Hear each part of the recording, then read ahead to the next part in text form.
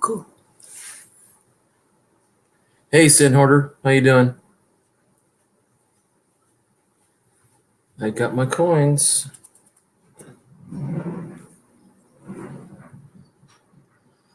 Let's see.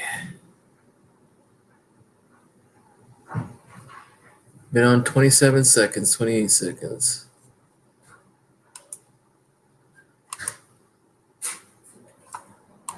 And now I'm on YouTube.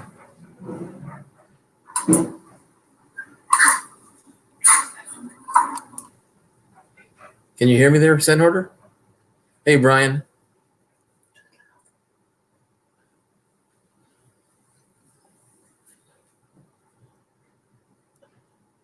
Not this one either?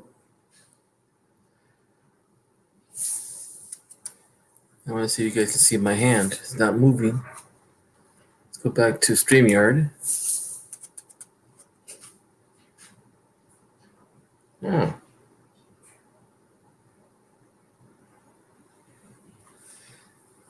Let's see what happens when I turn this back.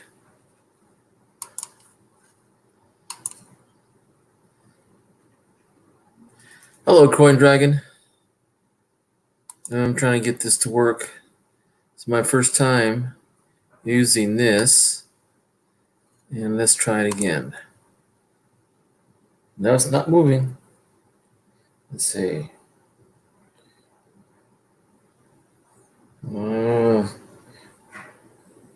Auto down. Let's try it one more time. Got 2 people watching, 2 minutes already.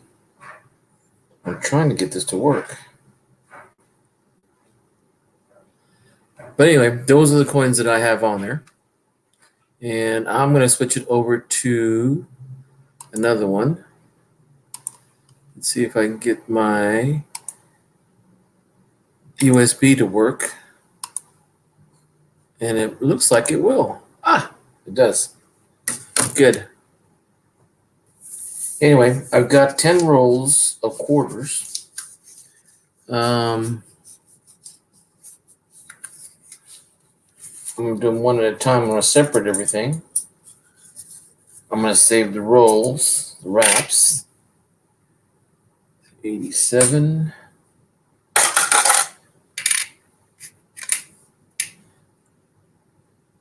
1999. Let's see. 90, 80, 70, 60. Okay. I know I'm not going to have that many silver in here, but I'm going to try to see if I can get these. 88p. Anybody want to come up and talk on the panel? You're welcome. Let's see.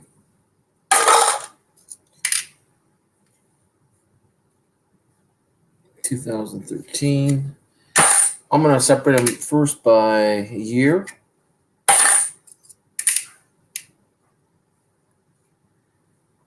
This is 2002. And America the Beautiful. Seems to be a lot of them. This one here is a 2015. Ooh, a P. I don't think I have a P on this one. Well, this much detail, there's got to be some error.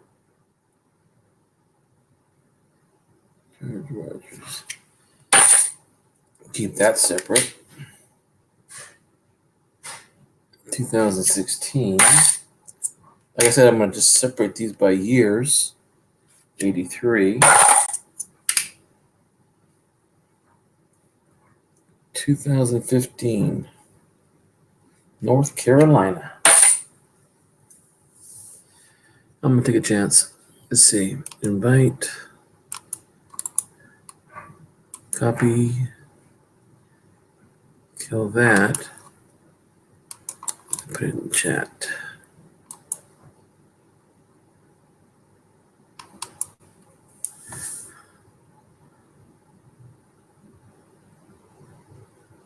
Yeah, I went through that already. Going through the organization part.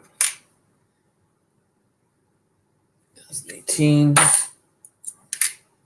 Wouldn't I get lucky if I get something in here? 70. That was my first 70s. Here's a 90. 90D. Here's a 2002. 2000 even.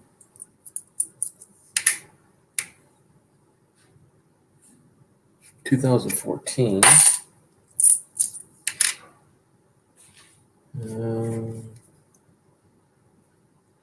2015 is 69.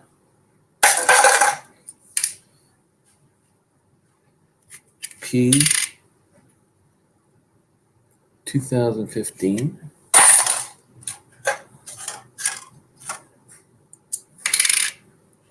Connecticut 1999. Ooh, that was ugly.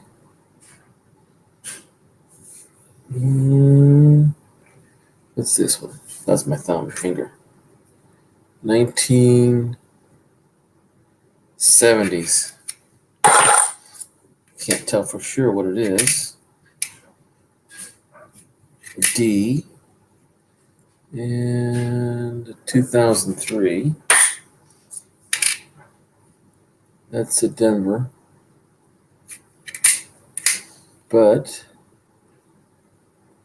American Memorial.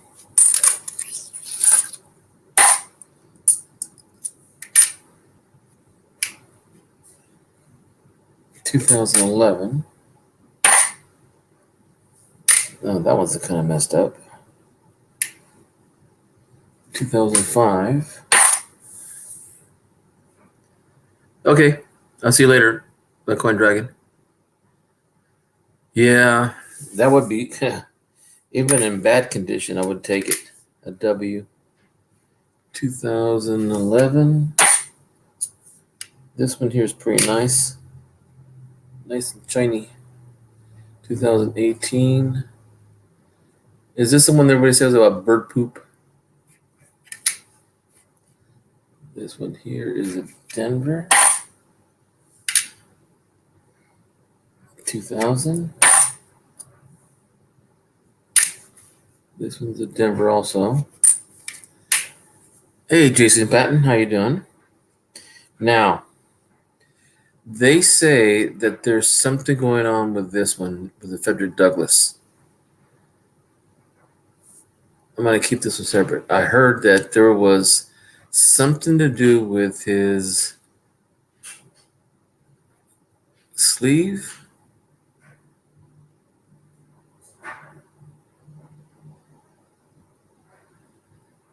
Or his lapel or something.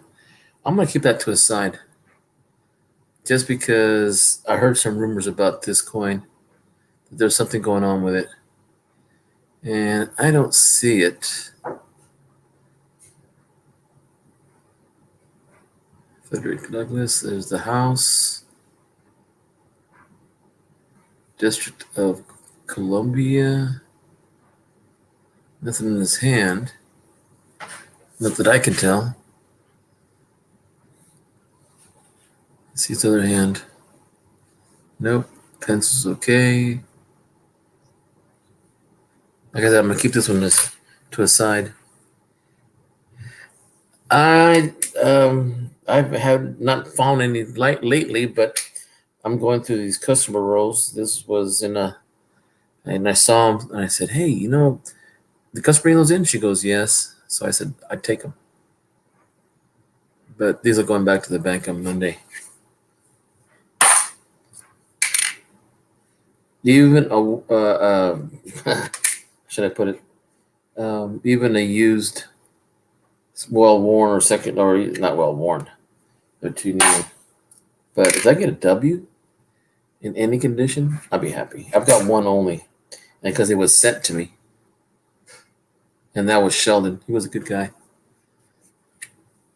He didn't have to do that, but he was a nice guy. So kudos and shout out to Sheldon. all the way from Hawaii. 2004, 2000.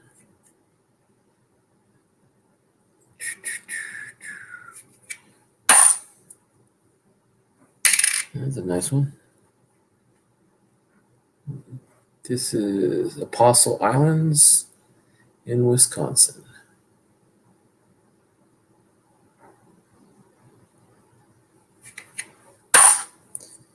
What do we have here? Shawnee, 2016.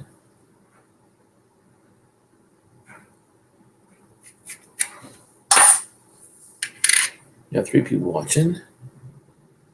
Now they're supposed to be doubling somewhere in these windows. And I'm taking a look at it real slowly. This Harper's Ferry. It's pretty nice. Still a D. Well, that's one roll. One roll down and 9 to go.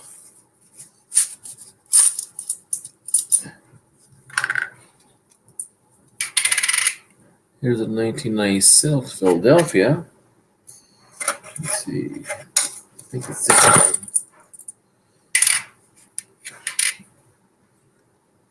Denver. And this is American Memorial. I don't think there's anything here. 2019.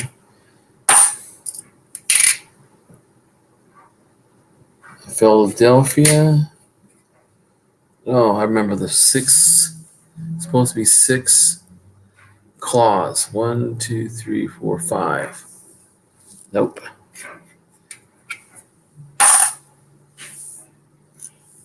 Four people watching. Here's another one. This is Denver, 2018. And then they got a 93, Denver. An 81.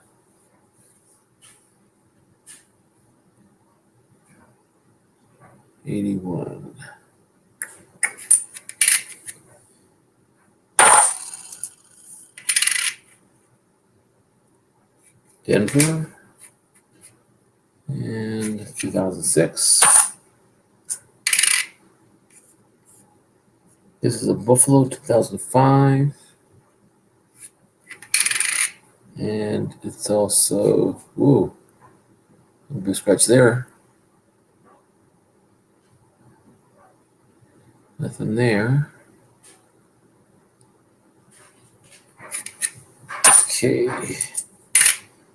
Here's a 95.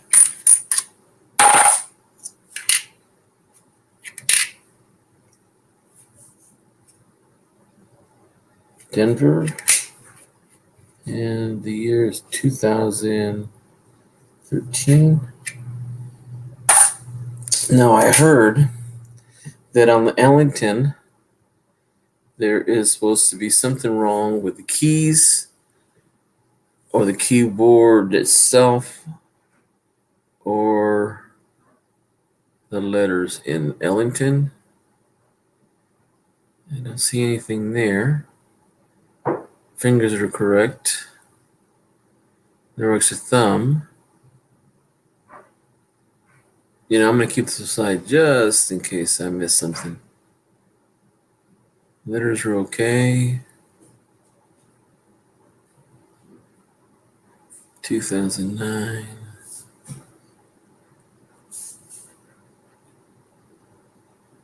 Oh, keep that aside. All right.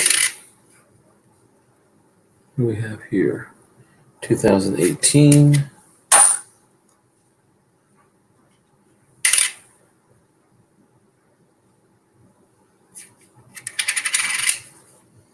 Okay.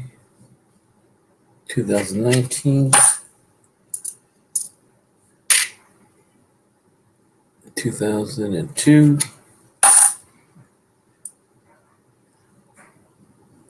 think it's 2001. You can barely see it. Yep, 2001. And of course, this is not spitting, but they say it's supposed to be a spitting one. And 2015. 78.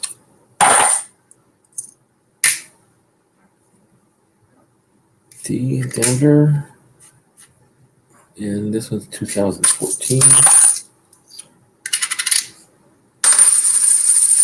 1994.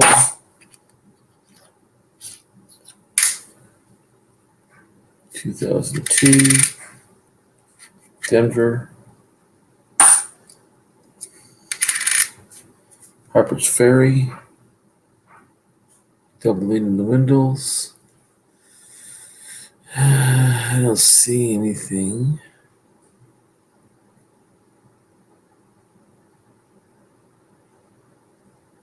But back here, where's a good gouge in the bottom middle one?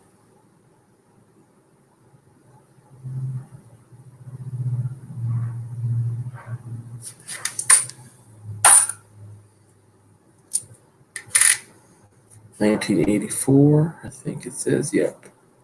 And it's a Denver. 1999.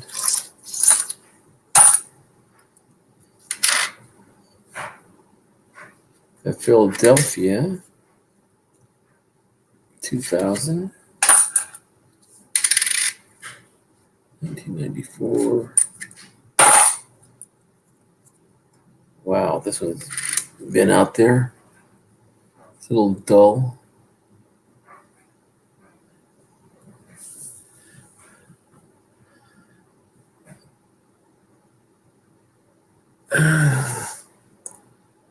I'm looking at possibility of some errors there. No. It's really a dirty one. And this is Philadelphia, 2011. Wouldn't that be neat if I get one of them? Ah, Jason, thank you. Doubling on the ELI and Ellington. I kept the side. Let's see. What year was that? 95. I'm going to put that back up here again. Ellington, doubling on the ELL. Nope. See some damage on the top of the L and the I. Some on T. Keep that to a side. Okay.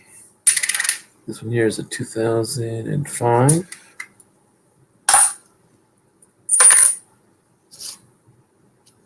This is a 2000.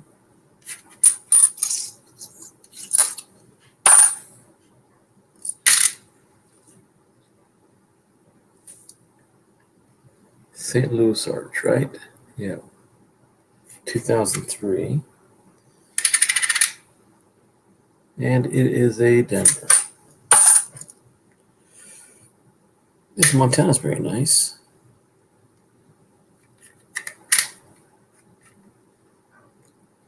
Denver, and the year is 2007. Here's a nice one. Looks like a Philadelphia. Yep. And it is George Rogers and Clark. You know, with this much detail, you figure there'd be some kind of error on these somewhere.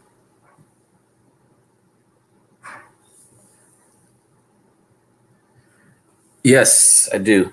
Send order.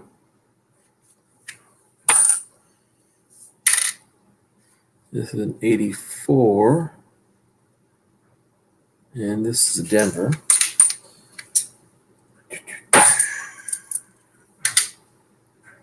'82 what? Philadelphia. Denver. 2018.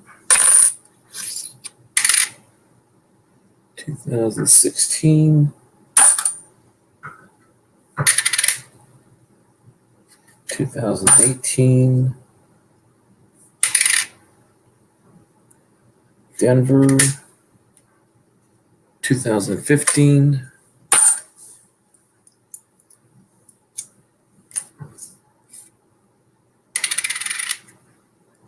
and this is a Denver. If anyone wants to come up, I posted it in the conversation side of this stream. If you want to come up. And this was 2018, Wisconsin. You know, I gotta get some books. I forgot to get books for this year. Okay, 2 down, 8 to go. Opening the third one. Bicentennial in really nice shape. Bicentennial. 1776. Now there's supposed to be an error on this one. Nothing on the drums. Hands. Ooh, well, that's a stick. That was a finger broken up.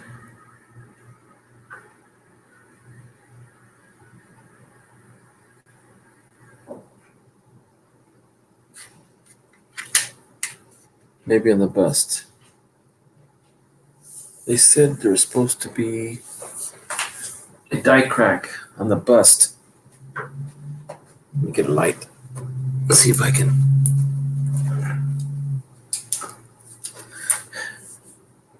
Nope. Looks like a little bit of damage there. Nope.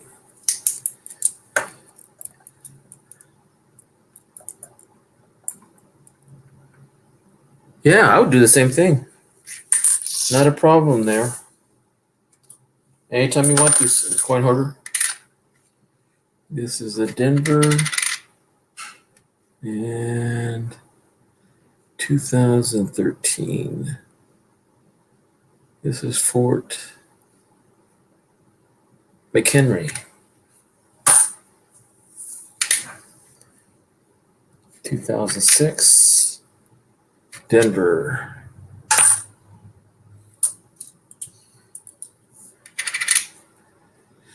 2000, D. 1995, D. 2014, 1974.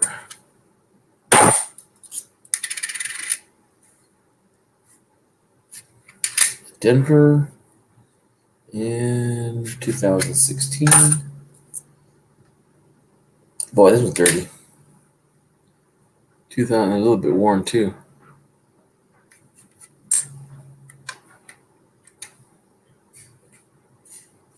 Boy, this was not been through the ringer.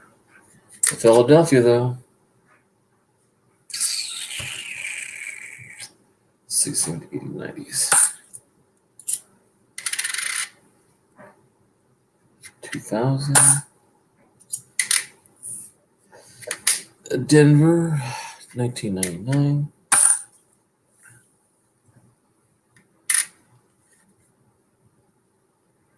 (2007). This is 2008.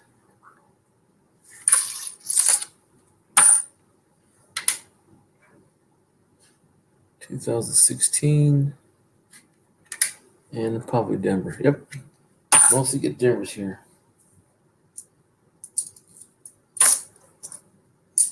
Look at some of this. Oh, here's a real smooth and worn one. 1966.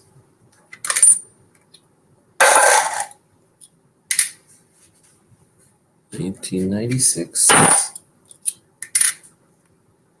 2018. Denver. 2005. Like right now, guys, I'm all gonna do is separate the dates, fill my books, and then start looking at looking for errors if there's anything in there. But mostly, real quick, I got 7 more to go. Rolls. And I hardly get Philadelphias, and I'm getting a lot of them today. And I'm missing quite a few Philadelphias in my book. And I have to get another book that is current from 2019 back to 2008. So that's 11 years I'm missing. This is 2016. Super Silverman. Alden. Let me get you up here, sir. How you doing, sir? Hey guys, how's it going? It's going. How you been, Alden? Just got home from work. Doing all right, Hector. How are you? I'm doing fine, sir. Going through some coin. I see. That's always something I love. Yeah, I found about only 2 of them so far. One's in Ellington and one's at Frederick Douglass. And I'm just going through the dates right now and separating them. Right. Like I put them in my book, and then the ones I seen there's something might be there, or I'm aware of an error on it. I'll check it closer. Cool. That's always a good thing. Yeah. You just got off work? Wow. What time is it? 11:30. Wow. My time. Your time, yeah. I was gonna say it's late for you over there. Yeah, not really. I'm usually up till 4 or 5 o'clock in the morning. I'm a night owl. Yeah, and I also kept one of the bears out and one of the bicentennial ones because there's supposed to be a die crack underneath the bust of the Washington. So Hey, Super Silverman, how you doing, buddy? You got a bunch in here I'm not familiar with. San Horder and yeah, Sedhorter is an EMT, a nurse. Cool. Yeah, I've barely met him probably in the last few weeks. Wow. Well, I'm Alden Davis from Coin Corner. Mr. San Horder, nice to meet you. And you'll have to come join us tomorrow night, Hector, if you get time. We'll go live about 9:30 Eastern Standard Time. Okay. And there'll be Joe Durbin and Melissa, and I think Robert's going to join us too, I hope, from Coino. Oh, Robert Larson? Really? Yeah. Nice. He joins it on Sunday nights anytime he can. Oh, okay. I'll be there. Yeah. We're going to be doing a little piece on Merc Dimes and looking through a few things. That's one of my favorite coins. Yeah. Yeah, well, right now. It is Melissa too. She's got an extensive collection. That's the reason I invited her. She's pretty knowledgeable on them. And me, I know I've got a few, and I know a little bit about them, but I'm not as like she is. So. Well, I'm interested in any denomination. Oh yeah, me too. Yeah, because the more I know and catch something, because JC, I've been cleaning my EBG. He's here. JC Will is. Actually, I'm really looking for is when I went to the bank today. Lady behind the counter said that she tried to get rid of some quarters to another teller, and I heard her say, "Can I see what you have?" And they're all open. They're like these preformed coins. I don't know if you can't see it through there, but these are like the ones you put in the machines and you just leave them there and it fills up by itself. Right. Yeah. I said I'll take them just in case, You never know what you might come across. Yeah. I do a lot of BU rolls, older BU penny rolls. Really? Yeah. Oh yeah. I've got a bunch of them. But do you know Chuck Daughtry? Who? Chuck Daughtry. No, I've heard the name. Yeah, he's Mr. Copper Coins. Oh, okay. I do know. I've heard Robert speaking of him. Yeah, he does a lot of BU rolls. I'm glad you came up here because I have the lack of the tongue when I don't have somebody in front of me to talk to. Yeah, Joe Durbin does a lot of them, and I do, and there's several of us that do. No, I saw Chuck Durbin today. I'm not Chuck Durbin. Craig. Oh, Craig? Yeah, I like old Craig too. Yeah, he's a good old boy. Yeah, I like Craig. I love me and him get a lot in common. We just love to get in there and talk and have a good time. Oh yeah, it's been my luck. I mean, luck of lucks. I haven't had any really issues, except for one time when a guy came on and would troll. Yeah. And that's been a while though. That was dirty. Yeah. Well, this is a really pretty good community. I mean, you always get that certain few. I mean, you know, but in all, the coin community on YouTube is a really, really good community, and a lot of us pull together and try to help other people and learn from each other. And Oh, that one I can't tell what it is. Okay, I took over my nail, barely scratch it. Let's see what it says. I haven't even gone through the coin that I've got in all my books in there.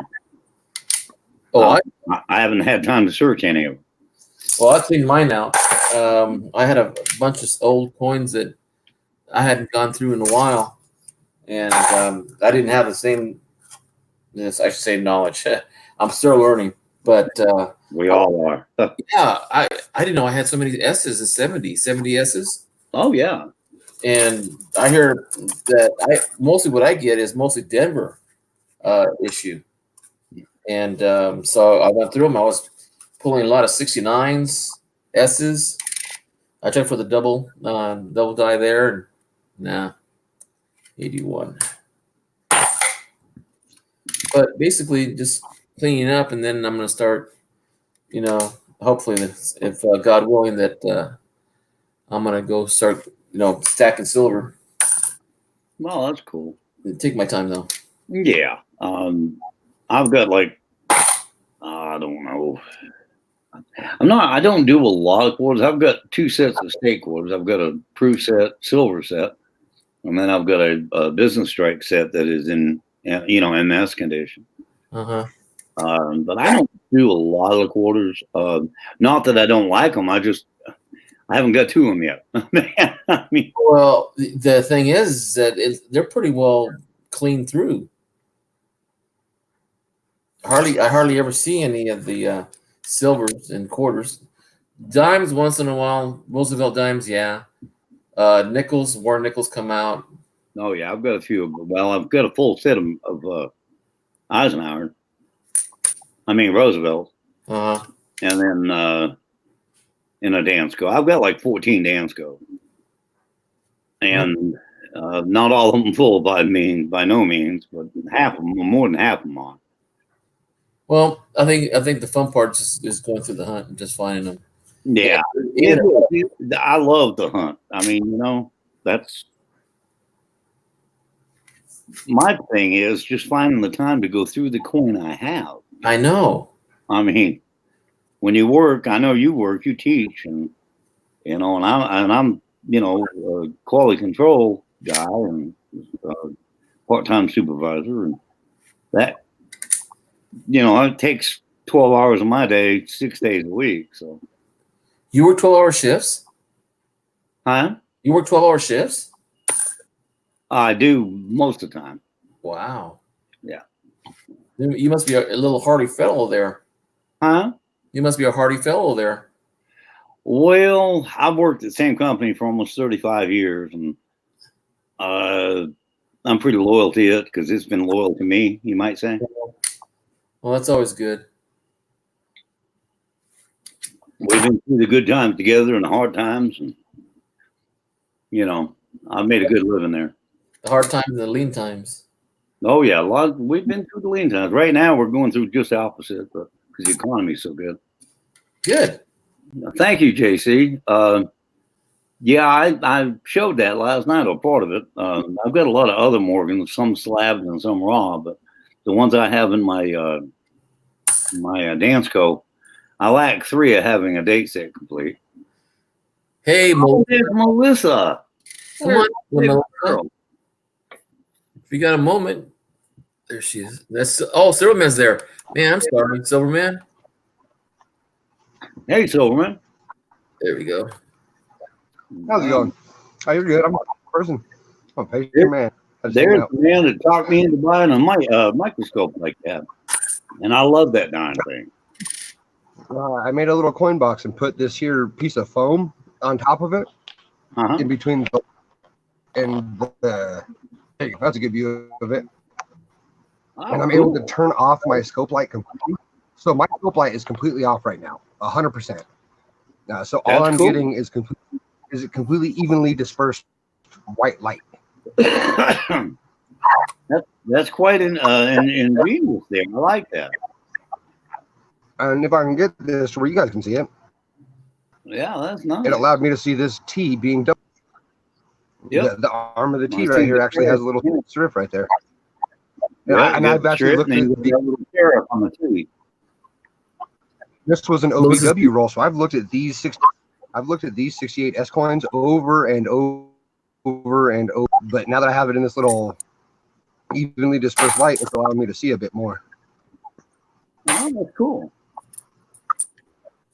This was So one of you're this was using one of your you're guys' rolls. using Silverman, you're using a camera to show your monitor that's on your scope.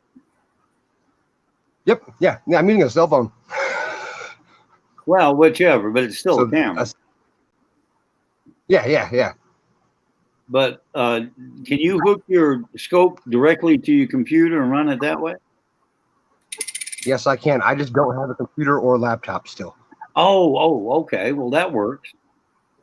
Lack the device to plug it into, but yes, it would work fine. It even has the Wi-Fi setting to where if I had a computer and or a laptop together, and I wouldn't even have I to can plug it in directly. I've not done that to mine, but I can link mine through Bluetooth. Yeah, I just I've need a not device done kit. So far, the tablets don't have the ability to do that. Yeah, I've got a MacBook Pro in my den and a MacBook Air in my studio, so the MacBooks are pretty good. I could. But I'm sure if I did something that was like, Go hey, ahead. you have to plug into your USB, I could get it to work. Except I don't have a device that has a USB port to plug into, Right. So I'm hoping by my birthday's in a couple weeks, so I've been asking for one thing from the family. We'll see. Well, I hope you get I one. need to do it. I had an extra one, but I already gave it away. So Good, man. yeah, I This get, will be solved. I'm sending one of our mutual friends a Windows 10 laptop. It's just an extra one I had, and because I went to the Mac, and I'll never go back to Windows. And he likes Windows, so it's an upgrade to what he's got. So, Melissa said she went through a Absolutely. box today. huh? Melissa said she went through a box of quarters today. Yeah, she's I- got a whole I'm- bunch of 2009s. Oh, Melissa, what'd you find in your box? what kind of phone do you have, Solomon? This is a backup phone. It's like a NUU. I don't know. It's some really, really generic phone that you can So use. it's an with Android. basically- Yeah, Is it an Android? Yeah. Yeah. Well, SendHorder says there's a download app on your phone. I guess you can download an app for the scope will go on your phone. I don't know. Yeah, 'cause mine- I've got an Apple phone now, so it comes kind of built in with one. It's true. Because did yours come with any instructions? Because mine didn't even come with a single piece of paper inside the box. Oh, your Droid? No, the scope. Oh, the scope. Yeah, actually, I think it did come with an instruction. Mine didn't even have a single piece of paper inside that box. It was literally a box that held 2 pieces of foam and my scope, and that was it. No charging cord, no paper. Oh, I'll tell you what. Let me see about taking some pictures of the instruction book that came with it, and I can email them to you. How's that? Yeah. Would that help Didn't you? come with anything. I mean, That would would really that help. help? Yeah, because that would absolutely help. Okay, I'll have to dig out the box. It's in the supply room back there, but yeah, I can do that. Give me a few days, and I'll see if I can get that together for you. No rush. Yeah, that would be definitely helpful. Because it came with Cool. nothing. I was all, oh, all right. Well, all right. Well, that's cool. Oh, Well, I'm There's off. that split, sir.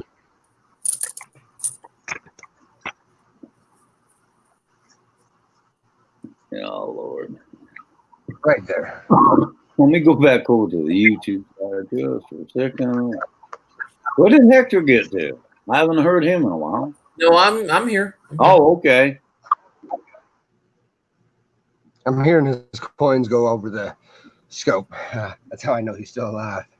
Oh yeah. Yeah, I have that same scope too, San Hoarder. In fact, I bought mine after the store and it showed me his. I've got, and it's still, I still love it. I absolutely love it.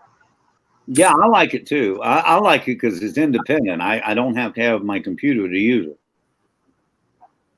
You can go fishing and just put this on your lap with a little. Yeah, I know it's cool. Yeah, but like That's what I like. I've got two other ones that's solely dedicated to the computer. And that one there is just so cool because it's independent and it was worth the money. And they're not that expensive. I agree. No, not even a little, actually. I mean, like under 50 bucks. You know? Yeah, mine was $20 more than my little one. Yeah. It was $54 or something. Yeah. I think I got mine from, well, when the Prime discount and everything, I think I got mine for like $47 or something.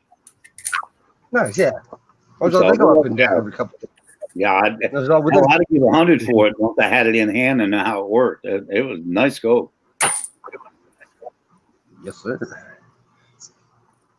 The only thing I wish is that it had a solid mount that goes straight up and down like my other scopes do. I agree. That's the only deterrent on that scope. And there's no way to mount it on one, I don't think. The man might be able to do one, but I'm not sure. Mount it straight back, so I don't have a pull down. I have this connected as far straight backwards as it can go. And I actually have it on one of my. Yeah, I don't have it touching the ground at all. My scope is not touching the ground in any way. Oh, okay. What I've done is I've hooked it up to one of my old trays that I filled with pennies and stuff, and I suction cupped the suction cup to the front of that little tray, so it goes straight back about a good 6 to 8 inches. I see how you got it hooked up now. Yeah, that's pretty good because that gives you that straight up and down thing. Yep, and it gives you all the room back that you were looking for with it being a straight up and down one. Right. Yeah, that's a good idea. I may do that, build me a platform out of wood and do that with it. Oh, and it suctions to anything, man. It doesn't even have to be a completely flush surface. You can do it to speckled wall. I mean, I've attached that thing to everything. Cool. It is a very worthy suction cup. Yeah, San Hoarder, the one I have don't do that. The one I have has a suction cup like his does. Now, my other two scopes, they've got the solid mount like a regular microscope has. You know, it's got the gear and all that. This is the only one I've ever seen that it looks like a GPS that you put in your car. It looks like the back of a W, Hector? I don't think so. It looked like a Lowell to me, but maybe It wasn't Lowell, but it was Denver. Oh.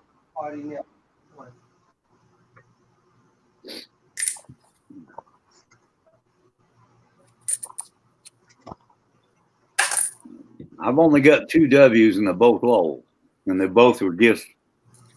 Well, I got mine from Hawaii as a gift from Sheldon, and that's the only one I got because I went through boxes of quarters already, and I can't find it. I need to buy the other 4 and put a set together. Well, if I find one, you'll hear me. Well, yeah, I guarantee it. If I need to get with Jeep and John and just buy them one at a time. I can't afford a set of his. That's a little pricey right now. Right after the holiday. What's he asking for a set? I think $250, but he's got them in private slabs and all that. It's a nice presentation. Well, from what I hear, it's going to be worth more than that in the future. Yeah. Oh, it will be. It's just a matter of it's just the wrong time of year for me right now. Oh yeah. You know, holidays and tax time and all that, you know. Like most Americans. Yep, that's me. I might even trade some of these are coming out nicer than what I've got on my books. I might even trade some of these out. Cool. Yeah, I went with the silver proofs for my Dansko, and then my 3-binder, I've just got a regular circulation strike set, but they're all in BU. Yeah. As a matter of fact, Daughtry is supposed to have some kind of sale on the 1st of January, and he's supposed to. Everything's $1, even. Wow. So I want to see what that's going to be like. I mean, there were some nice coins, and he buys them. Guys, I'm going to disappear for a minute because I'm going to go on the YouTube side. I'm going to go ahead and join Sen Hoarder's not his stream, but his channel. I'm going to go ahead and I'll be right back. No worries. So what are you up to today, Superman?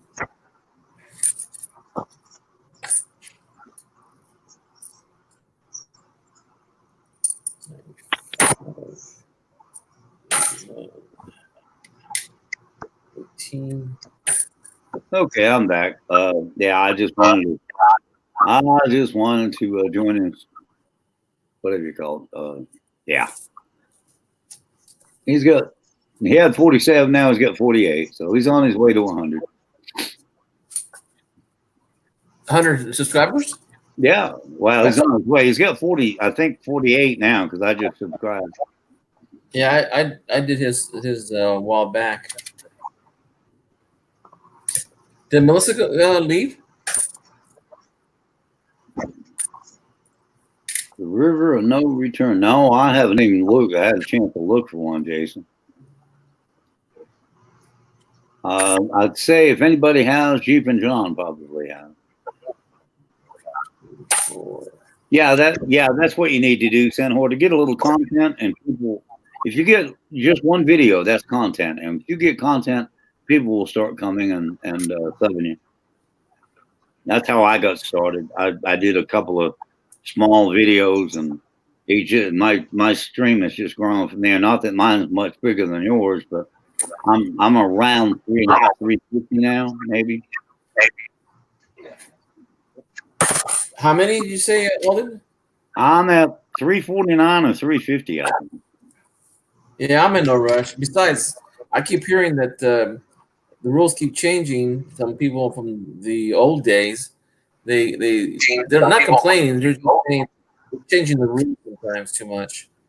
Yeah, I've heard the same thing, and I'm like you. I'm in no hurry. I'd rather have people sub me that actually watch my content and didn't coin, and than to have 1,000 people on there I don't even know.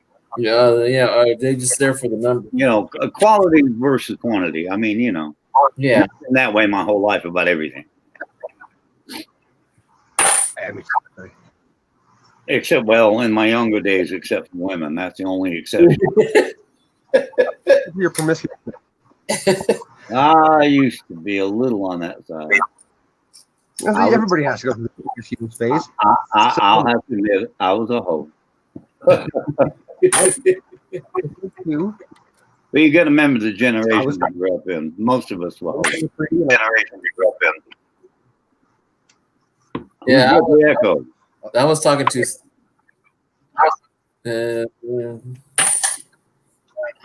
I'm too shy and nervous to make one day. I keep saying one day. Sen Hoarder, it's not that hard. Trust me. You're an old ugly man like me, and you got an ugly mug, and I can put it up there. You definitely can. Yeah, what I keep hearing is that I have some young teachers that are telling me that they don't know how to talk to women because you do something and it's wrong. If you do something right, it's wrong to somebody else, and yeah, they're just. I said, hey, just take your time and don't even rush it. That's true. That Me Too movement, I can see, legitimate reasons for that, and I don't know, just A lot of guys these days, young guys, are saying, "Well, I don't know what to do, and if I do this, I get it wrong. If I do that, I still get it wrong." Right.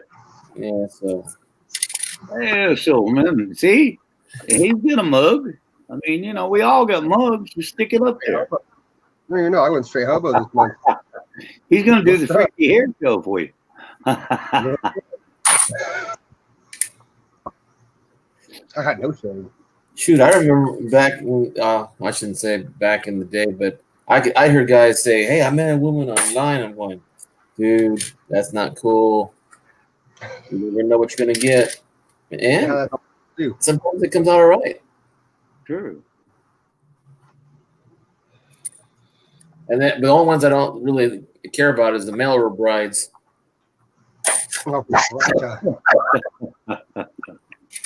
That's scary. That's funny. Listen, guys, I'll be right back. I got to go water the horse. I'll be right back. No worries. So you find Ace Super? Did you find anything good? Well, there's this 1968S double die obverse, which is Oh, that's very good. and it's only because of the new little scope scenario, but you can see the two little rifts in the T. Yeah. So I actually have a really clear picture that I took on the camera. So I'm actually in the process of making a little slideshow. Instead of trying to make video upon video of these little errors or writings I find, I'm just going to make a couple-minute slideshow. Right. Because picture clarity is better than video clarity. Because Q&A says it over and over, and they're right.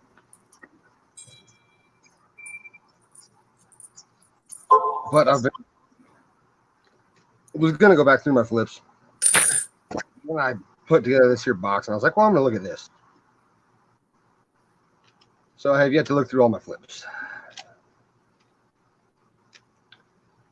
Let's see. What is this? My son right now is in Missouri right now. He's sending us some pictures. He went to a haunted a haunted motel in Arkansas. And there was a church right next to it.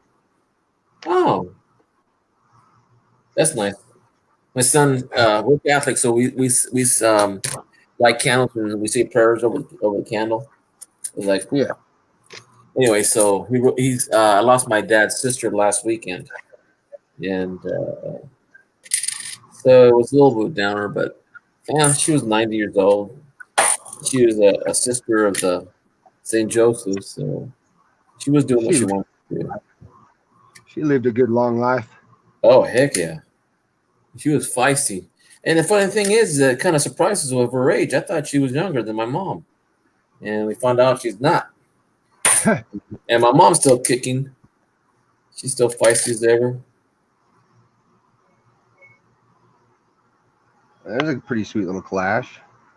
Yeah, I'm gonna go over those again. Oh, out of this B right here, there's out of this 68 Kennedy. There's Yeah. a little spike that shouldn't exist, but I also think we have a little split serif up here in the B. Yeah, but take a look also on inside the B2 on top. Okay, I'm back. Yeah. Is that two of them right there? Yeah, we got a little clash line here. I got a split serif here, then there's something in here. Yeah. I wish I could see it. Put him on the big screen, Hector. Let me see that big. Yeah. That almost looked machined from here. Whoops. Look at this little extra line. There you go. I can't. This tell. thing. Yeah, that's. I don't know. Yeah, You have a light. weird. You know, If you look at the upper right hand of the B, yeah, I that see. that upper curve. But look on the inside too, on the I lower. know, that's what I'm looking at. It's talking about the upper curve on the inside. Yeah. There we are. I don't know. No. That I'd have to send a picture of that one to Robert or somebody that knew more than I did. That's That- true. This is just one random. Yeah, I was going to say, show the eye. I want to see if there's any tariffs on the eye. No, not the eyeball. The eye in Liberty. Yeah. Okay, there you go. Now, do you see what I'm talking about? That's what I thought. Yeah. If you look at the bottom part of the eye, you'll see it's almost doubled right there. That may be machined, but I don't think so. Again, I would have somebody look at that one. I'd hold that one out because I agree. that's This one something. deserves to be. Yeah, that's something that somebody with a higher pay grade than mine could tell you. Maybe. That's true. That one deserves to be. Coin. Either way, it's an interesting coin.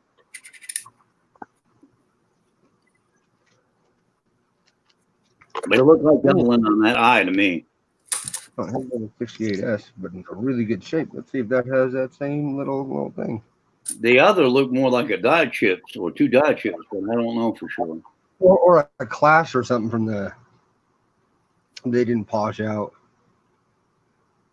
It could be a Clash. Usually a Clash is more indented than extended. I mean, you'll get a ridge on it, but not.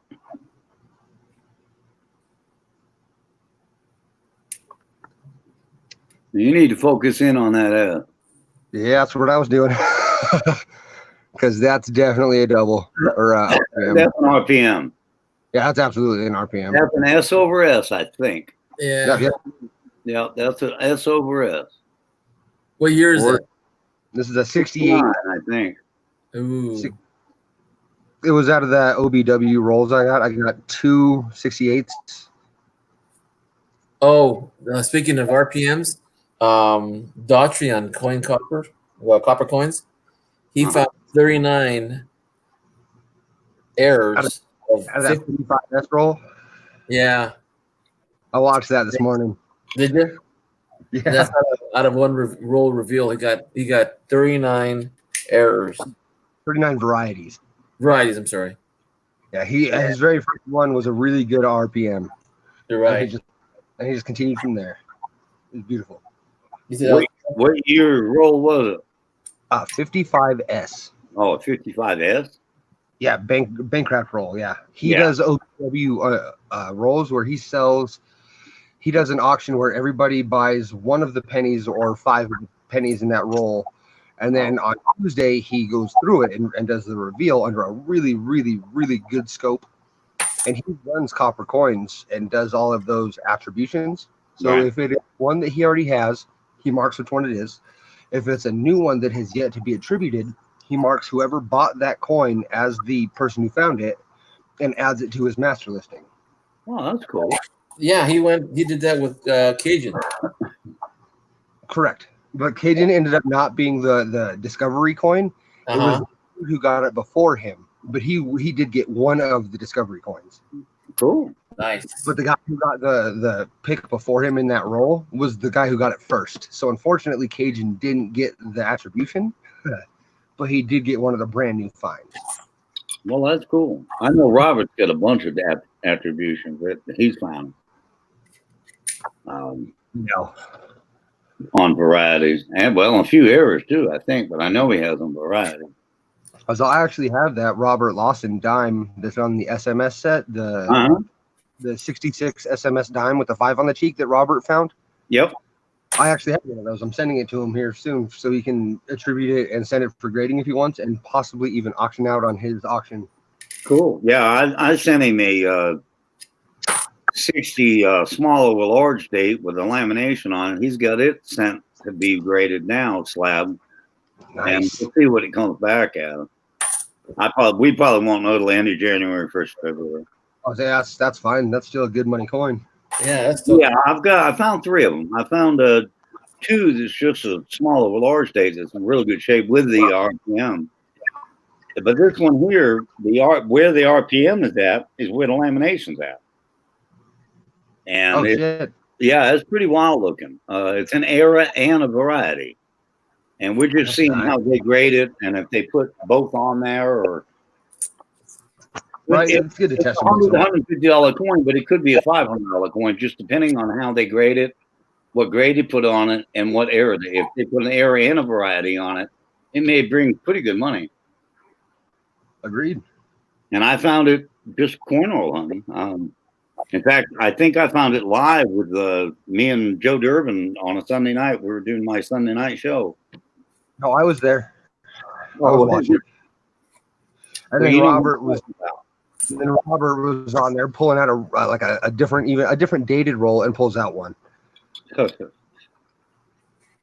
then you and Robert and Joe all had your 60D large over small sitting there. Small over large, yeah. Yeah. The large over small date was only done on the proof coin. No, that was only a proof? Small over large date was done on the circulation coin. Yeah, I didn't know that was only proof that they did that one. As far as I know, it is. I knew that. So I have a question. The 92 proof set, is that supposed to be a close AM? 92. I'd have to look it up. I haven't got my books out. I'm in the den, so I don't know. All my books are in the coin corner. Because the 92 close AM on the business strike is the one that you want because it's worth money. So does that mean? Right there. I believe you're right there. And then that would mean that they use the proof strike, which was the close AM. Right. I have a 92 proof set with the wide AM, and I don't know what the F. Well, it's like that Ike that Robert showed the other night on my stream, last night actually. I mean, it's a $9,000 coin, $10,000 coin. Oh, For an Ike dollar, that's pretty darn good. But what it is, it's a proof S with a business reverse on it. Reverse on it. And I mean, there's only, I think, been 3 found. And who's got the discovery coin? Slab. And I think it's a 60. Now, I may be lying here, but I believe it's a 67, MS 67 or proof 67. Robert and his discovery finds. I need to just hang out with this dude one day. That's a high dollar coin. Yeah. He finds it. You know, any Ike dollar that's worth a couple $100 is a good coin, but one that's worth 10,000, that's unheard of. That's buku. Yeah. Well, I had 3 jars, lemonade, countryside, kind of like that kind of jar size. No. And I had 3 of them. Nothing but 82s because I couldn't figure out, the zinc, copper, and the 82 small date, large date, all that. The scale's good for. Yeah, well, after doing 3 of them, I can do them now. I can get to where I can weigh them in my hands and tell. Oh, really? Yeah, because a zinc is 2.5. Right. And a copper is 3.1, and there's quite a bit of difference. And after you looked at enough of them, you can tell almost by hand. If I get one that I question, I've always got my scale sitting there and I throw it on the scale. But that's how I. Yeah. Unless it's pristine looking, I drop it. Oh no. Not very far. I drop it this far, and I listen for that ting. Yeah. Unless it's a pristine looking coin, I just do a little baby drop because zinc won't have that high tone pitch to it. It's more dull sounding. I always go by the weight because the weight is a dead giveaway on zinc versus copper. 2.5 versus 3.1 is quite a difference. And you can feel the difference when you pick it up if you're used to it. You have to kind of train yourself to it. If you do like I do and keep your window open when it's cold, you'd be surprised that the pure copper ones get colder. So if you pick up a handful, you can almost feel which ones are colder than the others, and that is normally the 3.1s. Well, I'll tell you what.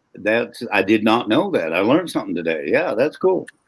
I wouldn't base it on that solely, but to be honest, I test myself pretty frequently with it because I thought it was funny. And the ones that get colder, like noticeably colder, are normally the pre-82 because of the metal composition. Yeah. Well, guys, I'm going to stick with my scale. I always use the scale, but I also go by the way it feels in my hand. Will give me an idea if it's a little off. Then I check it on the scale. Mike Badger. Hey, Mike Badger. What's happening? Sir. Hey, drop something in the private cat box of our Hector. Oh. Might come in handy. Oh, we got fingy. Look at that giant fingy. Adam Dollar Silver Stackings here, and Mike Badger's in the house. How you doing, Alden? I'm doing good, Mike. How are you, my friend? I'm all right. Still kicking. Well, me too. I just don't kick as high as I used to. Tell me about it. We found one of those 2009 log Lincoln logs, as I call them. variant varieties. There's some many of them quarters. Oh, What you I dropped you in chat over there is that's your finger? Hoffmaster's list of the errors Cool. in the quarters. There's like 40 varieties of this, and this is one of them where his finger is just abnormally large and takes over his other finger. Wow. I've got several of them I found and had slabbed and graded. And I've got 3 or 4 more BU rolls of them I've not even looked through yet. Because there was a lot of them. Best one I found was the 002. It's got it's got the double thumb. Double thumb, yeah. Yeah, it's a book. But this one's actually one of the higher up ones because it just takes over his other finger completely. Right there, just engulfs it, and then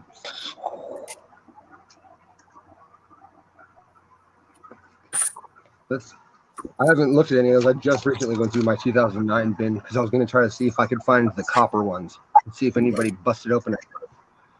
Because in the 2009, in all of those 4 series, they have a copper variant. Yeah, I know. I've got the whole set of the copper. It was the second lowest mintage set or lowest mintage penny ever produced, next to the 1909 BDB. The mint set is $200 still today. For the proof set? I've got a set in my one of my dance clubs. Yeah, that 2009 series set is expensive. There's a whole different look to the copper. The copper ones are a lot deeper copper looking color. They don't have that sheen to them like the zinc ones do. You can almost tell the difference between copper and zinc with that series just by looking at the coin. It's got a completely different look. Yeah, if you got them side by side, it's I hard got to my see. scope and show you the difference between the two. Look at that Woody. Look at that Woody. Oh, always like a good Woody.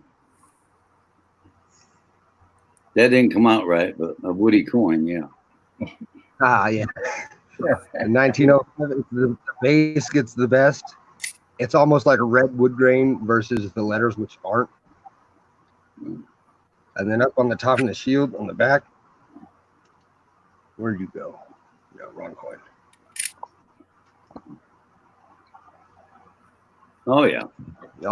All of that's wood grain. It's so pretty. It's just like the most beautiful one I've ever seen. Cool. I like to see that one in hand. Hey, Coin Collector Ohio. I have to. I'm going to build a Woody set. And if not a Woody set, either Woody and my favorite toners. Right. And I'm going to make it like a real, because I wish I did it justice, because that thing is so damn beautiful.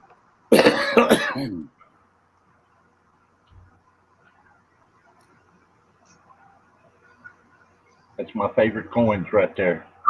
Mine too, my friend. My goal now lately has been I want to find, well, I'm getting really good at being how to tell what is a proof versus what isn't a proof. Yeah. I've been doing all of the snow studies on, the direction of where he's looking, everything from the shape of the face. And I want to cherry pick the ones on eBay that people think are just toners and get them some proofs, because that is just extra money for something that people don't really pay attention to right now. There's a bunch of them that you can cherry pick, especially in the snow variety. Oh, buddy. And see, I can't find a warehouse for a website. Sorry. I've been looking for a good website for snow varieties, and I can't find one. There's not one really. You just pretty much have to buy what books he's got out and go on that. I was going to say CJ would be the guy to talk to about that. Now I know he's into the Flying Eagle, but he also knows a lot about the snows of the Indian. I don't know anything about him personally. I mean, I like the Indian series, And but I don't really ever get into it. And see, the most I learned was a guy who I met at a coin shop who brought his personal collection to show off. Because I was talking about what I had found and I showed him some shit. So he brought in his whole collection. and he showed me more slab snow varieties than I had ever even seen in references. Just Yeah. he was like, here, 60 over 67. This is a fucking yeah. He had all kinds of them that I had no idea about, and he had them in like MS 63 grades. It almost made me poop on them. That's why I like the books, guys, because if you got a series you want to read about or know about, you can buy the books and learn so much. Yeah, the snow book is. I realize that's how I have to go. I came to the same conclusion. There isn't a good website for snow varieties. They didn't do it. They're not out there on the websites to find. I depend a lot more on my books than I do the web. Me too. I But love my that's books. just me. I mean, you know, I'm old school anyway, so because I'm old. I just went out and bought. I mean, me and Hector are two oldest guys in the coin community. So far, right now, I am. Yeah, you That's got why we me just- by a year or two. That's a good book right there. My Yeah, wife is listening yeah, I like that. at me right now. I don't have that one. That's a nice book. Brand new. Everything is. A&A. Yep, it's the A&A official grading in full color this time with every coin, every. I've still got the old one. Is that still in production? Yeah. I just bought this one the other day. Ah, It's Whitman. No A&A. Oh yeah, Whitman. Yeah, yes sir. Yeah, Whitman A&A standard, huh? Okay. that's cool. Whitman Guidebook, the American Numismatic Association grading standards, full color, every coin, every grade. That full color would probably help a whole lot. Yeah, it would. Wouldn't it? It would help me a bunch. That's a good, nice looking book, guys. Is that a hardcover? Yes sir. Hardcover with the 3 rings. That way, when you flip it, it doesn't break. Just like your good Be book. personal, but what did that run you? It was. I think it was 2050. It was $20. Not bad. Yeah, that's not that at all. That's a Hey, steal John. right there. And you got it from Whitman at their Whitman site? No, I got this one from just a local coin shop actually, and they didn't even mark it up. It cost me exactly what this was.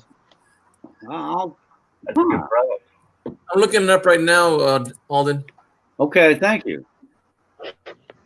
Yeah, that was the newest purchase because I'm a book fan too, you guys. I'm just like the old school Yeah, people, I am. and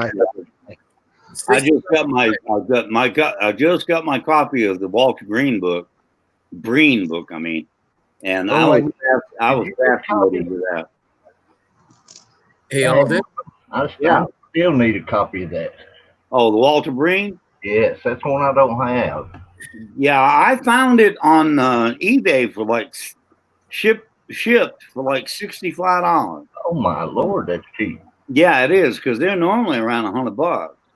I Oh, saw yeah. somebody last night mention somewhere in some chat that they had bought one for $30 or $35. Yeah, I heard that too. I was in the same chat. Man, I got my cherry. I got mine. I got mine the day after Christmas. It came, and I had ordered it from eBay about a week before that. And like I said, I got mine for $65. And hell, I mean, it's like a brand new book. wow. Yeah, and that's one. That's one nobody can afford right now. If you can find it, the cherry picker. You have to I get that agree. before. I love that book. I actually got this for coins. I need $34. to research. I got that for $34 because I got that right before they started raising all the prices. Yeah. Because I wished I had ordered them, both of them, before they started going. Because by the time I said, "Okay, I'm going to pull the trigger on it," hell, you couldn't buy them. no. I went to look to buy the volume 1 because the pennies and nickels is what I go through most, and it was like $1,000. I was on my ass. I know. That's ridiculous, you know. Yeah, I'm not going to give that for no. I put it in private chat. And they show even an Indian head. Grading. What's up? It shows the book that you have in your hand. Yeah. And then it shows one with grading standards, and it has a Indian head on there. Oh, cool. So there's another edition. Sweet. But I I'm like not sure. I'm not sure if and it's the same. It's all from Whitman Books. Oh no, this is page 1. This is the front page. No, I'm looking at the search. Oh, okay. Cool. Yeah, and it has a bunch of stuff. It has, like the first few pages aren't. The Pickers Guide, Fairy Guide. I think it'll go back down when they go back into production. Yeah, I believe they will. But they kind of made a void because they quit producing them for a while. And everybody, if you remember right, the 70/70 Dance Code did the same thing. They quit making them, and they went. I mean, they were $100, $200 for a used one. I still Now know. you can buy them brand new for $35. I mean, you know. That was exactly what I was going to say. I was like, yeah, you beat me to it. Yeah, then Danco's did the same thing. Yep, they did. When they went to asinine amounts of money, and then as soon as they went back into production again, they dropped down to normal production fee. Yep. And everybody was pissed because they paid so much for their.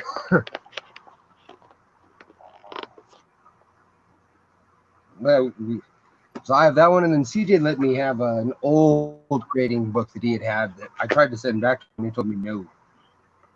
Welcome, Mother Nation.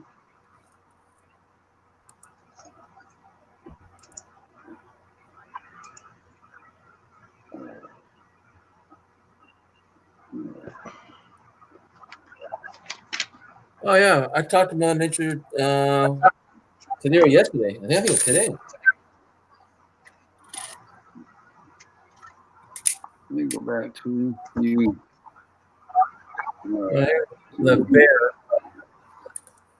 Fix that later.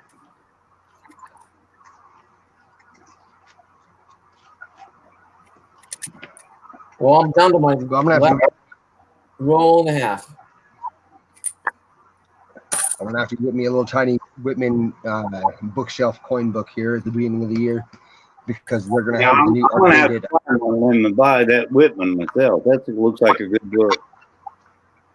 Yes, and I was hoping it came with one of those postcards that allows you to send it in for like a $7 2021 Red Book.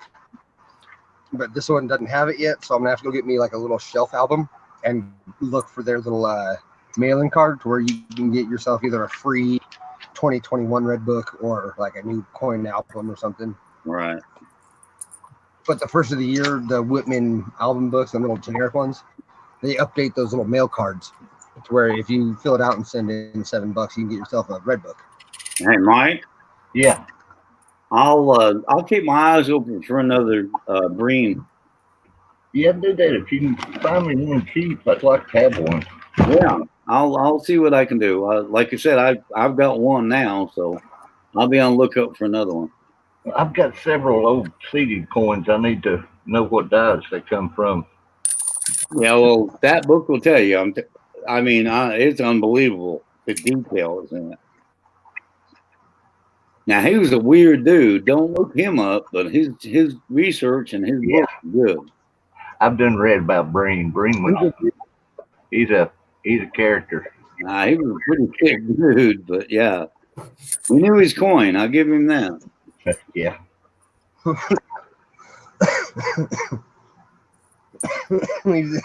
None of us are all straight in the head.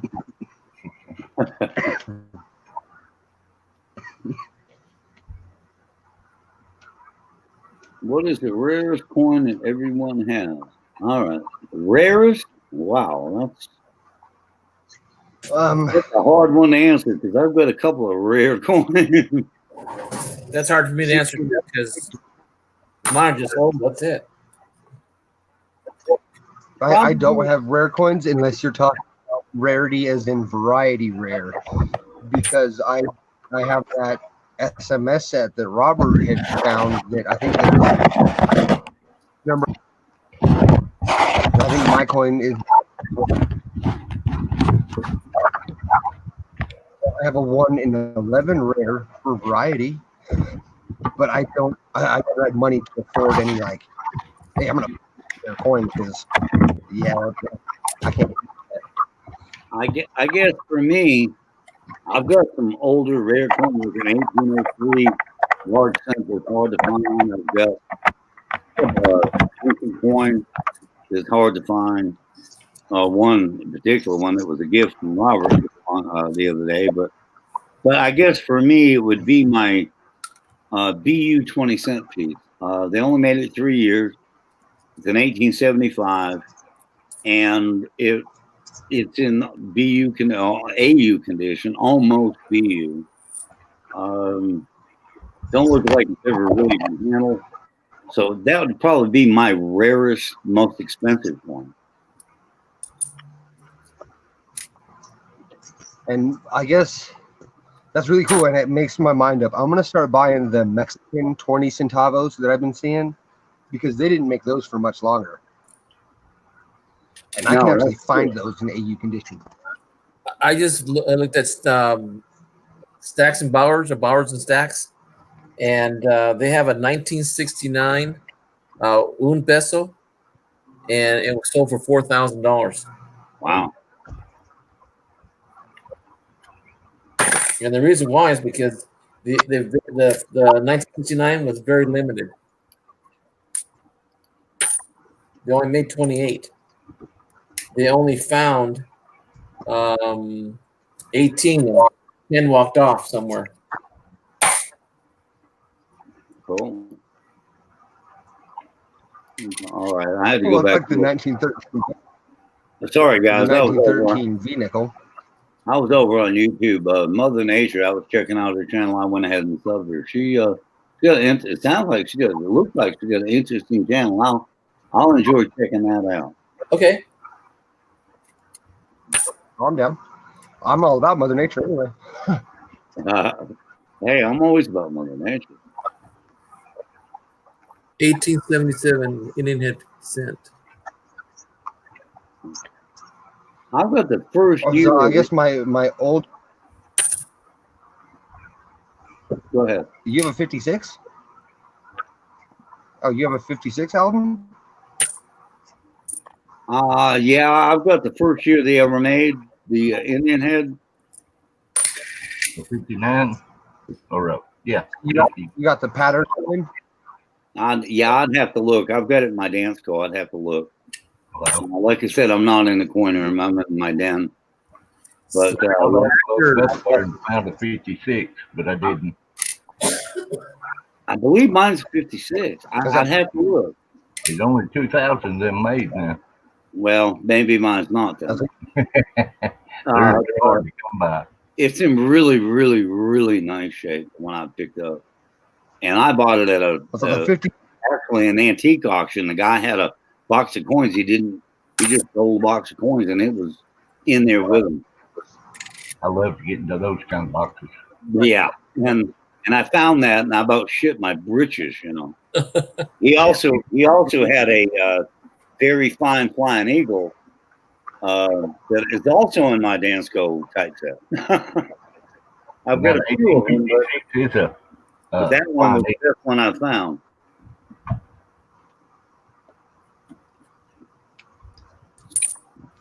I have a 50, and that was because my mom got it for me when she was out of state. She saw she was in Pike's Place Market up in Washington, and found one of their little underground coins, and picked it up. So I think that was my first gifted cent that I was ever gifted. So that was cool. Cool. It was just a $20 good condition. You can read what date it is, but not much more. Right. Mike Badger, is that a straight razor? No, that is Chinese currency. Wow. From 600 to 250 BC. Wow, I've never seen anything like that. That's cool. So is that pure silver? No, it's not silver. I don't really know what it's made out of. It looks like brass. I kind of believe it is. It's brittle. Yeah, it looks like hardened brass is what it looks like. Joe's got one. Me and him, we both got lucky one night. Got one. And that's the only two I know of, really. Joe Durbin's got one? Yeah. Cool. I do remember seeing it somewhere. Maybe now I read a lot of National Geographics. Yeah, you can buy a lot of copies on eBay, but the real one, man, 3,000 years old. They're hard to come by. You can buy the Yeah, I'd say they're pricey as well, Mike. I tell you, Joe and I stole these. So, just one of those lucky nights, I guess. Yeah. Well, that's cool. That's the oldest thing I've ever owned. Yeah, that's cool. Robert sent me a Roman coin from about 200 to 300 BC the other day for Christmas, and it's got a Caesar on it. Oh, cool. Yeah, that's a really cool. It's a bronze Oh, coin. So when it comes to old Roman coins, if it's not somebody worth it on the head, it is a worthless coin. I found out because I was going to start collecting those myself. But if you get one with like a Caesar, or if you can get lucky enough to find a Hercules one, oh man, they are so very collectible. Yeah, very collectible, and it was a gift, and I wouldn't take $1 million for it because it comes from Robert. But he told me he was going to find me one. He said, "Well, Florina found it, and I stole it from her and sent it to you." Stephen Kenyon, how you doing? Thanks for coming in. I think the oldest one I've got is a 1900 Indian head. Oldest weedy penny I have. Oldest weedy I have is 1990. I've got a 1909 DVD. Is my, of course, that's the first year they made them. But I think my earliest is a 1917, but that's because I refuse to pull the trigger on these ones that I can get that are earlier because I don't want to pay the shipping. The price for them is worth it on all these auctions that I find, but the shipping of $3 on top of that makes it still very unworth it. yeah. Speaking of auctions, you see, I subscribe to Heritage Auctions, and they just flooded a little while ago. Their Flooded. individual. I'm not the only one. Yes. Yeah, I got 21-second Yeah. videos, but they're like 70 to 100 of them. Hey, there's Andrew. A day I haven't seen Andrew in a long time. Andrew was on his way. Heritage sent me. Yeah, Heritage out of nowhere, out of the blue, sends me 100 little 30 clips of different graded coins twirling every day for 3 days. And it was Slacker Stacker. Hello. Hello. And then they stopped. I hope I didn't keep you that long there, Slacker. I just noticed I was going to do my coins over here, and I did take a look. I'm going to have to go get my scope just to have something to show except my avatar because I ain't going to show my Toothless Ugly's mug up there. You can do whatever you want there, Alvin. If you want to bring it on. Well, yeah, now tomorrow night I'll be on all 4 cameras, but tonight I'm just slacking tonight. Oh, okay. Hey, You can't be slacking. I'm the slacker.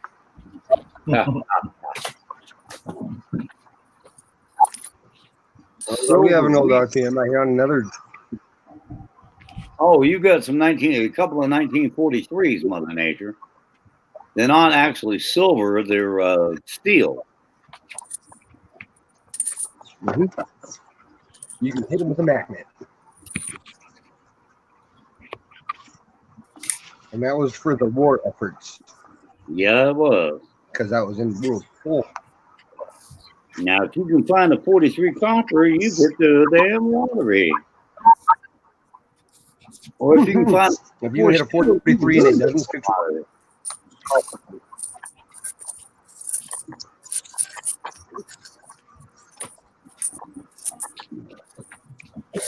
there's been at least 8 found from each mint. Mother Nature, you'll see a lot of 43 steels that's been replated, and they look silver. They look real shiny. They look silver, and they're real pretty, but they've been replated. I've found a few of them myself, but the original ones don't have that shine. Not like they've got a mint luster actually because of the way they were made. But they're not silver; they're steel. I have 3 of those. Hold on now. A magnet will pick them up. It'll almost look like a rainbow. Not silver.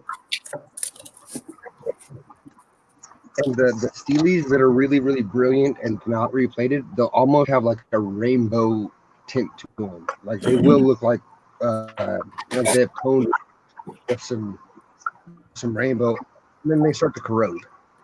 Okay, this Slacker Stacker's got one. Right? Hey, you see that's an original one, isn't it, Slacker? No, I think this has probably been zinc plated. Oh, hasn't? Yeah, I thought they were I can't original tell through until the I plastic. showed somebody, and then they said, "No, I think those have been zinc plated." Because now here's the difference.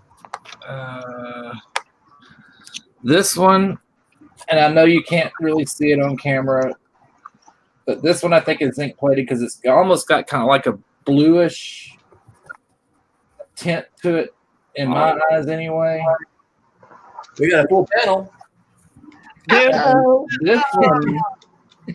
How's it going, guys? There's my girl. How you doing, Aldrin?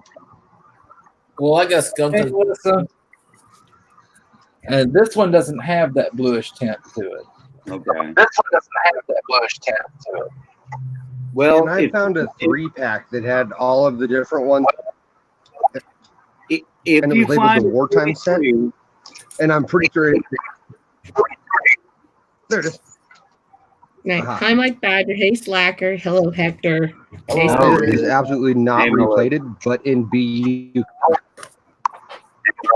what I was going to say, if you find a 43 I have one that is actually in. and it's in really, really good shape, it'll have a mint luster to it from the actual striking, like a copper or silver coin. Yes, and the plated ones usually get that iridescent purple, pink, green. Exactly. Purple pink looks like it's been a whiz silver coin. Is what it looks Mhm. like. And they almost, you can tell like it just has a thickness to it, like that Yeah. layer of the plating on it. And it also has Done a little good job. as well.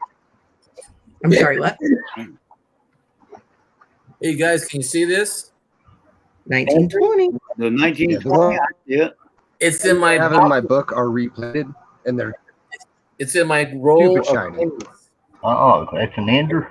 Nice. That was an ender in Wow. my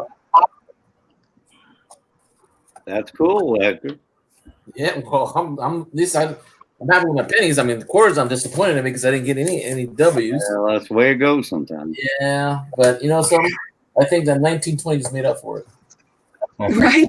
My badger's got something there. It looks like I'm not What's sure. that look like? Looks machine to me, but that's me. I'm not. Melissa probably knows more about it than I do. I am no good at the new ones. What year is that? 2019. Linda, look. 2019? But Okay, I'm gonna have to go get my scope out. That's all there is to it. I gotta show some coin now. You got me. that I and that L just Look at the date. Oh, wow. tore me up. They called it ender. I don't know. Look at me, keep it in. There we go. I didn't. I just got out of Oh, the you just box. found it? I told my wife the ender. Very cool. Well, that's cool, Hector. Yeah, I'm surprised. Usually I don't find something like that until I'm inside the roll. So I'm going to leave that one last. Maybe it's a good box, but right now I've checked all my Hey, Hector, you may have found the portable at the end of the rainbow. well, a little bit of the Irish. They tell me that my family that we're Black Irish. I thought that was a term was not a real term, but from what I hear, it is. What wasn't a real term? Black Irish? Yeah. Hey, Treasure Oh, yeah. Trolls, good to see you. Well, Treasure Trolls is here, guys. Yep. Hey, yeah. Andrew. Hey, Treasure Troll. Hey, Hey, Treasure. this is Will. Now, I love TTM, but he makes my life hell sometimes when I'm auctioning against him. Treasure? Norman. Oh, yeah. Yeah. Treasure I've seen he's runs my money. being on panel. I'm like, Between him and Art, I don't know. Hey, Andrew's here. Spanish Irish technically. Yeah, I've heard that term too, but from the family folk in Mexico, they said they're Black Irish. I just. Oh no, he was saying he's Black Irish as well, and it said Spanish Irish technically. Oh, okay. Hey, I'll be right back, guys. You read like I do. I read from the bottom. And start going. It's the first time I had a full panel. No, second time I've had a full panel with 15 people in the audience. Right on. I don't know. Well, I'm happy about this little roll. I was looking at it and said, hey, that's kind of funny. And then I took the microscope and I said, not bad for almost 100-year-old penny. Right. Oh, I'd want to take that one out first. Yeah, I'm tempted to. I'm gonna do it. I'm gonna do it. My quarters didn't come out to fruition, but oh well. Wait till it's birthday. It's only 3 days. Hey, Hector. Yes, It's sir. 100-year birthdays in 3 days. Just wait for it. Did you get that? I'm sorry. Did you get that link I put in the private chat? Yes, sir. I I did. don't see anything. Okay, that'll tell you a lot of the errors. That's Shay's list. Yeah, I sent you one also for the book. Yeah, I got that one. All right, Thank you, sir. no problem. Well, they mean before I got here.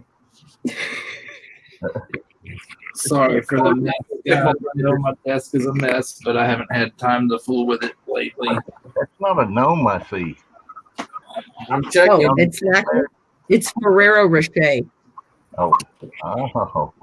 And eat them. They're Not a delicious. home, it's a dog.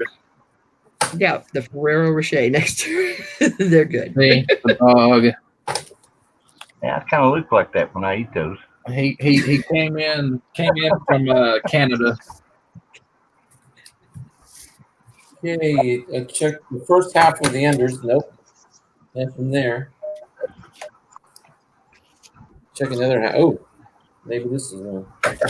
You're saying I'll be 48 hours and 24 hours. Oh, gotcha. So is my gnome hater in here tonight? Who hates the gnomes? Red. Whoever calls them trolls. Oh no, I wouldn't be red then. It wouldn't be me. Too bad Oh, he's there's- not close. Over and stick them everywhere in his yard.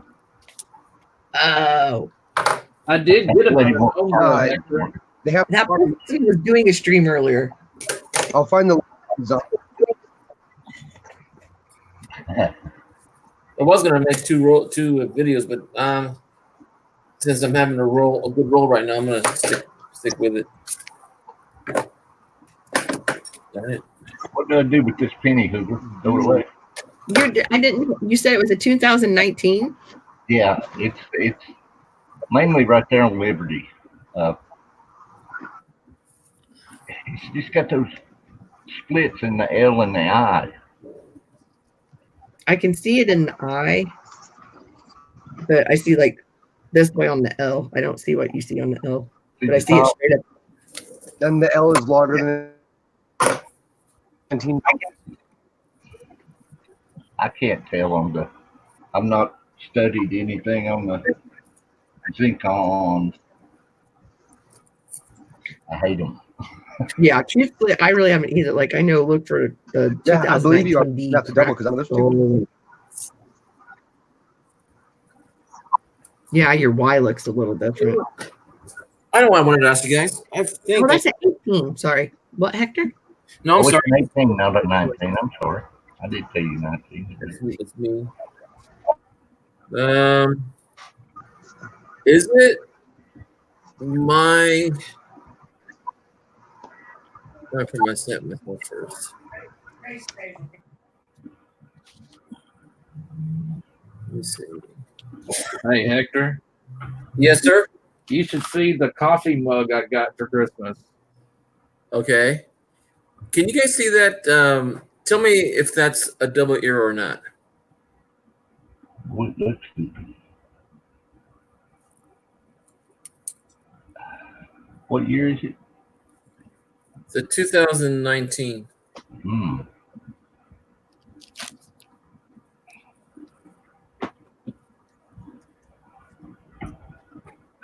I'm not going to say either way, Hector. Neither am I, because that's why. It, I opened it up. I found that through my old change. I was going through my son's jar of change, and I found this one. What's it look like under a loop? I don't have one, sir. Oh, you need to get you a loop. Yes, sir, I do. I'm gonna get one. Because it shows things that the camera will hide. Well, I want to make sure I'm suspicious, but I'm not totally convinced it is. See how I changed the angle of it? Well, you can still see a little bit of a line. I'm gonna turn it I wonder again. if I step on that real loud.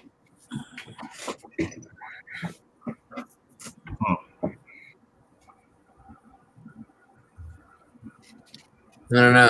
It just I kept it aside because I'm gonna ask Ken Peavy on Thursday's Q&A Mm-hmm.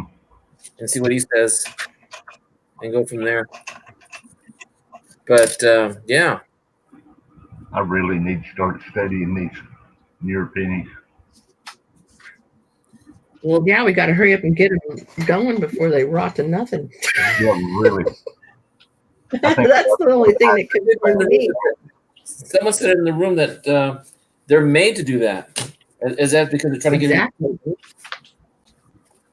Like everything else they make nowadays, it's disposable, self-disposable. Well, you know, the pennies cost more to make than they're actually, you know, face value of them. So that's one reason. I mean, obviously it changed, but yeah, he's right. The disposable.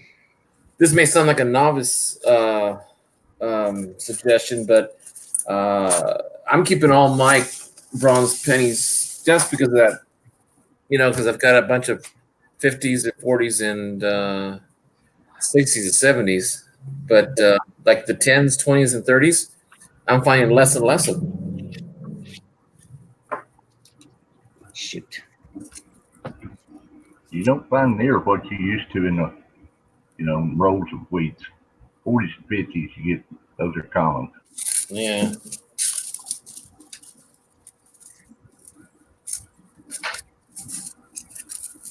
Oh, Rivendell had bought a bag of wheats on eBay, and he did a video on them, and he was finding some nice old coins. I think his earliest was 1912.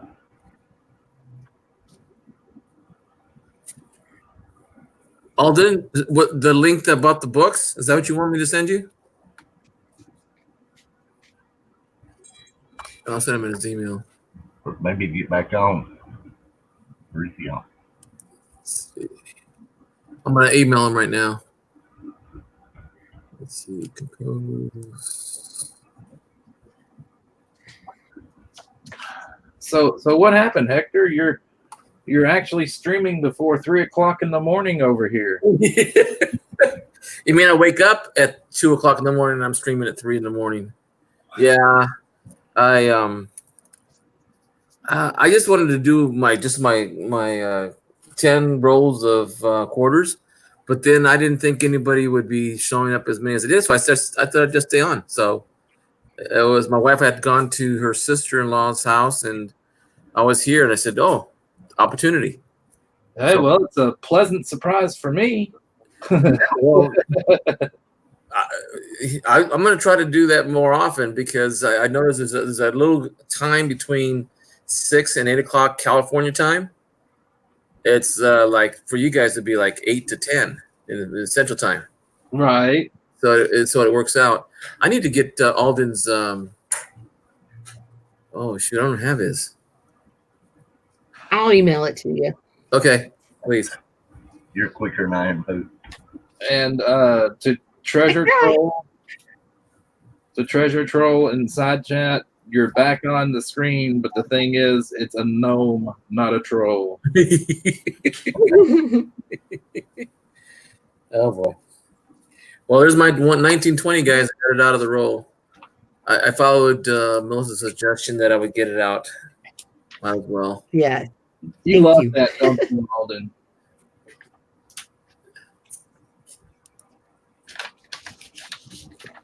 Alden is the gnome hater. He's the one I was thinking about. Uh-oh.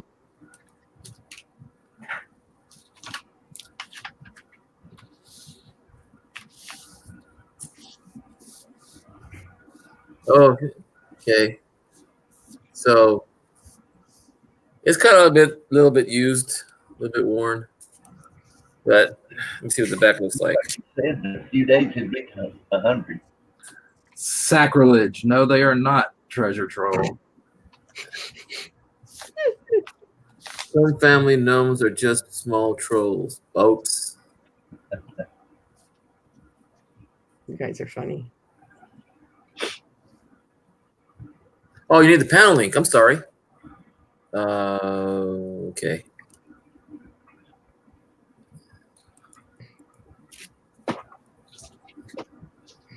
Okay.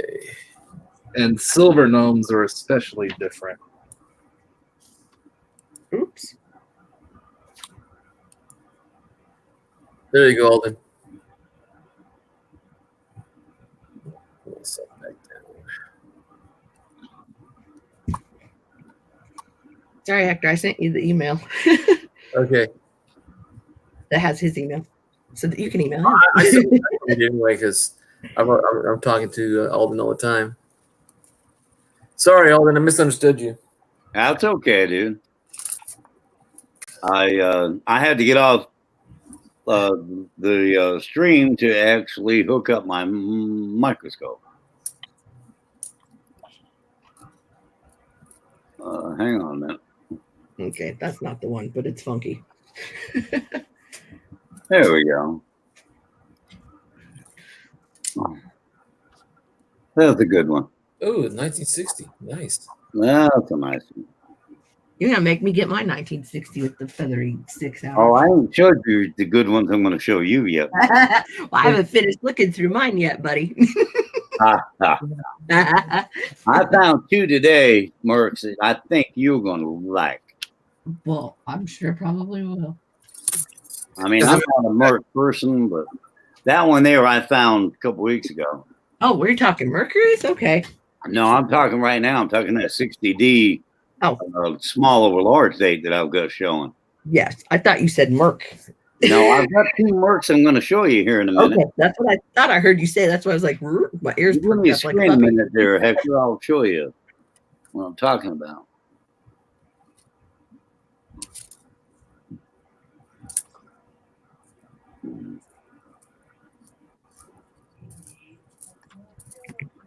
Yeah, this Christmas I got gnomed out. You got gnomed out, did you? Slack? Oh man, I got gnomes all over the place. Got Sal Gnome, the original. Got my little Christmas gnome dude here. Hmm. Well, you might get a little brother silver for Sal. Yeah, little brother. You ought to see the coffee mug I've got. I'll go in there and get it in a minute. Okay. But it's pretty interesting. I'm gonna use that Christmas, not Christmas, New Year's Eve. I got my plans for what I'm gonna eat for a New Year's Eve party. Mother Nature is cracking me up. Ha, ha. Boy, And I found What are you showing, Melissa? What am I doing? I see. What are you showing on your scope? Oh, nothing. I said that's the wrong one, but it looks funky. Oh, So I was paying attention to what was happening next. Yeah, it looks like a box is here. Cauliflower ear Yeah. or popcorn. I don't know. There's the 69S. Hector's got up. Yes. Hector, if you give me the screen a minute, I'm going to show a couple of coins. Sure. Let me come back. There you go, sir. All right, there's the 69 RPM. The D is above the other D. I'd have to tilt it for you to see that. Yeah, but 69. that's a 60. 1960 small over large date. Oh, It my looks like goodness. it's well round. That's my first one I've ever seen that way. I've heard of it, but I've never seen it. Yeah, I That found looks like 3 of them. A large over a small. That's about $150 to $200 coin, depending on the die stage. This is a later die stage. You can tell because of the die chip in the 6. I love our internet. but that's a pretty nice coin, and it's in BU Very nice. red. Now, does BU mean the same thing as MS, but not rated MS yet? BU is brilliant uncirculated in raw. Okay. Okay, and then I'm going to show these real quick to Melissa. I found these today. Pretty nice.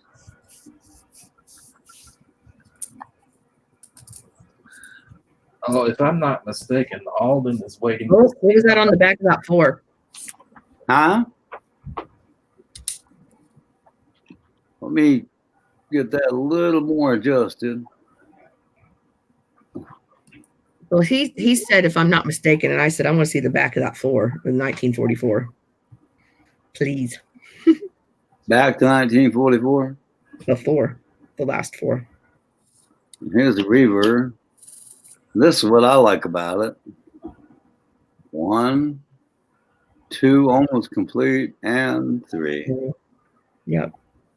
It's a D. And the D's got a little bit. But that's what I wanted you to see is that star right there. Mm-hmm. I Uh-huh. like that.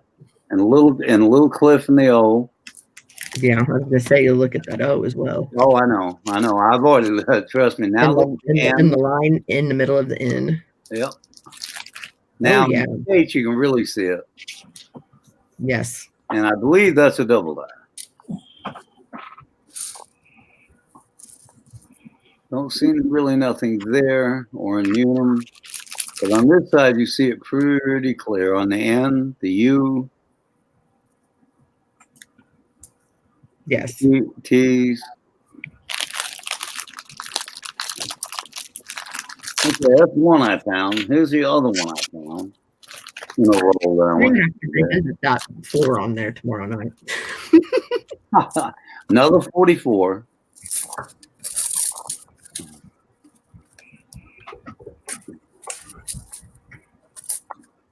Pretty good shape, actually. Yeah. It's a weaker strike, as you can tell from the bridge and the Right, knuckle yeah. and the T and truss. Mm-hmm. But again, here's the reverb. First thing we'll go to is the splits. And they're all there. This is a normal one compared to the last one I showed. This is about the same grade, but now you see why I think the first one's a double die. Now this is an S mint instead of D mint. Yeah. And like you said, with the lettering and the star over there on the left on your 9 o'clock. Yeah, now this one here, show the reverse again on it. This is the original one I showed. Turn it around. See, in that star, the U, the T, and up in here. I don't know what I found here. That's the D. Hey, would you flip that back over for me to the date, please? Mm-hmm. This is the original one. Yeah, like at the top of that 4, like see it, like how it comes down off of the back 4. Yeah, That's what I noticed when you first Right. put that up there. Weedy. Let's see if I can. Wee! Like I said, you knew more about these than I do. We're going to be doing Merc Dimes tomorrow night, but like I said, I'm a learner, and you guys are the experts. So I'm curious.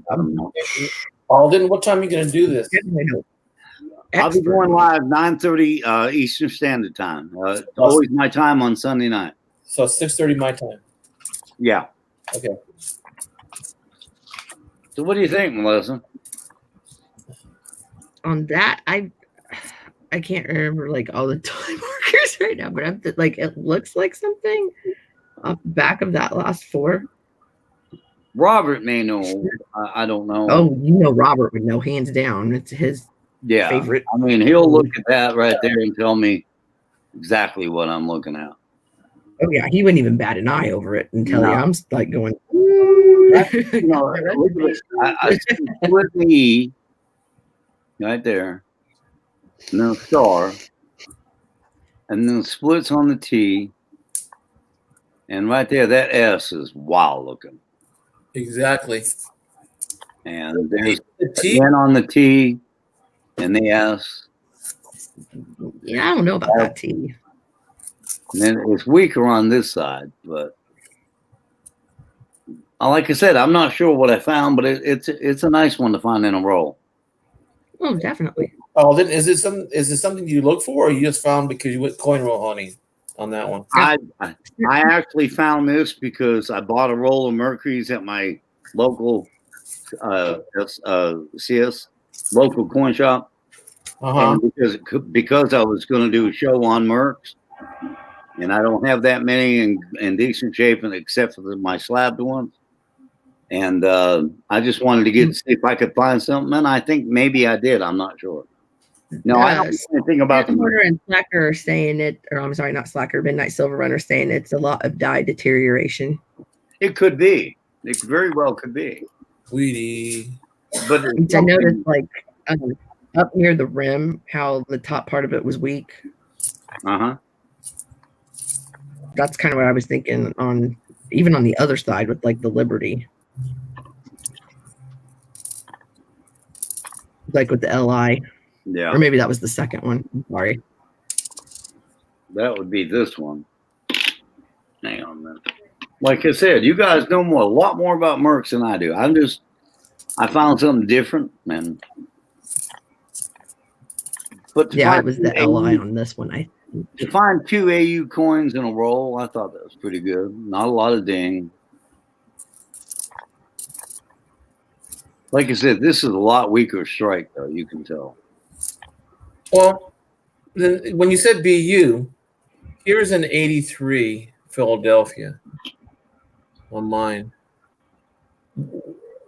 I'm trying to figure out a BU in good condition with hardly any stains. With this is my BU. This is the BU. Oh, yeah. I'm talking about. Yeah, that's what I'm talking about. Now, you see, I could tell comparing what your screen is and what I have on my little screen now. I could tell that mine's not even. Go ahead and take me off big camera. I'm done. No, you're fine. I want to see that I want to study that big, the big over small. So the 1 doesn't show up, but the 9-6 and the 0 does.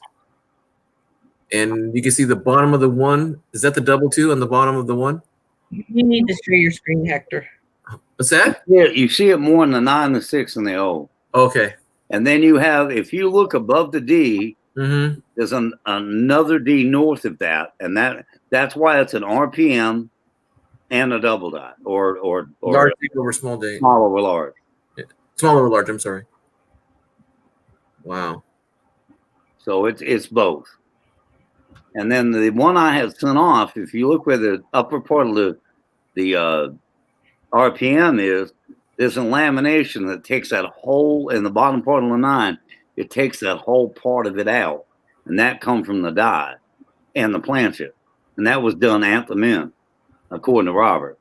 And that's the one that's been sent off to Annex. So I don't know how they're going to grade it. It's in about the same grade these are. In fact, it came out of the same roll this one did, actually. And is there anything else that's on that penny that shows a variety or error on anywhere else on the coin?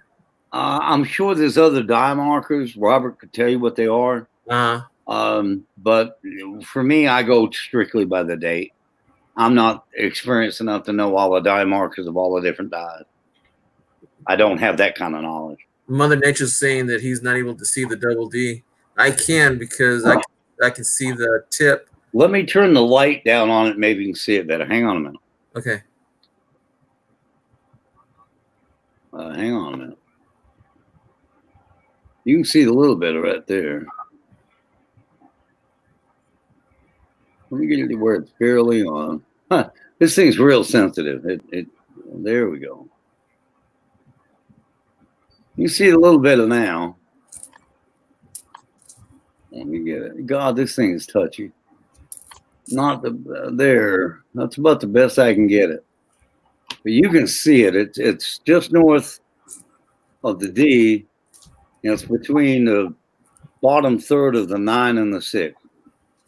And in the right-hand corner of the second D, there's a little, I don't know, booger, I call it. But I think Hector sees it. It depends on your screen. It would be hard to see on a phone, I know. I definitely. The other D is real light, Mike. It is. But it's there. And it is an RPM and a small overlord. I actually found 3 of them. Lincoln had never saw one, so I sent Lincoln Central Coins one. The second one I found. This is the first one I found, and I kept it for myself.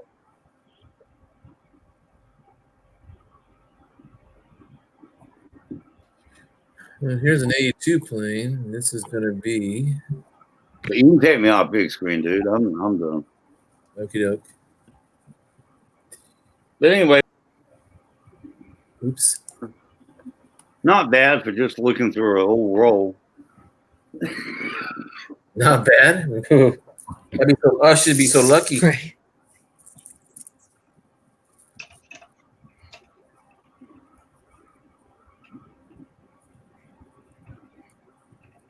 Yeah, I've been pretty lucky going through roll.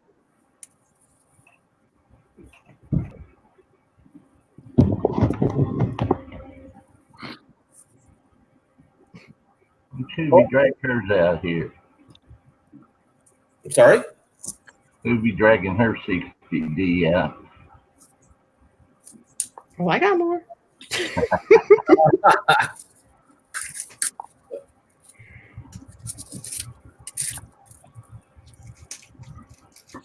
I just had that one handy because since I had it out the other night. It's a wore out T delivery.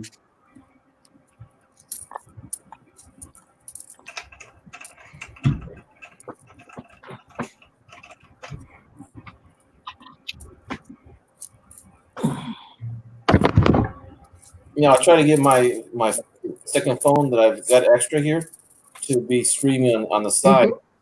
And I got it working for a little bit, and all of a sudden it just conks out on me. And I couldn't get it back on, so I just left it alone. $100 an hour to clean. Oh my gosh. It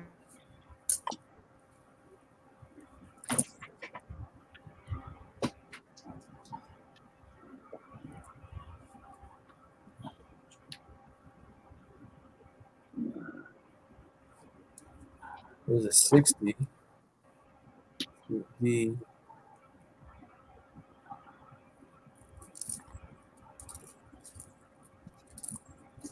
looks like I need help, guys. who's the okay. My husband just informed me he charges $100 an hour to clean, so I owe him $4,000 since he's been home. Uh-huh. I've heard that before. He said he'd go easy on me.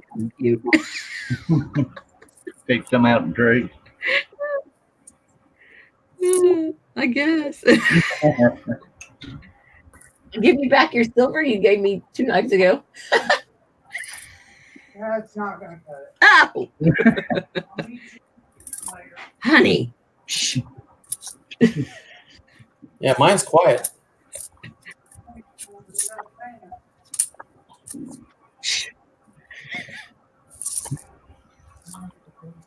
My wife said she doesn't want to get in trouble. No, I was shitting him. Oh, I think telling my wife. Shh. No, not you guys. Him. He said, "No, come on. You're in there talking to a bunch of grown men. I'm sure they've heard it." Really? We heard it.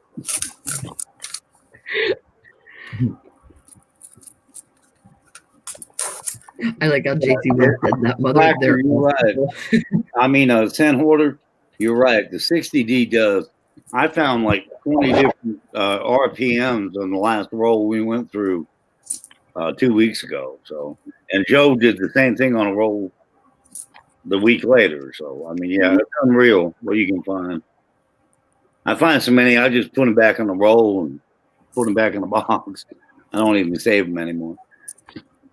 I just save the small over large and the unique one.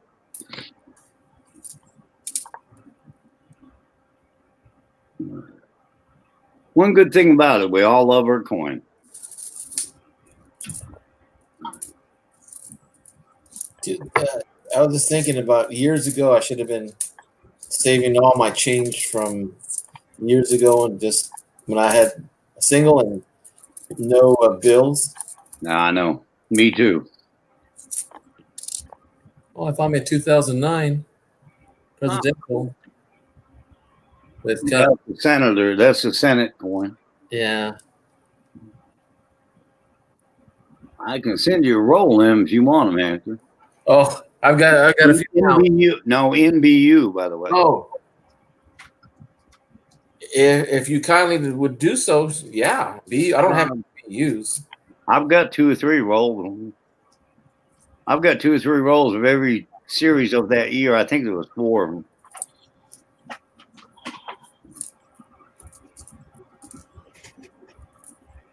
Sorry, I Hey, was talking Joe, about the 2009. Oh, somebody's looking for Alden. Uh-oh. Looking for all Is of it them. him? The corn man. Who's looking for all of them? This big old corn dude looking at you. Okay. Guys. I'm like, is there something? He's looking at my chicken coop, I think. I'm not sure. Oh, Ah, you should have heard my reaction the first time I ever saw one of Slackers. Well, actually, the first one. Mhm. Okay, I think Melissa's got a thick bottom RPM, maybe. I don't know. I'd have to see it closer. Well, maybe I was mistaken. I thought Alden was the one who liked corn. Huh? I thought Alden was the one who liked corn. No, I'm not a corn dude, man. Oh, okay. Yeah, Sorry. that's I'm RPM. confused with someone else. He's a chicken man. It looks like an RPM to me. I think that's the 002, if I'm not mistaken, Melissa. Hi, Amy. Bye, Amy. Didn't even get to say hi earlier. Already? Amy here. Hello, Amy. Yeah, the drive by. Doing it just I didn't even see Amy here. Oh, Lord. I know. That's why I said hi. Bye. She's been lurking. She's been lurking. I did not know. I did not know either. Melissa, Yes, sir. I want you to look at that 9 and that 6 too. That's kind of odd looking. Look at the 0 on the right side bottom. I see it, Oh, Lord. but that's definitely an RPM. I know which one it is because I've got several of them. You said the 002, right? Yep, the 002, 002, I believe.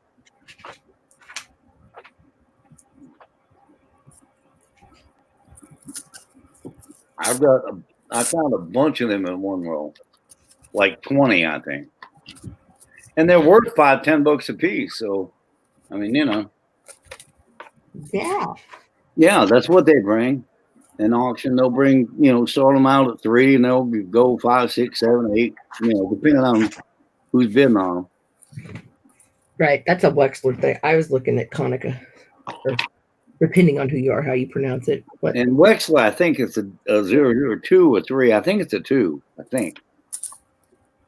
I may be wrong. oh, I'm not sure. Like I said, I was looking in cherry pickers. I Oh. didn't even. Yeah. Yeah, I want a cherry picker so bad. I don't. I got mine right before. Yeah, I know. I was supposed to buy one right before, and I didn't pull the trigger on it. Damn it. Yeah, my husband got. So I got it for $40. Yeah, rub it in, girl. Just rub Well, double luck. I know. it. I love you anyway. Like you didn't know? It doesn't beat looking online when you can look at all the die markers and stuff like that and go, okay, I'm absolutely sure. Yeah, I know, but I just like the books. I'm old school. I do that. I'm old school.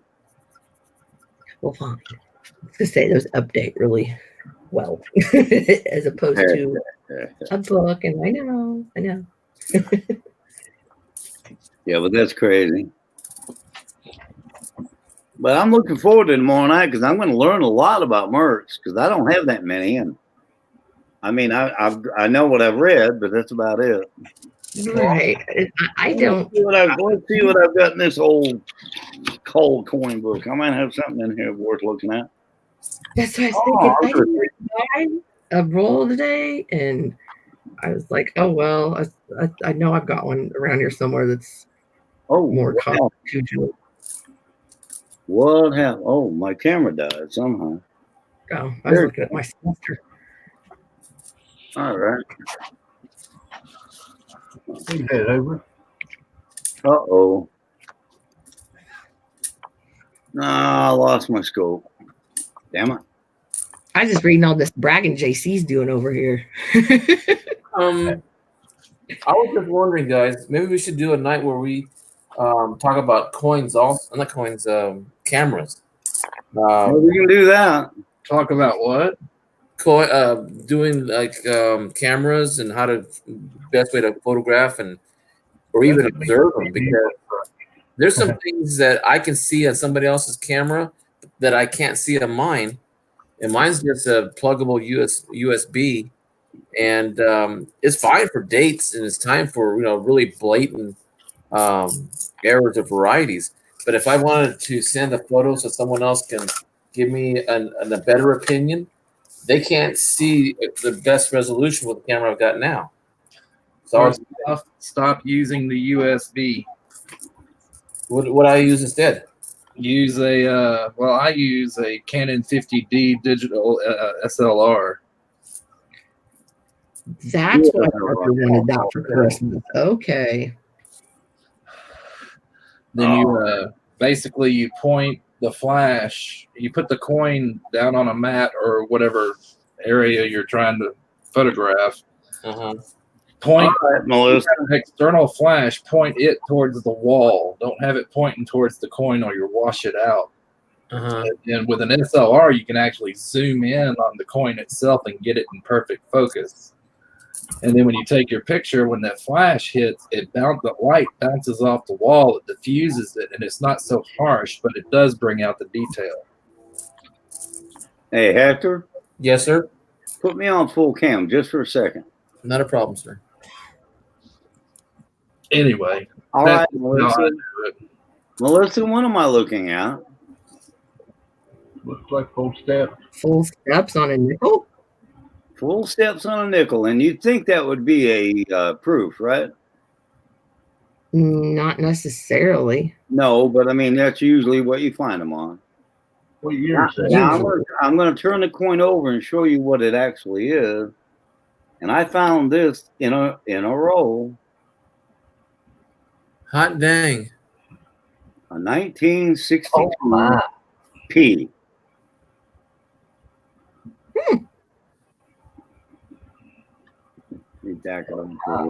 Alden, that's some money right there, buddy. I think it might be. I'm not sure. I've hung on to this for a long time. I'd send that in. That definitely would go in to be Great, class. it's breaking up. I can't hear anything. That's why. And it has full step. How many is there? 5 or 6? 6. I'm counting 6. 4, 5, 6. Now over here in the corner, on the right-hand corner, is a little break in it, but you still see the steps go through. I don't know. It's one of those coins. It doesn't look like it's been hit. Yeah, I know. I don't know. We It's a gorgeous coin, and I don't know whether to send it off, let it be graded. I'm not sure what to do with it. It does look like a proof, though. It's got that mirror background. Yeah, but it's not a proof. It's a 62p out of a roll. Yeah. Out of a roll. Well, and I thought I loved my 71. It came out of my pocket. I want you to look at the feels on that thing. Yeah, mine's not that clean. That's the nicest one I found out of a roll. That's the nicest one I found. I hung on to it. These are extremely hard to find with full steps. All right, you can take me off Big Cam. I just wanted to get Melissa's opinion on it. You're killing the scent hoarder. You're saying it's a proof. Oh, you think it's a proof? Yeah. Who did we lose? It could have been. It may have been a proof that it was put in a roll. Silverman. Oh, You Oh know? yeah, it's very possible. I found a lot of quarters from the 90s, like just in the roll or the box that I went through that I finished off today, and like there's no way they didn't come out of one. Well, And it was kind of funny. There was like 92, 93, 94, 95. if I took the time to look at the die markers, I could probably figure it out. Right. But that's a nice nickel. Either way, that's a nice one.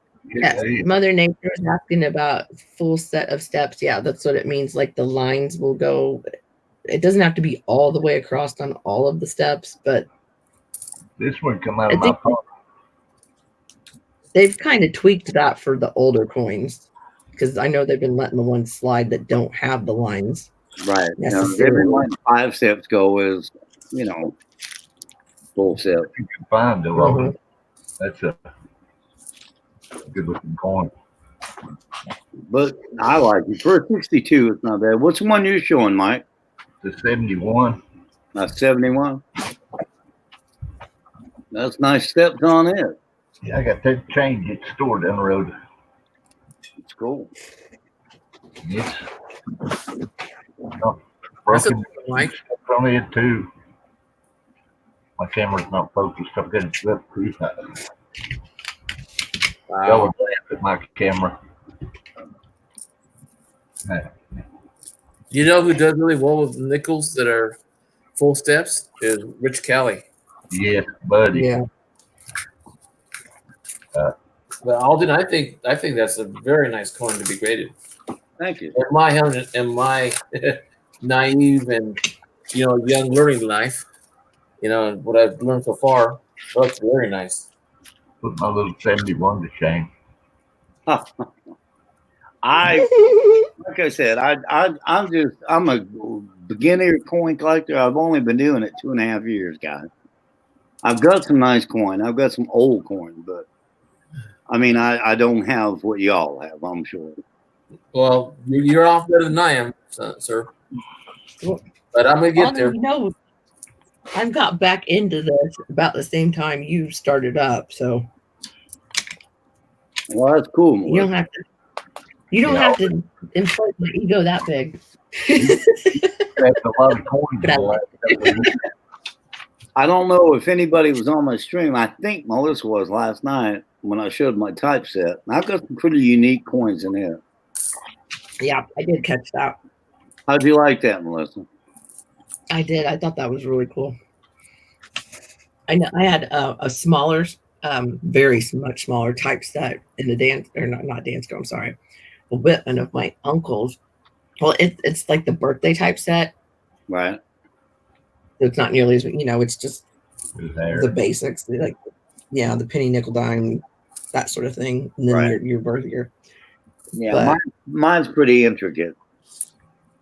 Oh yeah, definitely. That was a whole different ball game. Well, I've also got $7,000 in it, so right. Some of those coins are between $400 and $700 a piece. So yeah, there's some pretty high end coins in there. But do you ever sell coins worth $500 and $600 a piece? I don't sell any coins. I give a few coins away, but I don't sell anything. I'm a collector, not a seller. Right. Now I give coins away.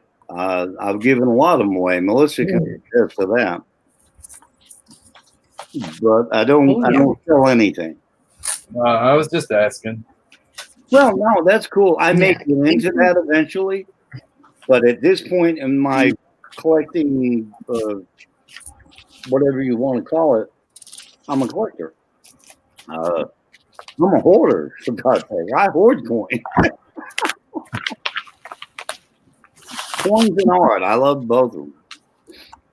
Now, I have an 84 under my scope, and Rich Cali, the story goes, he found one from somebody else who was trying to give it back to the person it came to.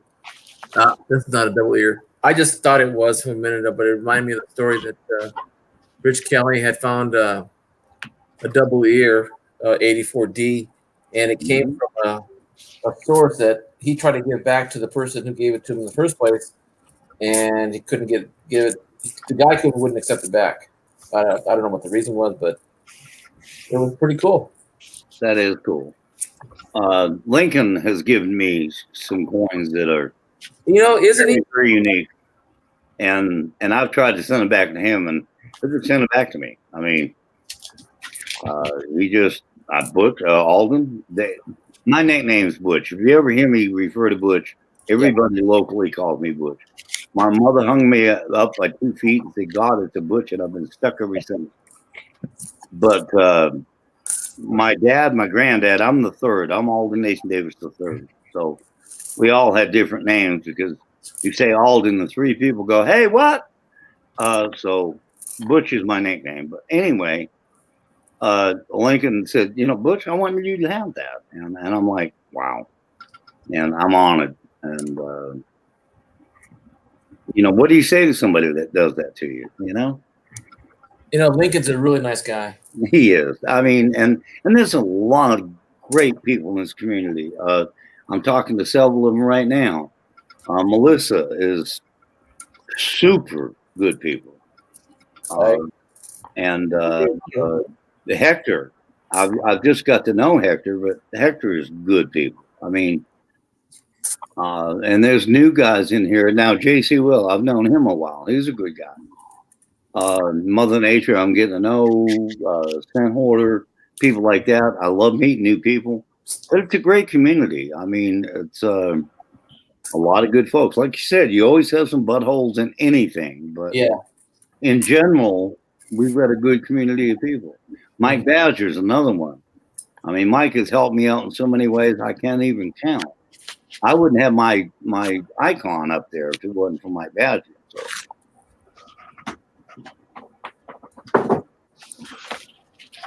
I want to shut up, man. Get off my soapbox. Oh no, my laptop was roboting, so I was trying to listen harder. But I did that too. It's like the other night I was talking to Melissa too about the same subject. About we were talking about people, and saying that we've had some good times, good conversations, even with Craig Durbin and Rich Kelly and Cajun, and I mean the list can go on and on. And I mentioned to her that if we have a problem with somebody, pretty soon everybody knows what the issue is. Oh yeah. It don't take long for news to spread around here. Yeah. So when you trust someone online, it's because it's been long term, and it's been being honest with each other, and I like that. Oop, got me 209.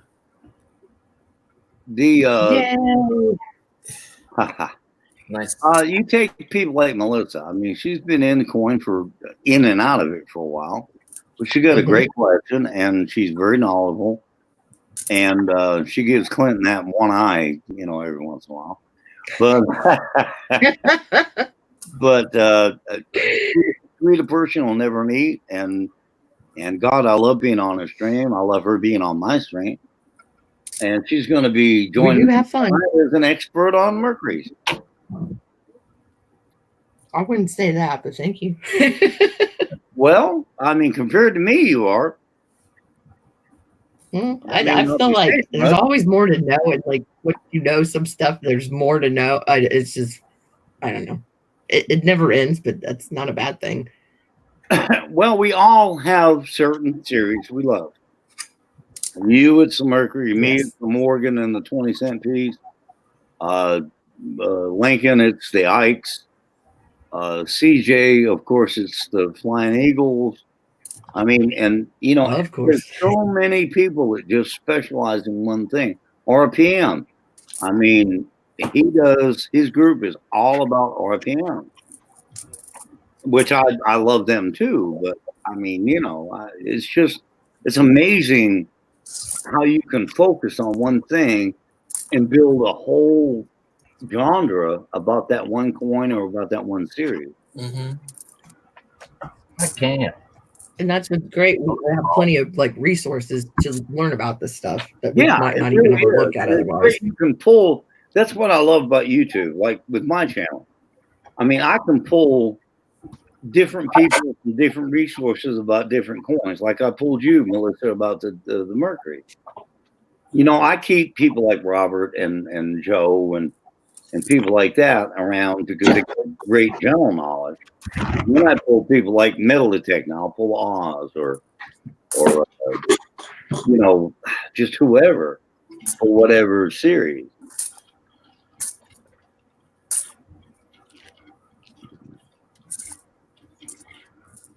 I had to pick. Yeah, one. and it's amazing what the metal detecting guys know about coins. It's like not only do you know coin stuff, but you know your metal detecting on top of that. Yeah, and then how to find the different kinds of metal within different depths of, you know, different kinds of soil. I mean, it's wow. I mean, that's a science all its own. Well, even like Andrew, Oh, yeah. he's a prospector and he knows about coins. Yeah, that's another one. Exactly. You know, you got so many people here that are so talented in so many ways, and if you can tap their particular, you know, expertise and capture that for an hour or two, then you've done something because you're teaching people and you're learning yourself while you're doing it. And that's the reason I do it. I do it to learn and to expand learning to other people that join my channel, if that makes any sense at all. Mm-hmm. Well, the other thing too is that when we get together, how are we going to come together and get this much knowledge in an amount of time that we have to go to wait for a meeting, meet other guys, you know, travel someplace in order to get there. Right. And here, it's just the conveniences of our own room, our own house, and more comfort, and at the same time, expanding our knowledge on a daily basis because we have access to so many people at one time. Right, and from everywhere. I mean, it's like Hector. You're in California. I'm in North Carolina. I don't know where Badger or Slacker's from. Groove is in the Midwest. I mean, you know, it's like, you know, you can pull all these resources together. The internet makes the world a very small place. Yeah. And the other thing, Alden, that you brought out in me is we didn't really talk about gun control and gun legislation, NRA, all that stuff, but we were able to talk about it and have our difference of opinion. Weedy. Anyway. Weedy.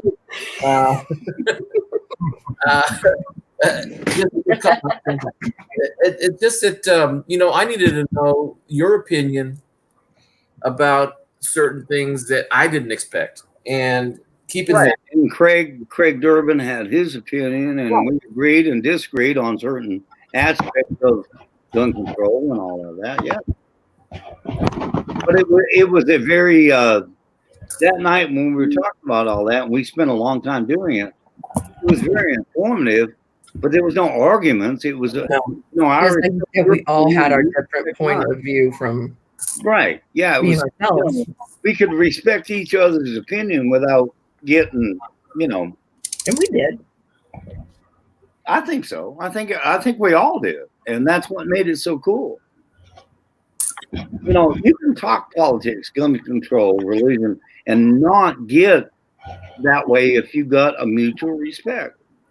Yeah, that's what I said. I think everybody in the coin community is very open to learning something new. I mean, especially because you don't know everything about what a coin entails, you know. So I think that kind of, you know, I don't think there's anybody in this industry that knows everything. If there is, they're an Einstein. Right. They're 140 years old. I mean, you know. But I love learning, and I learned from all of you. I've learned from you, Melissa. I've learned from Hector. I've learned from Mike Badger. I've learned from Robert. I've learned from Mike Wolf. I've learned from Joe Durbin, Craig Durbin. I can go on. The list goes on. I mean, I could sit here for an hour and list people I've learned from and not get them. People. Yeah, and that's not including what I learned just watching other people's streams, not even being involved in it. Mm-hmm.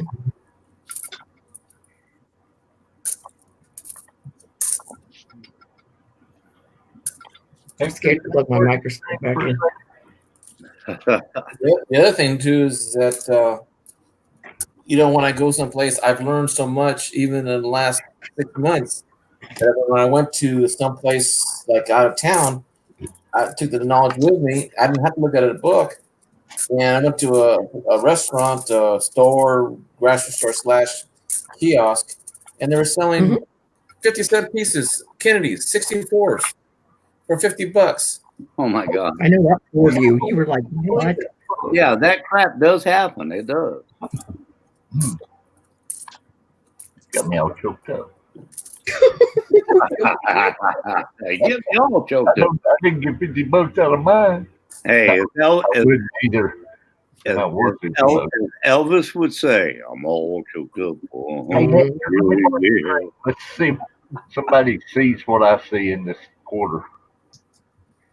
Let's see. 1932. 32. 30. I see 32 from here. Mike Badger? Okay, let me see. It looks like a 1/2, 2/1, maybe. No. I don't know if I can get the right left to get it show or not.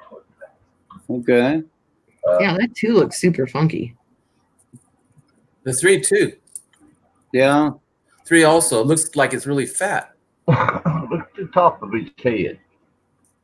I see a small die chip in the 9. Whoa, you can do that? I can't. Look at those knots on his head, right along the top ridge line of his hair. I thought that was where coming out of the ground. Maybe not. No.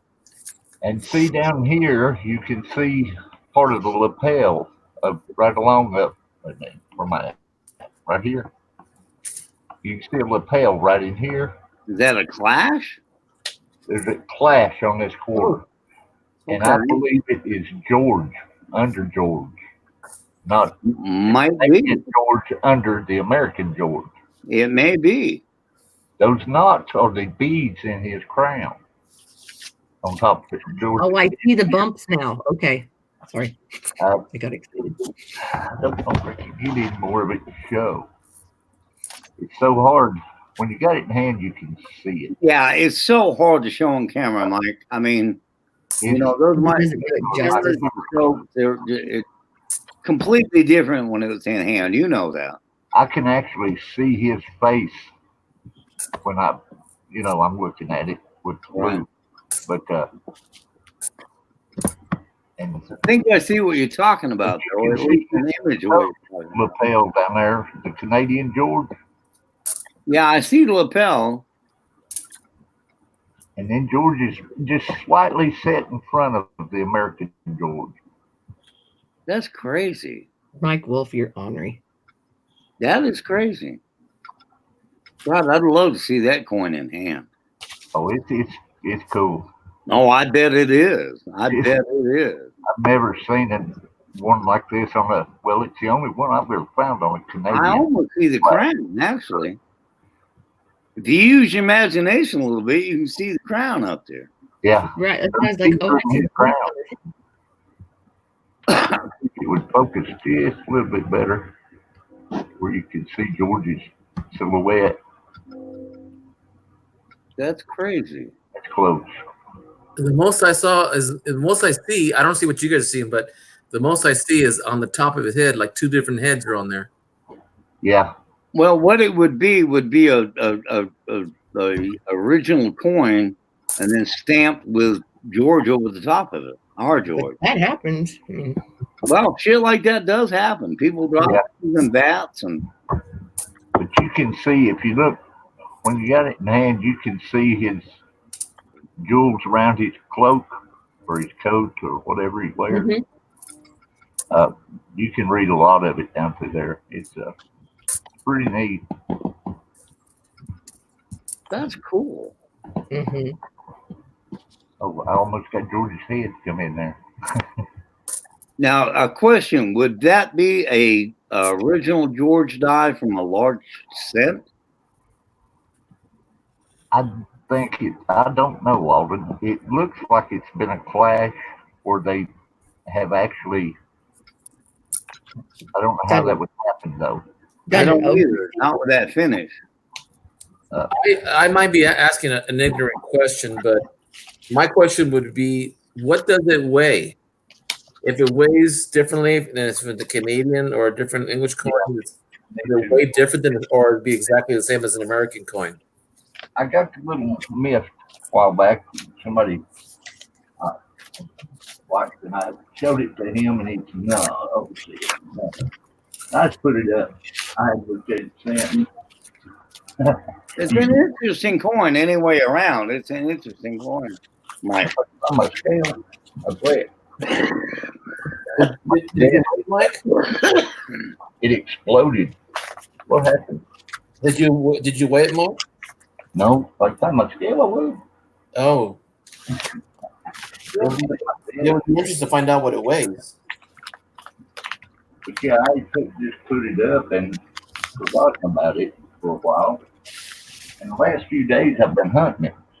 So I actually forgot where it was. Imagination, Mother Nature says. Can go anywhere.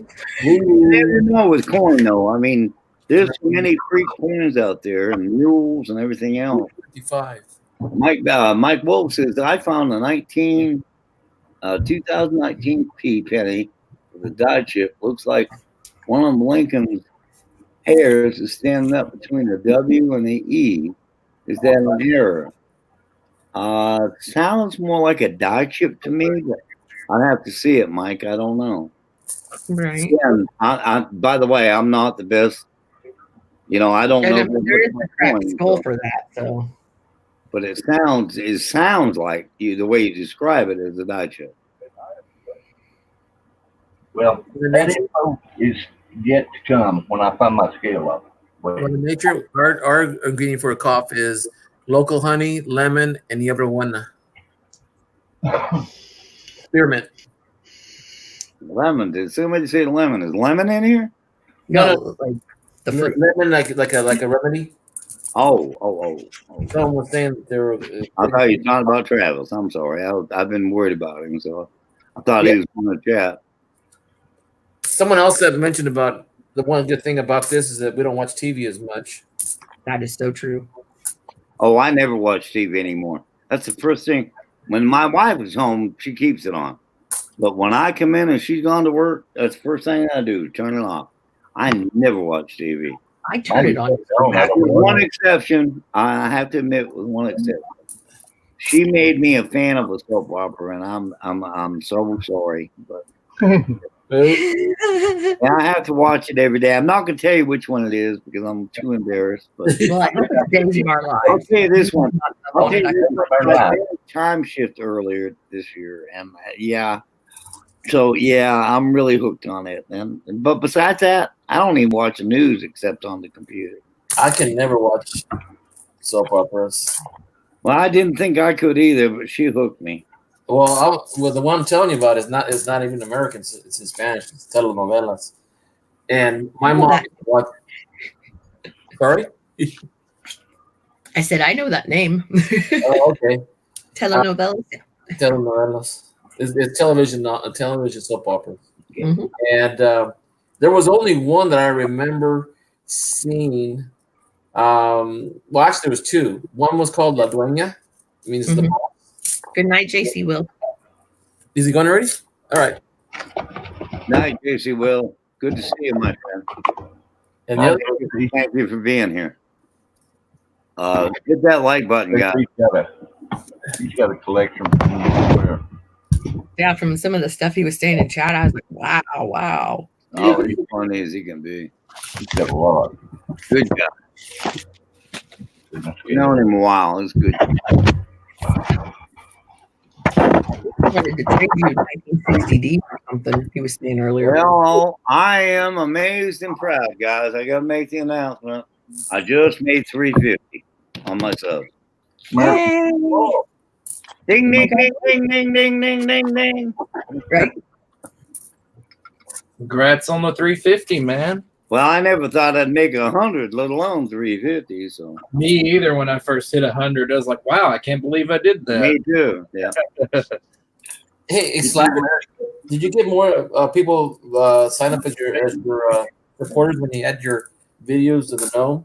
Do what now, Hector? Did you get more subscribers when you started doing the videos with Sal, the silver gnome? Oh Lord, yes. People love that gnome. That's why I keep it around. That's why I do it. Well, you know, my reaction was that day when you heard me. Pull us up. Oh yeah, Sal's pretty. He's gotten pretty popular, and two of them have recently crossed. 3 of them, sorry, have recently crossed the borders of Canada and went overseas to England. Well, I'll have to say I made 50 subscribers just doing that video opening that damn coin coop. Running from all. Yeah, they really like the flamethrower one. You know, Slacker, that sounds kind of like something that some friends of mine did with a guy's belt that they were coworkers. He had this belt that he was so proud of, and it was metal, and they sent it to someone, I don't know, like in Mexico, and then they pretty much told anybody, send this to somebody you know in another country, and that thing made it around the world. Like, and they took a picture with it, like. The belt went to the Eiffel Tower, the Leaning Tower of Pisa. Are you saying a bell or belt? A belt. A belt. So I thought that's kind of funny that he's touching on the gnome going to Canada. You know, maybe he could. Oh no, he wouldn't even. For some friends of mine that were in on the original when I originally started playing the joke on Salivate Metal with the gnome. And so I got some other gnomes, and I sent one to Seduced by Silver, sent one to Redneck Snacker, and sent one to Stephen Heath. I can't imagine what Red would have been like. Just for There's more than those three. I mean, I've got one. There's a gnome in New Zealand with A.G. Scott's Kiwi. There's gnomes all over the United States. Like, let's see, Stacking Nerd, Ravenhawk Coins, Scully's Corner, D-Wing's World, Salivate Metal himself, Mhm. maybe one or two others. But people, they really, I've had like live streams whenever I used to really live stream a lot. People would come on and say, "Where's the gnome? Where's the gnome?" And I would put up the gnome, and then they would be in the side chat saying, "Talk for the gnome, talk for the make him talk." So I would, and I still have people that ask me, "Where do you get those things? I want one." Well, I'm sure you do.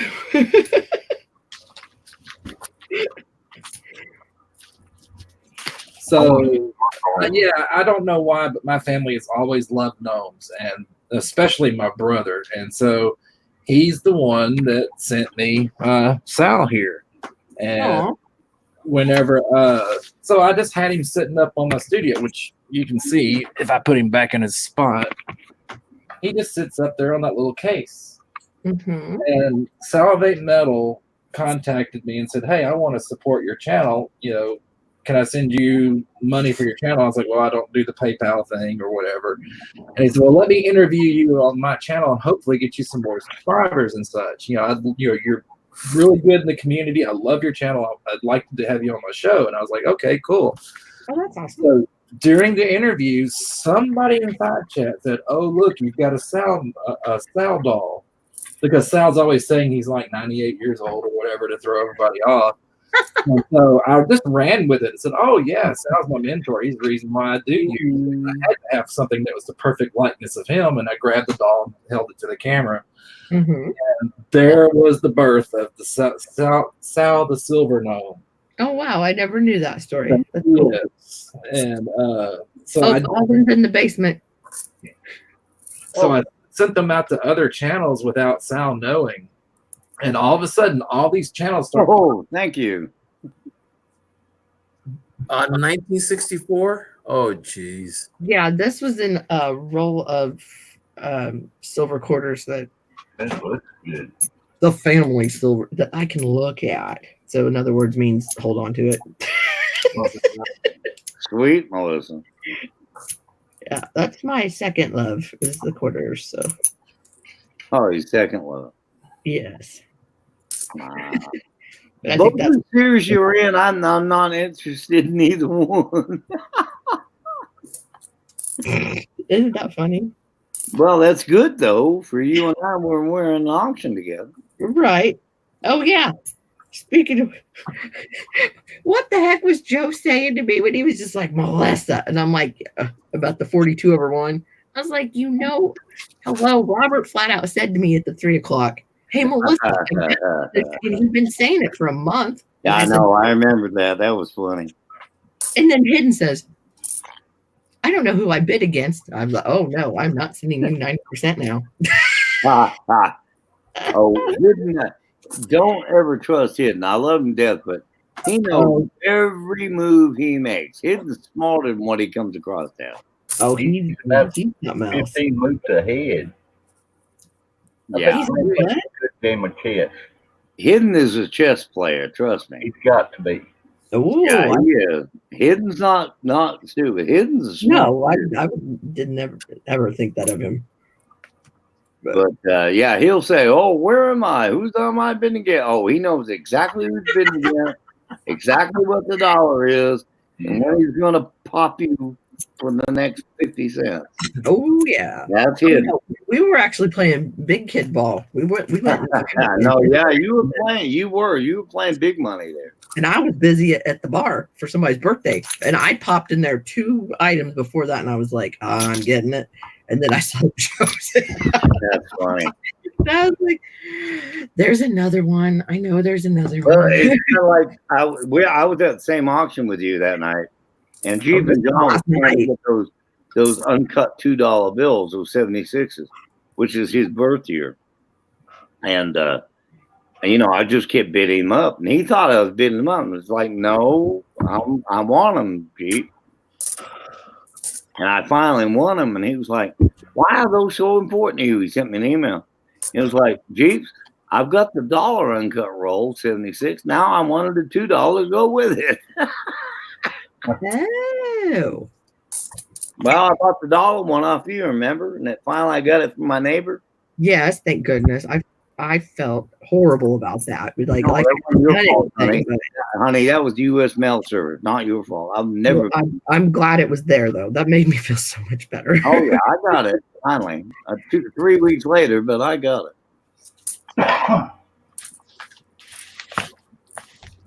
That was so funny, though.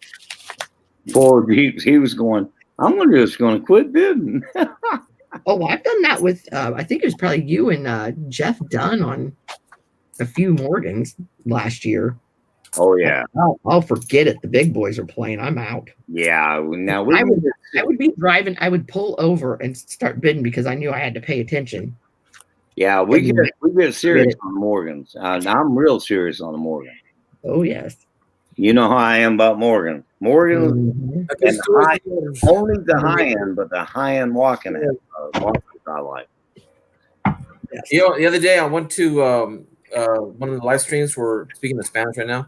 I went over to RA's and Daniel Martel's. They're on different streams, and I was trying to keep up. I understood everything they're saying, but they use different terminology for the same thing that we talk about normally, like RPMs. They have a different way of saying it, and I couldn't catch on until I started noticing that when they started putting the coins up and talking about they were the coin that they were looking at. I said, "Oh, that's what." And these guys got 50,000 people on their webpage. Oh yeah, you were saying that. I was like, wow. That's cool, but Hector, put Mike up there. I want to see that Billy's get up there. Sure. Are there ones you can get for free right now? Yep, sure can. Right on. Where did you come? What is that? It's from Utah Goldback. CMA. If you sign up with them, just register with them, they'll send you that free. Mm-hmm. Cool. It's a gold place. You can actually invest little at a time in gold. which I probably will not do because I have no money. But And they got Dad, it in different Mike, sizes. if Just you go don't to the care, website. would you, Mike? Huh? Email me the link to that it's channel. right there, UPMA. That's all you have to do. Just type that in, Alden, and it'll go straight Hang to on, let me find something to write with because that's cool. It's All right, I got something here. My check. didn't take long. Is that legal? That's cool. Coin Collector Ohio asked me the I other day. didn't mean to interrupt everybody, but I love paper and that's Well, it's actually a solid piece of gold, 24 karat. Yeah, they do a layer, I believe, of plastic, and then they spray the gold in that, and then do another layer of plastic. cool. All right, cool. Thank you, Mike. What I figured up there was And thanks for putting him up there because I'm going to do that. That's cool. Yeah, Alden, it's that upma.org. Okay. .org. Yes. All right. Hang on a minute. Let me add that to it. That's a layered paper, layered gold. .org. Okay. I'll do that whenever I get offline. That's cool. It's actually a Utah bill, isn't it? That's beautiful too. Yeah, it's actually spendable there. Well, I actually collect fractionals and all that because I that's another one of my sidelines. I love the currency and the fractionals and stuff, but that there is just cool. That's cool. I like that. My camera won't stay still for nothing. I know it's cool. My camera does the same thing. Not your fault, Mike, but it's beautiful piece. I like that. I thought y'all might like that. Go get your own. That's cool. He turned me on to that the other night and found it very strange. He was, I love the artwork on it as he was well. popsicle, wasn't it? The artwork on it is gorgeous.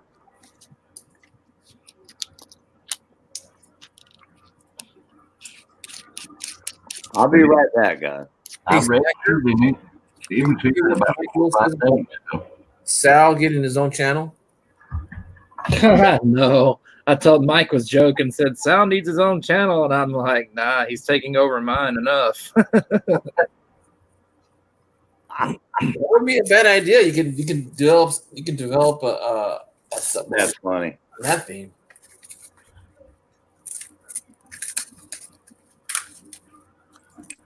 Thanks, Hector. You pull her down now if you want to, buddy. Okay. Biscuit. I think that's cool. I haven't seen that before. I like to get their own. Hey, not much is free anymore. No. And when it is, you pay for it later. Yeah, probably. Well, how's this Slacknall business? It's hanging in there. It is definitely hanging in there. I didn't know if you knew about that, Hector. What's that? Oh, I've started pouring now. Yeah, I did. Remember Yeah, do a garage and you shop in the back? Right. And then did I tell you about the little Slacknall things? No. Yeah, I've started a little. They're a little under a half ounce. They run between 11 and probably about 11 to 13 grams. And you've heard of stackitis, right? Like Morganitis. I know what itis means. I don't know what it means by sackitis. Oh, it's a joke among the precious metals community, even around the coin hunters. It's like you add to your stack, and you kind of get out of control and break yourself if you're not careful. So when you feel that slackitis or the stackitis coming on, and like you find this piece of silver or a coin you really want, but you really can't afford it, you break out a silver Slacknall tab, rub it between your fingers, and you're like, got silver in my hands. I don't have to buy. I got silver right here. So it just kind of alleviates the symptoms of stackitis. Plus, you can carry it around in its own little pill case and have it as a pocket piece. Oh, I have them. You mean like the old worry stones we used to carry in our pocket when you get stressed out? I suppose you could look at it that way, but this is the thing behind it. Okay. Uh-oh. There goes my tube. Mine looks bigger, but yeah. Oh yeah, I see that that Melissa has one. Yeah, they come in a multicolored pack so you can pick the colors you like. Right. That's what I do is I get the multicolored pack and then people kind of choose the colors they want if I have them, because they go. I don't know. Do they make red? I don't remember a red or orange. Yes, they have a red one. In fact, that's going to Silver Wheels. I think maybe the red one got picked out before I got to pick mine, even though I obviously was going to pick purple, but just saying. But no, it's fun. It's a very cute idea. I liked it.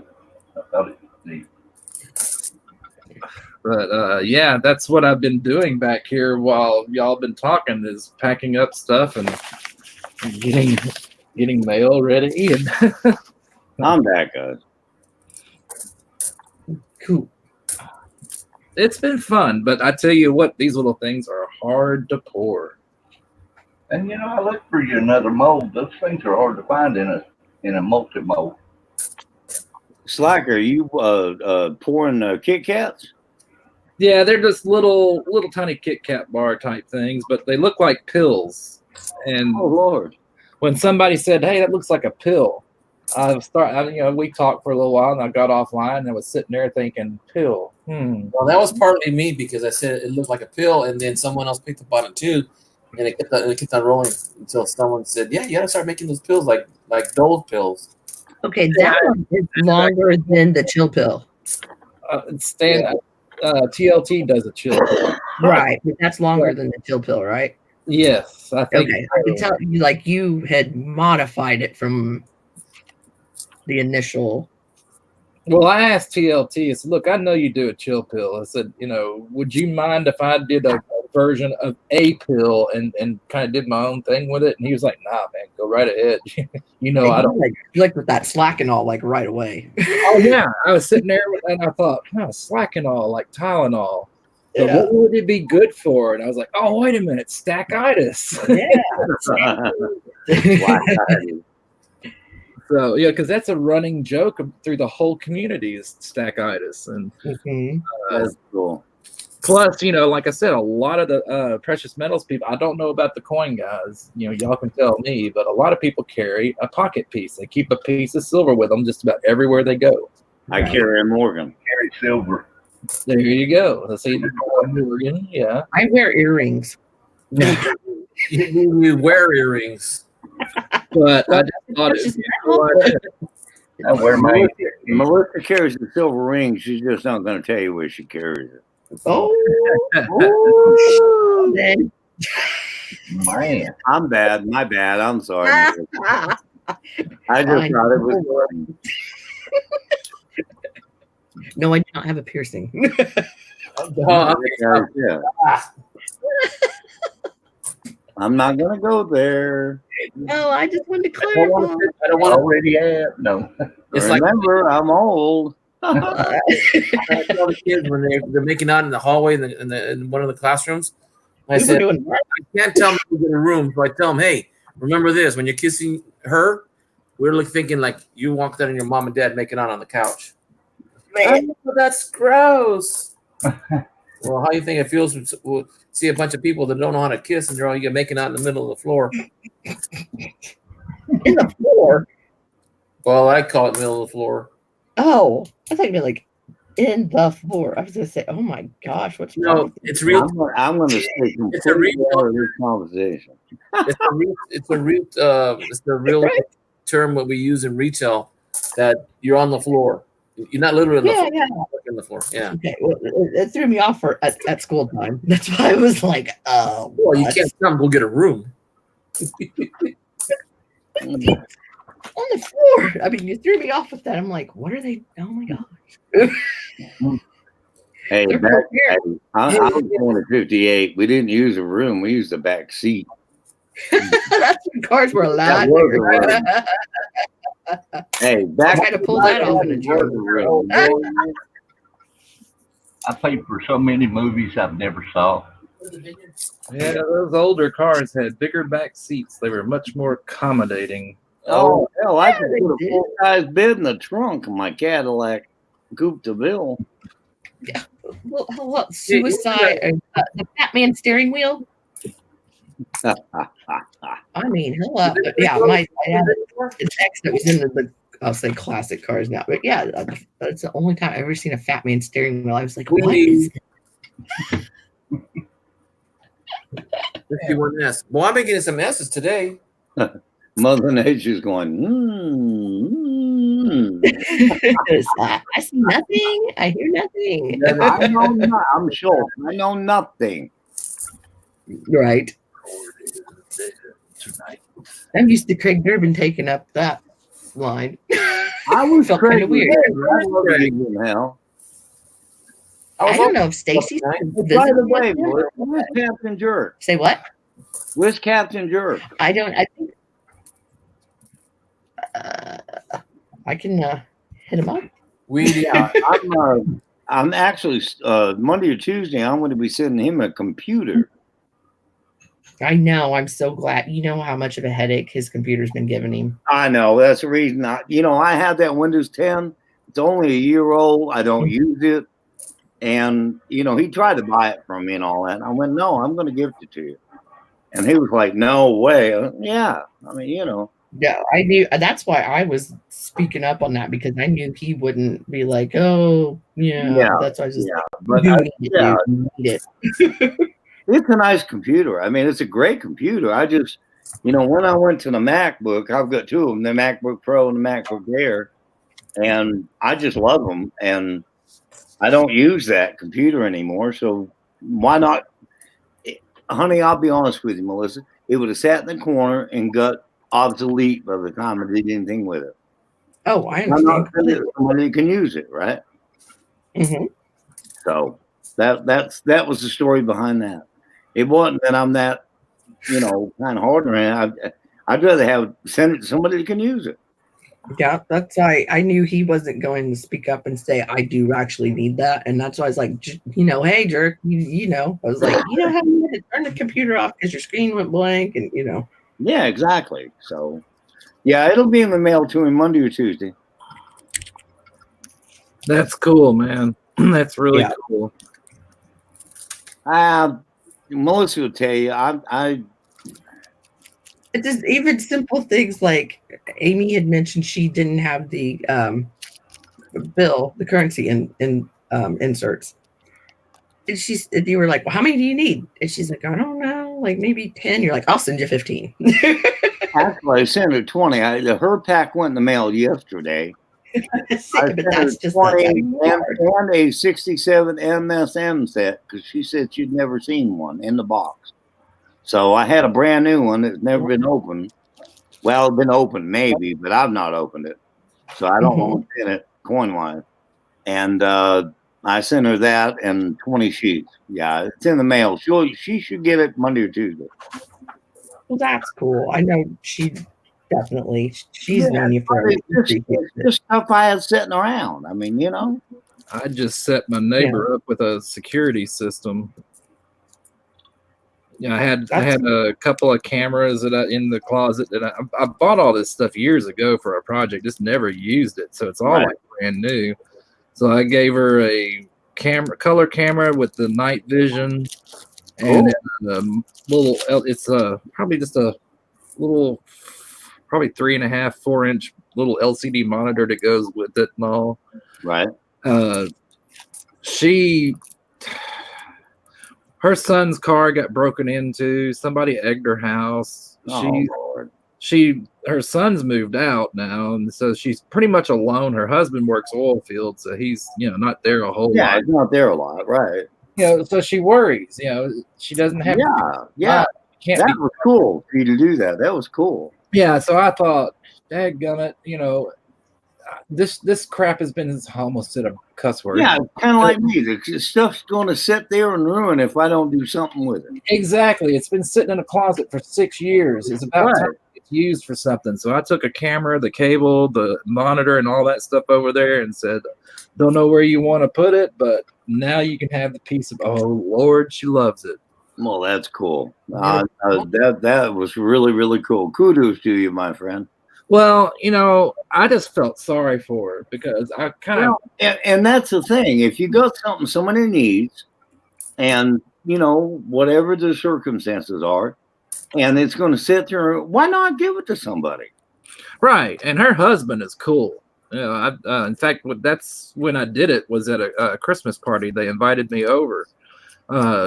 He had come in, big dude. If you know anything, if you guys watch Game of Thrones, remember the mountain? Yeah, that's her husband. So anyway, Doug and I talked and everything, and I told him, I said, look, she stresses out so bad. She wants, some type of way of security. I said, I've got this stuff over there I've had for 6 years sitting in a closet. So let's set her up with a camera so she can feel better about, things. And yeah, it's mine. Sure about this? I said, yeah, it's been sitting there. I'm not using it. Plus, it'll give her peace of mind and she'll relax. And you're like, man, thank you. Yeah, and it makes her husband feel better about going to work and not having to worry about it so much because, she's got a camera. She can see what's going on outside. And yeah, that's a great thing, dude. Anytime you can help somebody with stuff you got sitting around that ain't going to do nothing but get mold on it. Right. So yeah, that's the way I feel about computers. And I've got two wireless cam system. One that I'm getting ready to use myself, but I bought two of them when I was into ghost hunting. And I've got one brand new one sitting in a box that I haven't given to anybody yet, but anybody needs a security camera, wireless, I've got one. So 4-camera system with a big hard drive, I think. Well, I know one thing. When somebody, they tried to break into my car, and then they went next door and broke into her son's car. And when she told me that, yeah, what do you think I did? Enough, yeah. I pulled out a monitor, I pulled out a camera, and I set myself up a camera on where my car sits, and so I can keep an eye on my car. So I know how she felt. Yeah, and kudos to you, dude. I mean, that's cool. And that's what we do as a community, and that's what we do as people. Exactly. It's like somebody said, imagine if everybody went out into the world and did this in their everyday life, how much better it would be. It would be. It would be, Melissa. You're right. I'm a neighborhood monitor. I wake up really easy from any kind of noise that doesn't sound correct. I go outside. One day I heard some noise that didn't sound like it was good, and it was it's breaking some windows on cars. Oh, Lord. Because I saw them and I called 911, and even my neighbor said, "Don't worry about the cops. The cops won't be here fast enough because everyone will be there out there before even the cops show up." My wife wants me to stop doing that. This isn't getting too old. You're used to being the, reacting to situations like that, though. When you work in retail and you work with a lot of people, and your attention is not as good as they're supposed to be. Well, that's another thing. She works in a retail type environment, and she had she's a manager, and she had problems with one of the employees. Well, they came and egged her house. Oh, Lord. And gave her a lot of problems, and so of course she really got upset then. And that was the straw. I was like, I'm gonna go. I think I've got a monitor. I think I got a camera. This. Pardon my language, but this bullshit's gone on enough. I agree, 100%. That's cool. And you picked it up and you caught them. They don't want to try that crap here. Oh, I guarantee it. Oh, well, they don't want to try that crap in my house either. So. Well, kind of like how Alden discovered his porch pirate and got his and the neighbor, came out to talk to him later and said, "Oh, well, the package from me, from the auction was next door." So it's like 2 problems solved in one swoop. Yeah, exactly. Yeah. With you at the front door, shotgun, if I remember correctly. No, you had pistol. I had a pistol. Yeah. They dropped the package real quick. Kind of parked in the garage so they didn't know you were there. And no, they had no idea I was in the house. You caught him. Oh yeah. Of course, now a toothless guy, hair standing straight up, holding a 9mm. Yeah, I'd have been a little scared too. But I mean, ugly old dude, limping, but I can shoot straight. Hey, I'm too old to run. I'm too old to fight. I'll just shoot your ass. I mean, Hey, Mike, when you get to Texas, you got it, bro. You just give me a call. We'll set you up. well, I'm in North Carolina, and I'm pretty much, I'm NRA, big time gun owner, and yeah. Oh, sorry, I forgot. There's two mics in here. Mike Wolf is saying, I'm calling Slacker to help me set up a security system when I get to Texas. Well, no, seriously, I do have a 4-camera wireless. If you have internet, you have to have internet to make it work. But if you've got Wi-Fi, I've got a 4-camera system with a TIG hard drive. It's brand new in the box that I'll never use. So What you wanting for it, brother? I'm just throwing it out there. Let me talk to you on that because I noticed I had some tire tracks where they wasn't supposed to be the other day when I was gone in town. Send me an email. That's all I can say. Send me an email. I'll be right back. Melissa's got my email. She can send it to anybody in the room. Oh, yeah. So That's why Craig Durbin calls me the secretary. And I'm like, doggone it, I want to be the vice president. You do laugh. well, you're the vice president of my stream there. Yay! Who's going to break it to Joe, me or you? No. He's my partner. Joe the Mint Durbin makes his own coins. I mean, what can he do? Oh, that's right. He's already director of the Mint in this situation. Duh. Yeah, well, he built me my chicken coop. So what can I say? And director of engineering then too. I'm getting ready to, the Coin Corner is the name of my channel, right? But I'm getting ready to go Coin Corner, aka Coin Coop, because half of the people on YouTube think of me as the Coin Coop, not the Coin Corner, and I'm pulling my own hair out here. I still get the big laugh out of that video, though. Yeah, that was a good video. Laugh at that video. That makes it. Yeah, that was a good one. That was one of my better videos. Anytime I feel What it was, Oz made me promise him when I opened that package, I would have a live camera on. And because I gave my word, and my word is, my dad, I'm an old school. I was born in 58. And my dad told me, your handshake, your word is more valuable than your signature. So I gave my word. So I had a live camera on. If I had known that I had laughed like that and made a complete idiot of myself, well, I'd have still done it because it was the best video I've probably ever done. It was hilarious. I'd go back and look at it and laugh my ass off. Mother Nature, it's Coop, C-O-O-P. It's wasn't. If anyone hadn't watched it yet, go watch the one where he gets his plaque. Love it. Oh, you want to see my video? Hey guys, I almost had a heart attack. I thought I found a penny with both verses on each side of the coin. Oh crap! Oh, Yeah, I can understand. No, it's not. What it was a very thin penny stuck together. Oh man! And I said, and it had the funny thing is, it had both the same year on both sides. And then I saw the seam on the over. I said, "Oh shoot!" Hey, at least you didn't streak like a girl. well, cluck like a chicken. Well, I was like I said, I was dumbfounded. Oh man, what do they call that?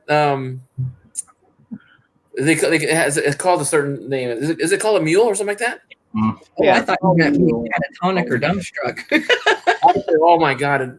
Okay, I got some money here. also called a magician's coin if it's not real, and most of them aren't. But Well, I was thinking I gotta find a strike. I gotta find something here good.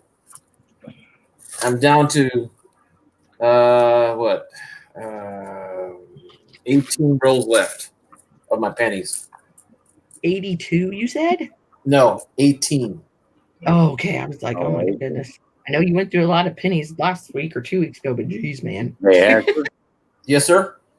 I'm going to get off here, but I've got to go take a shower, and I've got to stream do tomorrow night myself, so I've got to get some rest. But Yeah. I wanted to say thank you for having me, and Melissa, I look forward to you being on my stream tomorrow night. And I do too. I'm excited. oh, I'm excited to have you, honey. I get nervous when Robert's up there. I'm like, whoa, buddy. No, don't get nervous. You're going to be with Joe Durbin, me, and John, and and I mean, you're within good company, and I'm there to learn. I'm going to be the host tomorrow night. I'll show a few coins, but basically, I'm going to be learning from y'all. Right. Well, I feel the same way. I'm just like, Robert, teach me, tell me some more, you know. Well, Robert Larson is a great resource. I mean, anytime that Coin Op is on your channel and you know helping you out and being Robert Larson, I mean, you know, he's a great resource. He's a great guy. So is Joe Durbin, and so are you, Melissa. Well, thank you. And I look forward to that stream tomorrow night. And thank you for agreeing to be one of my guests. Well, I'm glad you invited me again after I showed up late last time. I didn't get the notification and it was like, oh my God. Well, that's the reason I did it early in the week, so you'd know and you could plan it on it and all that. And like I said, you're my Mercury girl. And yes, sir. I'm not real averse on the Mercury coin. I mean, I got a few. I love them, but I'm going to learn from y'all. And that's what my stream is all about, is learn the coin. So anybody wants to join me tomorrow night at 9:30, be there. I'm going to have a great panel. And Melissa's going to be on that panel. So I'll be learning. Hector, thank you for having me. Mike Badger, thank you for everything you do for me. Slacker Attacker, it's great seeing you. Good seeing you too, Alden. Meet you. Been fun, sir. Well, have a good night, Alden. Everybody in the chat, I appreciate you. I appreciate everybody in this community. I love you. Godspeed. God bless. Night. Good night. Night, sir. Thank you, Alden, for showing your stuff. Thank you. That's See, it. This is even my wife who was in the room just listening, and it's the first time she's ever stayed that long without saying, you know, I'm gonna go to bed early, you know. Mhm. And she stayed, and she the people conversation, and that's what I like about doing this. I mean, we really don't see each other. We know each other from our conversations, but this is what I like about doing, even with Slacker. I mean, I'm not a pourer, but you know, when he does his stuff, he starts talking about it, I get interested. Oh yeah. Oh, yeah. They've reeled me into being interested in it for sure. As a matter of fact, Slacker and I talked about him going to the shop and me going to my garage because I really got to clean my garage up. And I've got some car projects that I haven't got back into it because one time, two is, oh, Weedy. Weedy. Anyway, so that's what I like. I mean, if people can still be in the same channel and not have the same interests, but can still talk, I think that's awesome. I think that is the best for me because I learn from different people from different things. I think we've only ran into one speed bump. What was that? Oh, wait. No, that wasn't you. That was Rich Cali for the other night. We were talking charting of precious metals. I missed that. I didn't hear about that. Oh boy. Hmm. Did it turn out bad? It wasn't great. And, you've never seen me kick anyone off a panel. And I was patient, and they said they were leaving and then continued to be argumentative. Hmm. I'll put my hidden phone on my shoe for 2.5 hours because he decided he would, make the point of numismatic value not being the same as precious metal value, and that really wasn't sinking in with someone, and it's just, I don't know, it was awkward, it was uncomfortable, and I finally just said, after they'd said their goodbyes but kept on going, I said, okay, well, you have a Merry Christmas and good evening, and threw them in the basement, and they sat there for about 20 minutes before they decided to leave. But I was like, I can't do it. It's just stressing me out. You see the chat going by, and they're going, I'm leaving, this is horrible, like, I'm sorry, I didn't do it. No. Let me ask you this then, Melissa, because I've been in a few streams where I took myself out and didn't go back. The conversation wasn't really no, it wasn't pleasant with each other. They were just being rude with each other. And I thought that was fun. And some other people started saying some things that were just plain mean-spirited. And it ended up being a little bit of an argument. And the thing is that they're more into profiting than rather than knowledge. I think that's what caught me not going back. Okay, that must be a kind of a I don't know what it is I'm looking for. An MO for that mindset. Okay, that would be a good group, maybe. Well, I'm trying to like be as vague as possible. Now, go ahead. If it's against pourers, I mean, I know I'm a pourer. No. It has something to do with that, Slacker. It has to do with this is a charter. Yeah, it's more like people trying to make money and projecting what the market and are more expectant. Let's put it that way. To donate or participate, and it just didn't feel right. Let's put it that way.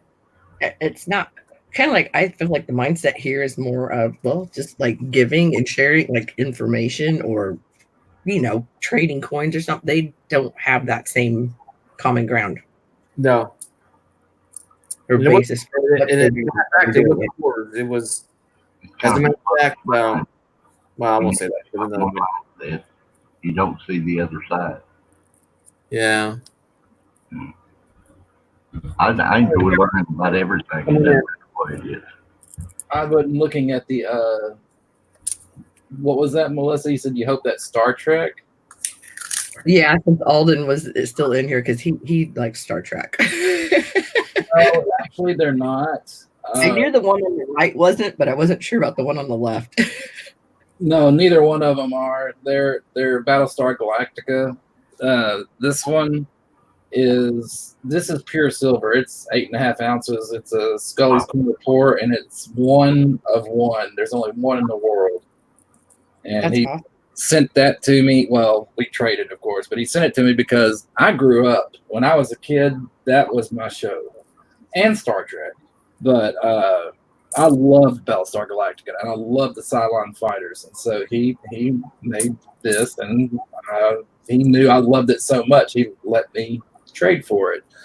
Well, D-Wings knows I love Battlestar Galactica, so this is classic Battlestar Galactica with Robert Hatch and Kurt Benedict, whatever his name is, and I will take your word for it.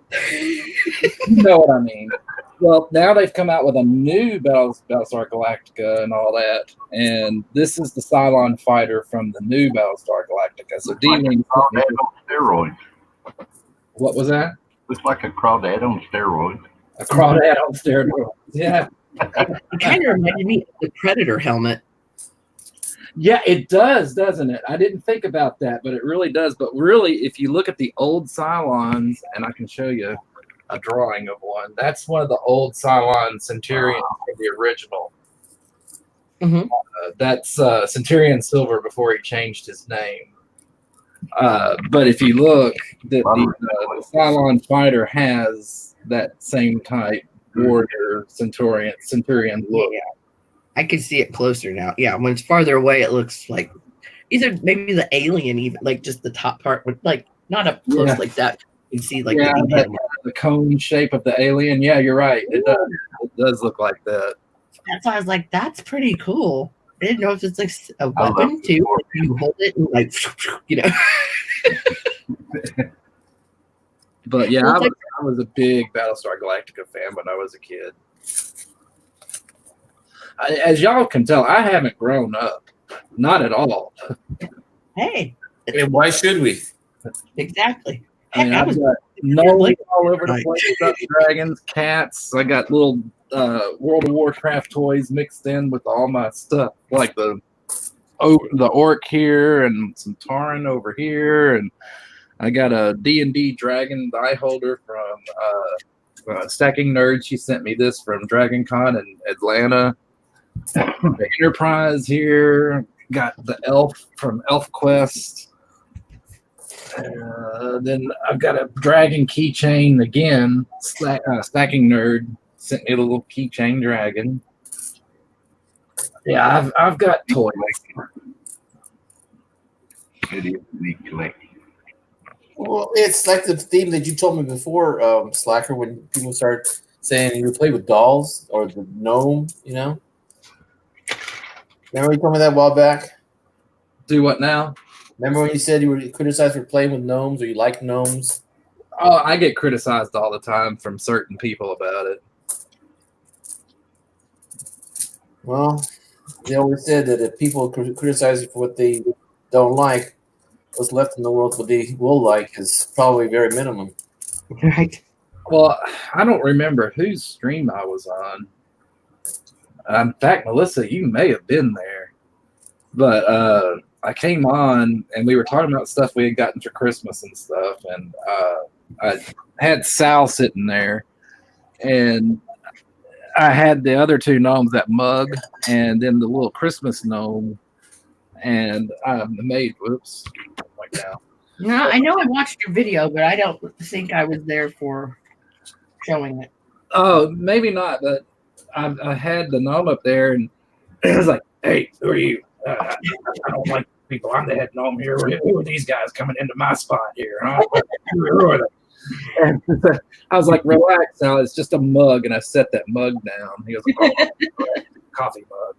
And then I had this little dude come in. I was like, "Hey guys, how's it going? Oh, I don't like you. Oh, you hurt my feelings." And he goes, somebody in side chat put up there, Slacker just became my favorite YouTuber. Right. And so I put up and I was like, why is that? He said, dude, I could watch that for hours. That's funny. He said, that was entertaining. He said, plus you got the voices really good. That was hilarious. Yeah, it's like there's a guy that does it with the Super Mario Brothers like plush toys, and I was like, I told my husband, I said, you know, we can do this. Like, how often do I just sit around like, oh, I'm talking to myself anyway? Be like, hey, what are you doing over there? I don't know, but you're looking at my guy off, you know, something. Right. but that's what I'm saying is I started this gnome stuff, and when I was live streaming, people would come on and say, where's the gnome? Bring up the gnome. And so I'd set him up there like, okay, now make him talk. Right. Make the gnome talk. Okay, you know, so what do you want me to say, huh? You know, I mean,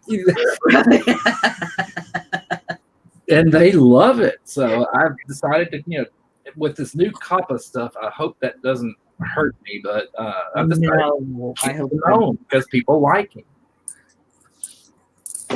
I hope it doesn't. That would suck. Speaking of which, I don't know if I should leave that out there, so never mind. What was that? My Legos. Oh, hey, there's nothing wrong with Legos. Like I said, I'm a big kid. when my nephews, my niece and nephews were younger, they would play with Legos. I'd sit right down in the middle of the floor and play Legos with them. Wait till you become That's why I say I'm a good Aunt Hoover because I will help you put toys together, play toys with you, but I couldn't do it every day. Just saying. I love it. I got my nephew a Lego set that was basically like basic engineering. Mhm. It had a little motor. It had like little wheels and little. It's hard to explain, but you could make little cars and all kinds of little things with it. And that's what I did, man. I made little cars and all this stuff, and used it, put the motor in it, and let it drive around. And my nephew never really took to it, but the others did. They thought it was cool. Do you Well, I remember think, guys, but when you become Capsella? What was that, Melissa? Remember that old toy? It was called Capsella, and it was like the clear balls that you could see like the working gears in it and stuff, and you put them together. You could make like a little space rover or. Oh, Yeah, I didn't remember the name, but now that you talk about it, yes. I loved that thing. I was I like, do too. I never had one, but I loved the concept. heck yeah! hey, That you don't see it anymore. Like you can't even get a spirograph with pins in it anymore. Like you have to use the gummy tape stuff. And I thought, my friends' kids had it. And they got it out, and because I was all excited, and they got it out, and they were like, "This sucks." And I'm like, well, it won't stay in place for one thing, so no wonder you're aggravated. But it's like, Yeah, they're cheap now. Because I went and bought one. But Melissa, have you seen the Gnome Weapons videos? I've seen him in the tank with the flame. Okay, all right. You saw the flamethrower one. Yeah. There's three of those, but one of them he actually lights it off. Okay, I didn't see the one where he lights it off because you were saying, I think that's when you were deciding what you maybe were going to melt. I was on a chat.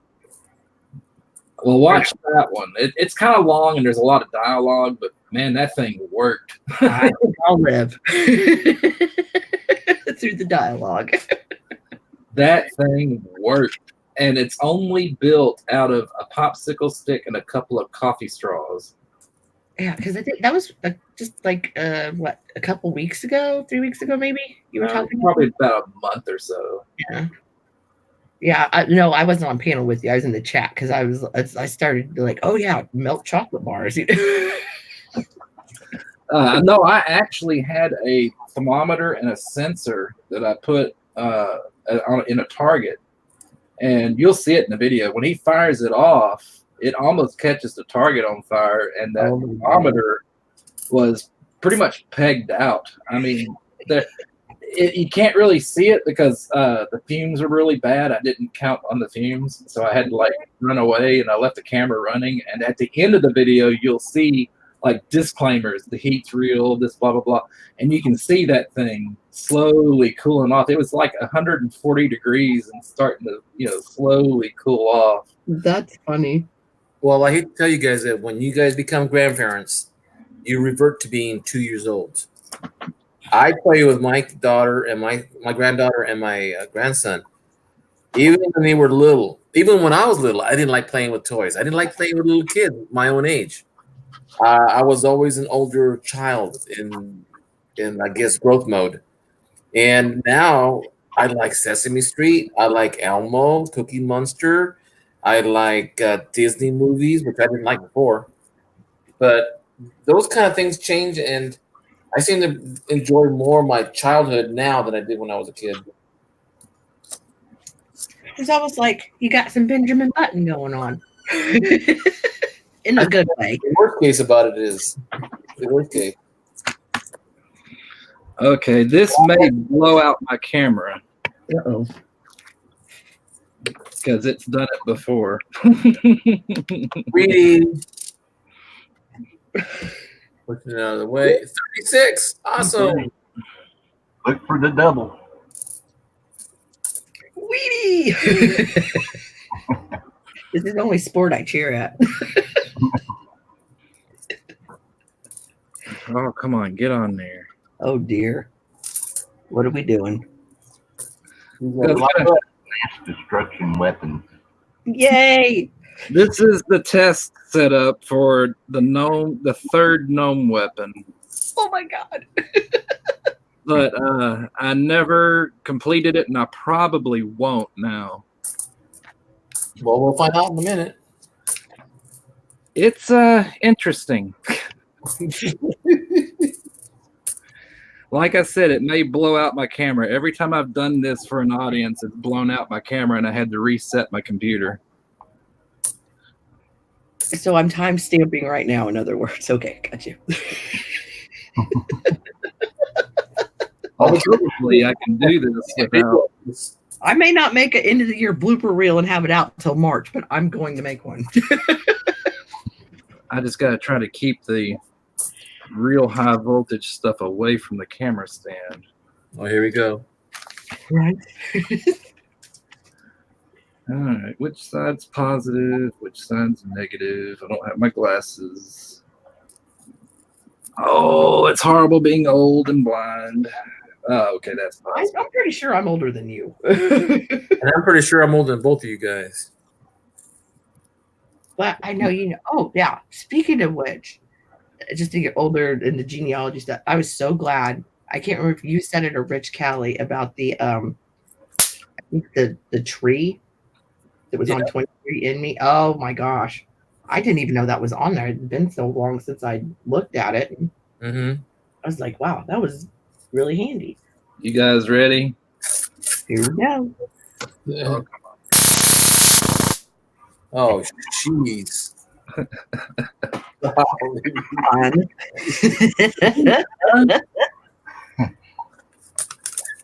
It's like a Tesla coil. It's basically a 40,000 volt taser. Holy crap. Is that for all the bad gnomes?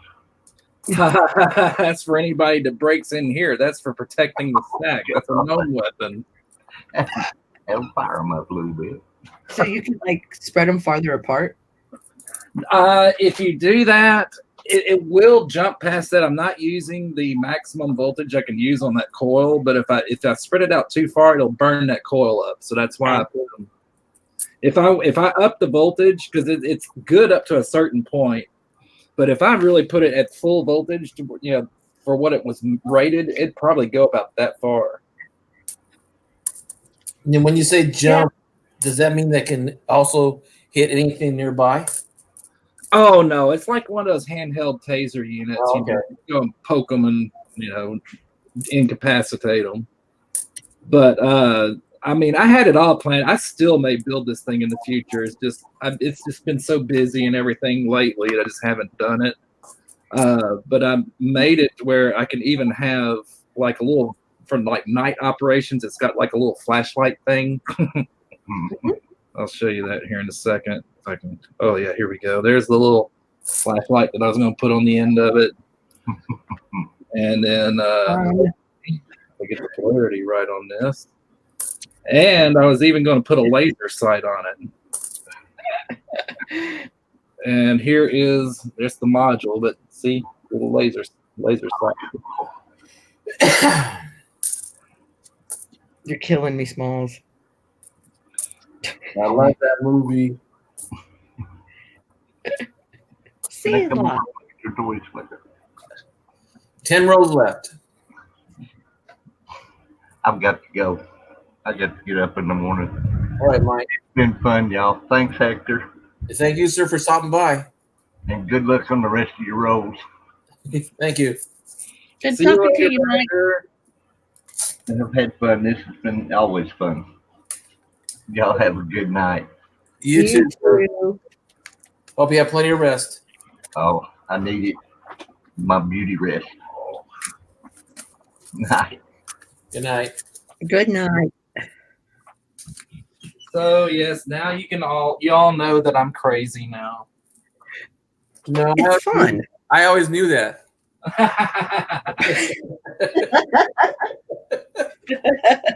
Don't worry about that. I'm See- like, my husband. had out my taser that I said was broken. And I'm pretty sure I could pull some pieces off and do something fun now. I'm like, This is actually the weapon or the part that I was going to put it all in when it was done. But It looks like a cattle prod, but like thinner prod, for lack of a better descriptor. no, trust me, this one's a lot worse than a cattle prod. Lightweight and more effective. Much more. So is knowing how to bend a person's arm until it breaks. Yeah, I don't want to do that. In fact, I still haven't put it away yet, but there's the original flamethrower.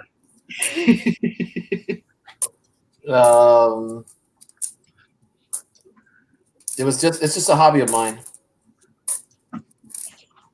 What? It's a hobby of mine. I've learned to incapacitate people. Oh, what do they call this? Like the brachial stunts or something, like in the military? Yep. Exactly that. Among other things. Still order? I don't know. I couldn't tell you last time I've been to a coin show. I know we had one in, well, it's not near the Indiana border, but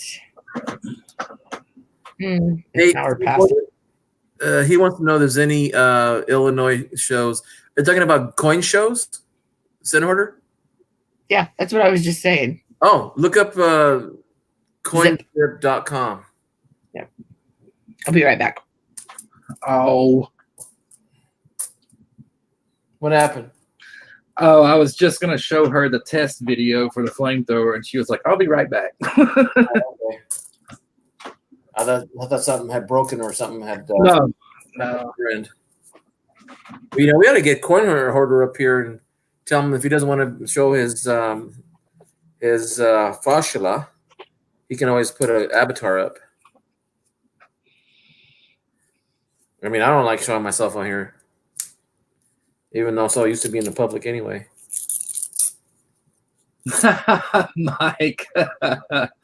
Mike Wolf says, I've met Slacker. He ain't crazy. At least I don't think so.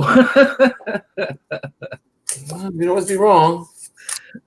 Oh, thanks, Hector. I get bored. I like to tinker. Yeah, well, you know something, that's not a bad. I was tinkering in my garage a little while ago before I came in and got online. I went to I'm resetting my spark plugs on my BMW. And the BMW is an old, so it's not a fancy new one. It's a 39-year-old car. I like to get it back on the road. So I tinkered that too. Yeah, this was playing around, and I just wanted to see if the fuel actually would work.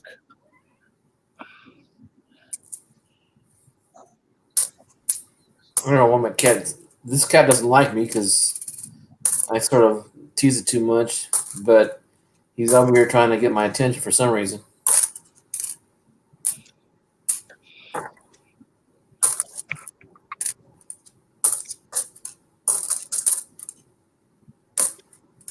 Oh, that's cool. I've always heard of lemurs, Mike, but I'd never seen one until we met Julian.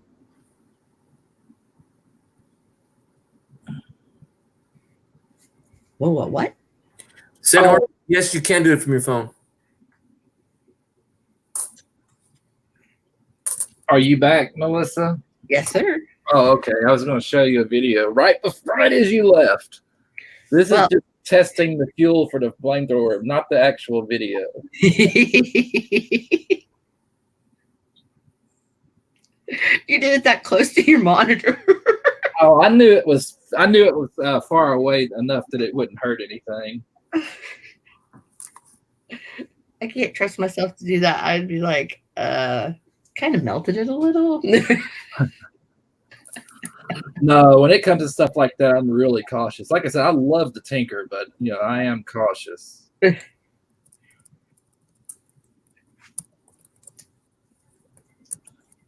See, that got left wide open and I kept my mouth shut. I'd be like, I just go for it. Be like, well, what did they say? Never mind. But we all know I can break anything. So Says, hey Slacker, are there any mud runs out there where you are? What do you mean mud runs? like mud fests, Ah, side by sides, and yeah. I was assuming that's what he means.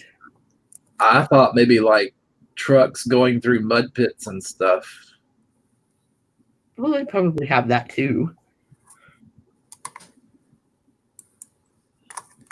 Let me change that a little bit so that it looks a lot better. There you go. There we go. Oh, truck pulls in mud. Yeah, we have those occasionally. Boy, that's what I call a toned 92. Is that a close AM? I don't know. Sheldon made that. He was tinkering in the garage and heating pennies up. So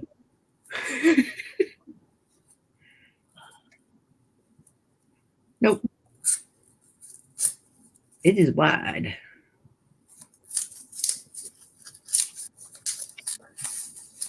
Well, I learned one thing.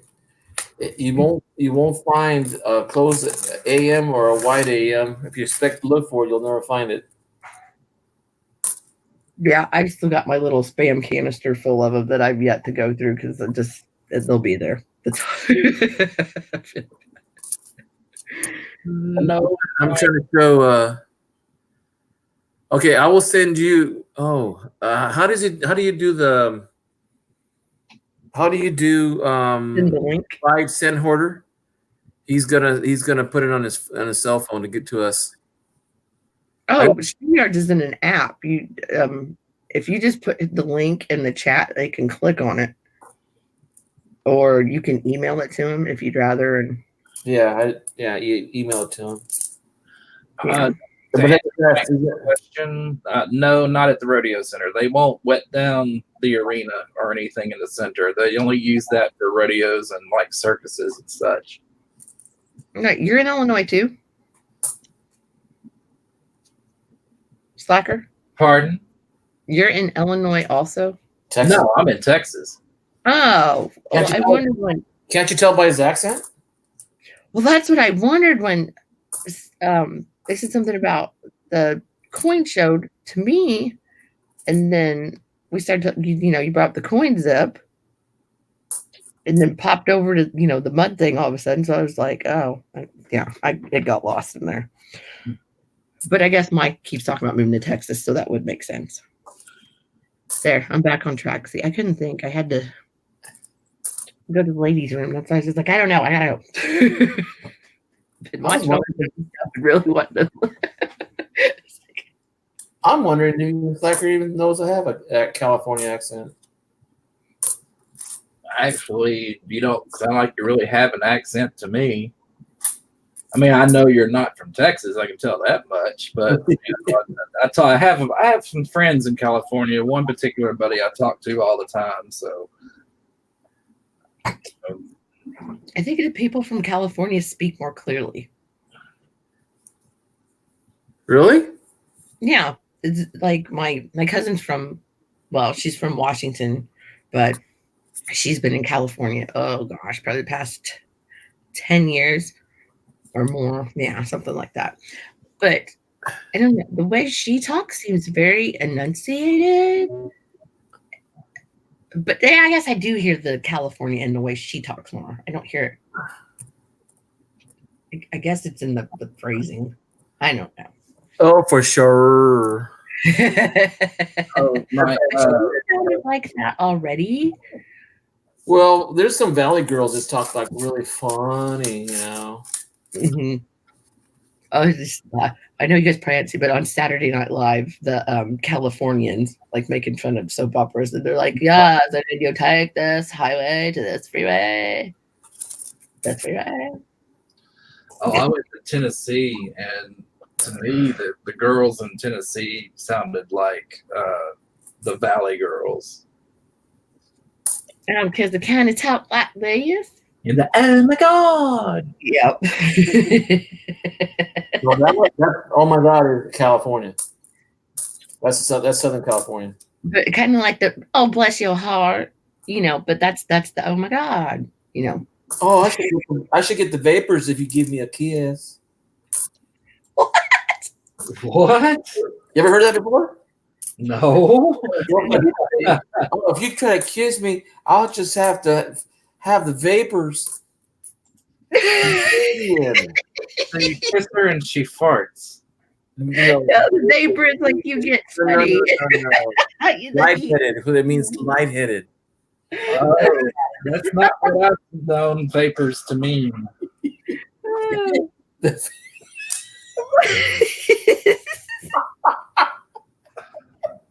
I'm like,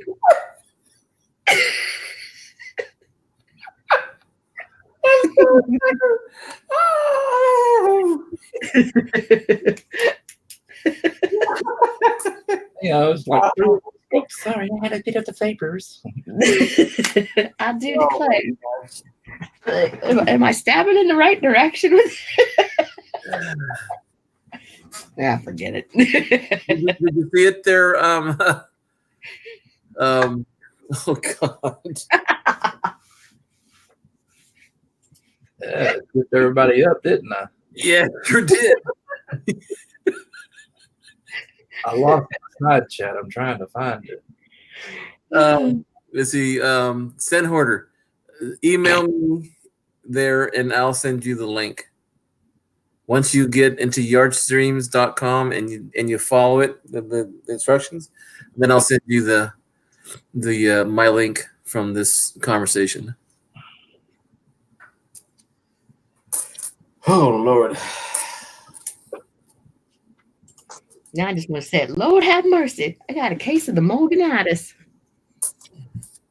Slacker, did you ever see Trey's Treasures videos of that? Oh my gosh, I think that was last Christmas. Oh my gosh. I don't believe so. Oh, because Trey's like what, 13 maybe? Yeah, I know he's a kid. Oh, but yeah, he had on like these black dress shoes with his shorts. Yeah, it had to have been last Christmas because it was Christmas break. And, he'd been watching Cornelius a bunch and he was like, oh, Lord have mercy. I got Morganitis. Then he starts singing like, I got silver in my shoes. Like, I don't even know. So our conversation with the poopers.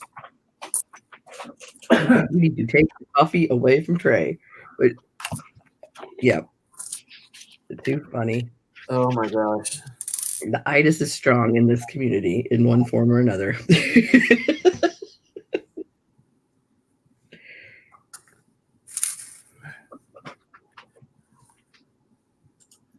Let me see. Hi, YouTube hubby.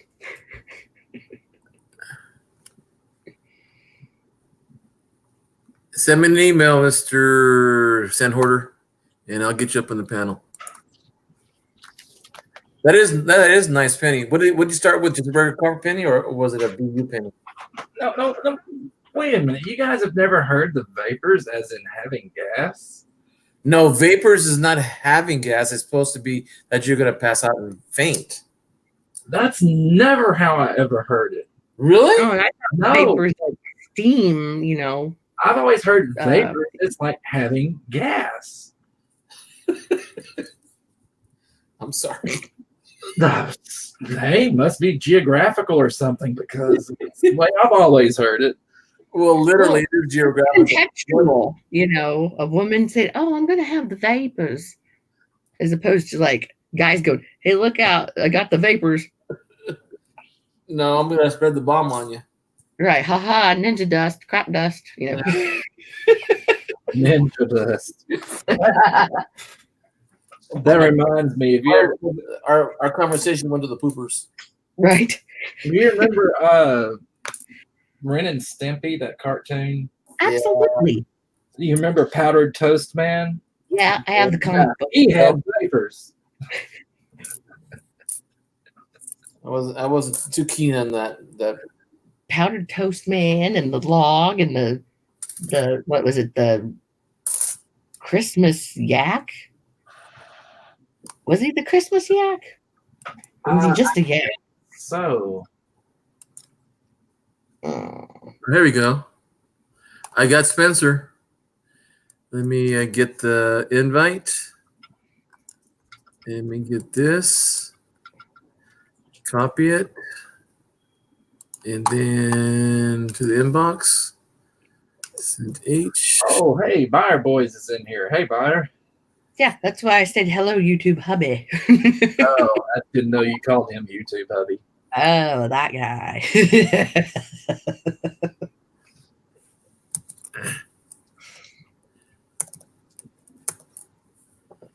Oh crap! I forgot about YouTube Kid. Who's YouTube Kid? Coin Collector Ohio. Oh, He's still here? No, he was doing a stream, and I said I would get on his channel earlier. That's why I was like, "Oops." Oh yeah, he's got Craig and Jeepin and Cajun Oh, okay. and Field Girl. Can't do it. Sorry. You know, it's rare for me to have a child under the age of 18. And I talk about that normally because I'm a teacher. I normally don't allow students to speak to me on a private mode like this is. Right, like a casual. Yeah, because but he's so far away, you know, and he sounds mature enough and he can handle a few things here and there, and he doesn't go off the tangent. And so it's like one of my few exceptions that allow that to happen. Right. I know that ever since the whole rule change, a few people have been like, to the certain kids that come into, like, maybe one, they're like, oh, well, you were grandfathered in, and it's somebody you wouldn't even know it was a kid if they didn't say, hey, by the way. Look at this, Melissa. It's completely nothing. Is that? No Ngabli Trust, no date, no Liberty. Oh, barely. You barely see the Y and the T. And then the back. Do you think that's a whole grease stripe, the whole thing? I don't know, because that. Wow. I've never seen a coin like this before. No. No Ngabli Trust, no Liberty. Barely. You see the T. There's a Y to the. Yeah. I just barely see it there. Whoa. And then the date's gone. Oh, there's something there, but I just can't see it. And that's also there's some luster coming through. Yeah, and it looks grainy. I mean, not grainy, but like like the polished dye had hit it. And then the back of it, look at this. Yeah, it's sent order, so that's a $20 coin at least. This is a $20 coin? But look how strong that eye is compared to everything else. Yeah. That's America, isn't it? Yeah. Huh. I've never seen a coin like this before. That is so neat.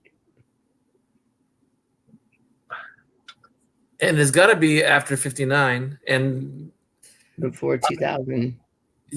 Well, let me see what it weighs. 2.5. I just remembered a funny story. Oh, no, it wasn't right. Hang on. It wasn't set right. No, 2.5. One more time. Yep, 2.5. But I don't see any lettering at all.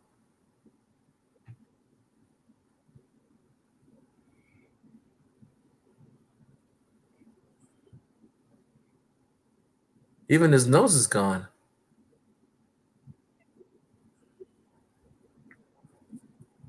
Ah, look who's here. Who's that? Ed Holder. Hey. Hey, Sam. Hey. Nice to meet you. You too. Can you hear me? Yes, sir. Lovely. Now you can go. You can't host from your phone, but you can get on anyone else's channel as long as they're hosting. As long as they send you the link. Interesting. Welcome That's to the pretty club. And I tell you one thing, this is the best way I learned more about coins is actual sight and sound. For sure. So what would you say about doing with that coin there, Melissa? Oh yeah, let's go back to that again. Yeah. What I do with it?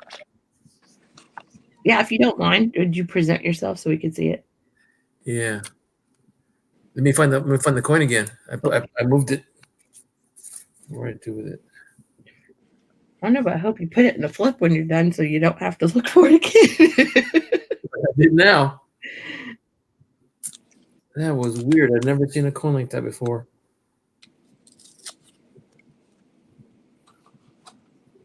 Yeah, I threw it in the pile. Hope not. Oh, Hector. No, I was weighing it. So what I do with it?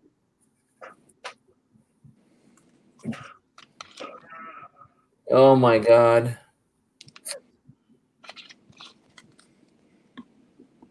Do you lose it? No, it's here. I just here it is. I found it. Okay, I was like, did you toss it in the pile? No, it's right here. Look at that.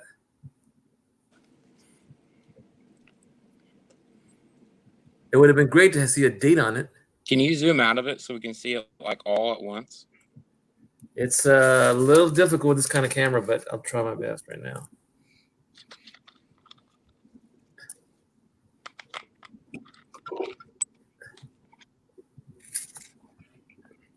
That's about as best as I can get it. That's really interesting. Yeah, that is weird looking. Melissa, have you ever seen a coin like this before? Mm-mm. Typically, you don't see Lincoln with those. You don't see anything when that. It almost looks like it struck through. It looks like 1984. I can see the 9, the 1, and it's bent too. But it looks like huge though. Like compared to the normal, yeah. I can see it. Like very blurry, very big, like almost like graffiti like looking instead. Yeah. And look at go ahead. It doesn't look sanded because there's no like scratches or anything of that nature. Look at the back. Melissa picked that out. She can see the eye staying out really well. That's just too cool. I know. I was like, that's wild. You're gonna have to ask like Chuck or Peavy or Ken on that one. Oh yeah. Look at that. The 1 cent is not even there. You can barely see the T in the top of the C. I mean, top of the O, 1. Yeah. Well, I am going to put that in the flip, so I won't lose it. Yeah, that's pretty cool. Yay, Hector. It's been interesting tonight. That could bring pretty good money. Oh yeah. Yeah, how often do we see that? We don't. And I thought my dime with the U, S, and U from Unum was special. And I found this also. I found quite a few. Okay, my brain had to reset. I'm still like, Slacker, this is. I want you to meet. I'm going to see what your name is. You sent your name with it. This is Spencer. Slacker, Spencer. Hey. This is Melissa. Hello. Hello. hello. So now you are indulged for the duration of your interest in coins. Now that you know I broke the ice. Yeah. We're glad. I'm the shy one. Melissa isn't. No. That's that only child thing. Look at me. Look at me. Are you an only child? Yes. Oh. Yeah, I'm not. I'm the oldest. That makes sense. Same here. I'm the oldest. Oh boy. Guilt. My mom always told me, you set the example. But I'm not shy. Oh, believe me, I was so introverted. I hated being in the public. And then my first job I ever got was working in a grocery store, bagging groceries for women. I do get quiet at times, but I'm not shy. Not I. This is true. Because who else could like rock the gnome? Like, hey, what are you looking at? That's funny. You know, I'm not going to have a hard time remembering your name, Spencer, because that's the name of my LCS. Well, there you go. So, what do you collect, Spencer? Do you mind us using that your name instead of your channel name? I don't care. It's up to you. Okay. I try to stay private, but all right, no problem. Whatever, whatever you feel necessary. Another Spencer. Oh, hey, what? We got another LCS in here? Oh, awesome. Hey, what type of silver do you have?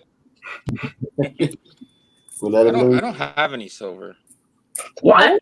Oh, I sold it all. I can't see Sal. Can we drop back down to even screens? Oh, I'm sorry. It's okay. I keep forgetting to do that stuff. I do that all the time because it's like the host can see everybody on the bottom. So there we go. Oh, that hurts. That just hurts me. He hates silver. He doesn't have silver. Oh, what type of? Oh, I gotta just leave.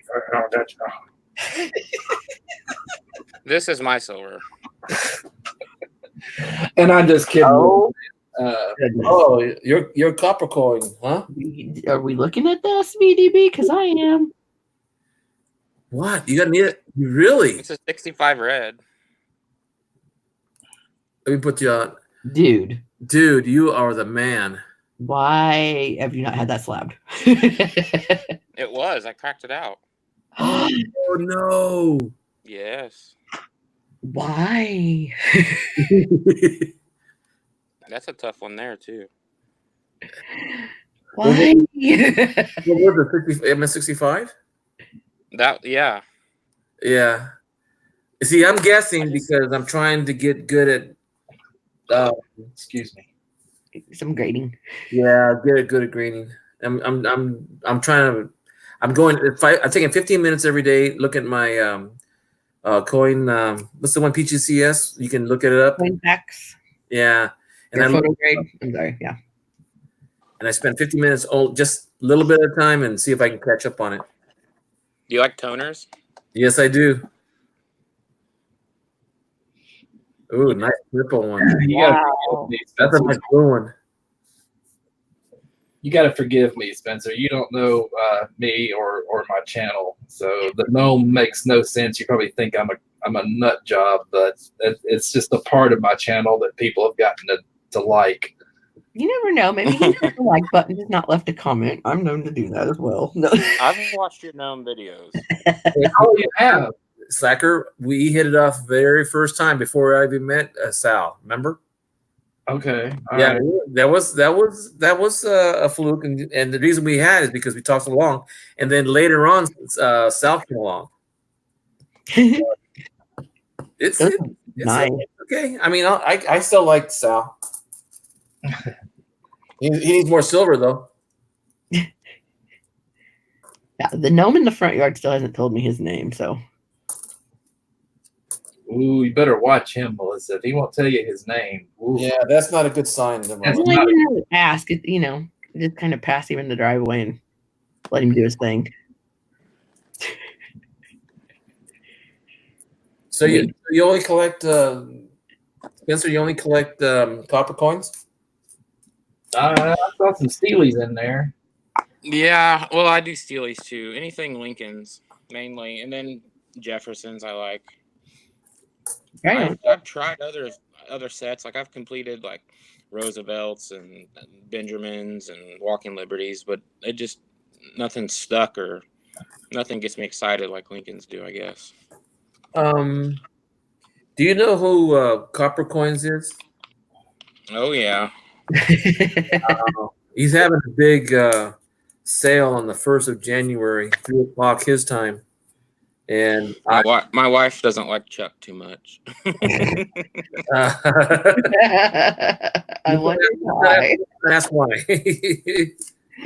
But he's getting better. Yes. He's getting some social skills. Yeah, it's good. As a matter of fact, he complained. He remembers me because he complained to me the other day. Today is back because I was at the ranch and I had just come home from outside and I was doing all the chores at the ranch. And he complains, he says, "Hector, you're always making it late. Well, why is it you come?" I said, and I started telling him, "Hey, I'm outside a lot. My job is outside. I don't make money inside the." I didn't tell him that though, but yeah, he noticed I was always coming in at the end of his stream, but I don't time it because you make your schedule. Well, yeah, I mean I'm in California, so that's a different time zone. Oh yeah. Sometimes I stay up late just because everybody who's I'm interested in, they're later and 2 hours ahead of me or 3. Yeah. And sometimes you wake up and then we all pop up and hang out with you. That is true. Ask Slacker. Sometimes he's gone. Said, "Why did you come in earlier?" I said, "Well, I just woke up and I just got on here." And yeah, but that's okay. I mean, long as I get 4 hours of sleep before I go to work, or take a nap before I get online, I'll sleep a couple hours maybe.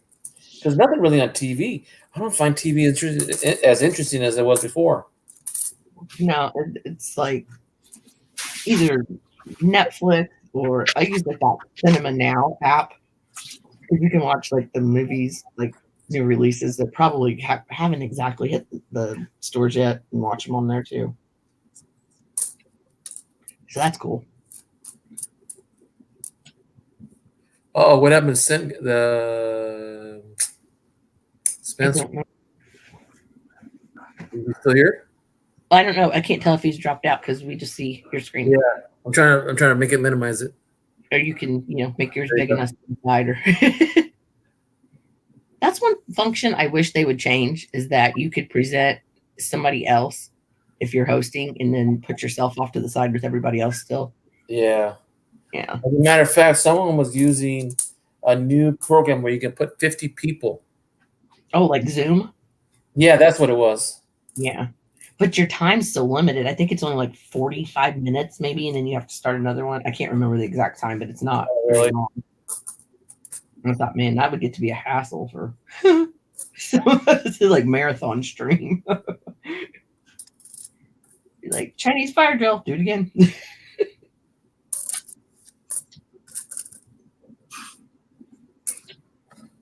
4 rows left. Maybe I don't know if he knows how to come back. Well, if you send it to him in an email. Yeah, I should go back to his email and find it. Yeah. Well, I've never seen a coin. I've seen. Oh, you know who bombards YouTube with their auction right now, and each coin is only 21 seconds. So I went to the website Heritage. They're having a coin auction, and they're putting 40 or 50 streams of all their coins in YouTube. And I'm going in there, and they're selling some of them for like $87,000. Wow. Yeah, and they've got coins from the 1500s, English, Spanish, American. So it's quite a bit. Whoa, boy, he left quickly, didn't he? Yep. Maybe he got lost, or maybe he hit the wrong button. But he's on his phone, so that might be a little different too to coordinate things. Oh my gosh, it's pouring outside. Not here. We were dry as a fire. Well, I really hate to do this to you guys, but it is almost 2:30. Are you gonna turn into a pumpkin? What was that? No. Are you gonna turn into a pumpkin? 2:30, 12:19. But I am gonna go. I've Still got some other stuff I need to do, but I am getting tired. Yeah, better put the gnomes to bed.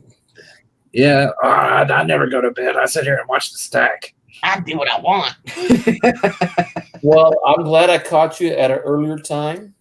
Yeah, me too, man. That was great. I know. You know something? What is the best time for you? For me, it's right after 7 o'clock my time.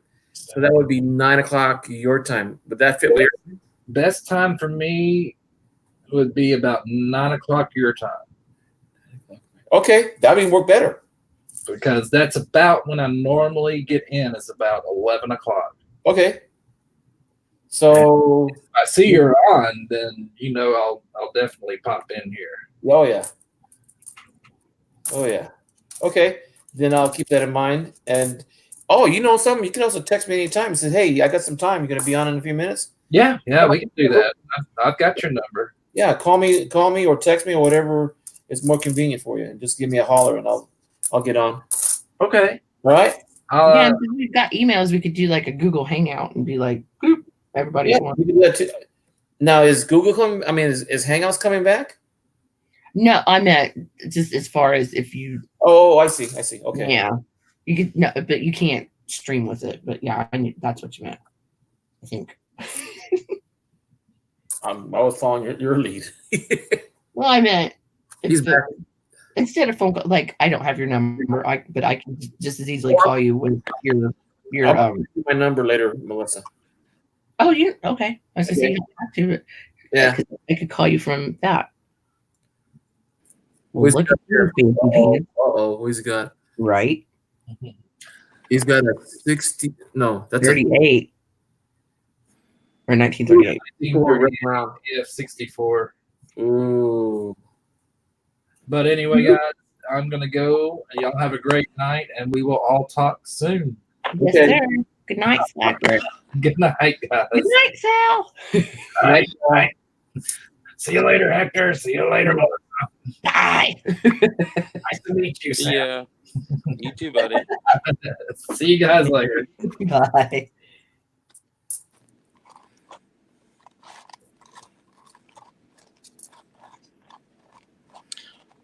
Well, this was quite fun. Well, I'm glad you liked it. We like to invite people and make them feel comfortable and no pressure. And that's how I got to meet these folks here, like Melissa and the rest of the gang. There's quite a few of us that don't go on our faces on the screen. Some of us are comfortable doing it. And even when we get comfortable, we stay sometimes like this with our avatars. Yeah, sometimes when I'm a hot mess, I just put it on the desk or don't do anything. I'm definitely a hot mess. Yeah, I didn't shave today. I did. Yeah, yours is a little different than ours. My stash was getting a little unruly. Oh, I haven't shaved in years. Oh, you're bearded? Huh? Are you bearded or you just mustache? Very, very big bearded. I wore a mustache because I was so young looking at a time when I thought, being 21, I wouldn't get carded. I got carded until I was 30. And now it's even because it's just a policy. But I grew a mustache. And then when my kids grew up, one day I decided to cut my mustache off, and my kids didn't even recognize me. And they said, "No, put it back on. Put it back on, Dad. Please put it back on."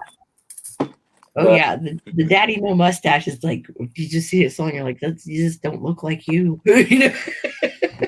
So, but I still haven't put it back on. But see, that's the only way I know you, so I think it looks perfectly normal. Because well, there you go. It was the beginning. Ooh, 92 proof, 38 proof, 41 proof. Dang. I know. It's like just rub it in there, bud. Is that says proof only on top? It says proof only? It's 1941 proof. And oh, I see. It's in the dance book. Oh, my bad. Oh my God. 1909 to 2009. Whoa. Yeah, that's above my pay grade, bud. I like the sense. I was like, ooh, yeah, you really like your sense. These are full of like teens and 20s BU stuff. Puke. Oh, and Jeffersons. Oh You my can't God. forget about those.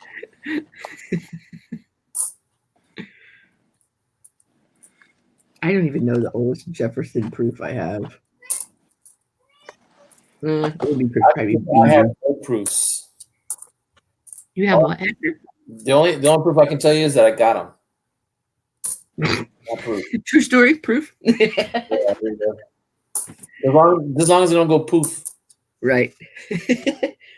That reminds me. One of my great aunts, she had a lot of Mexican gold coins, and she was, getting very, very ill.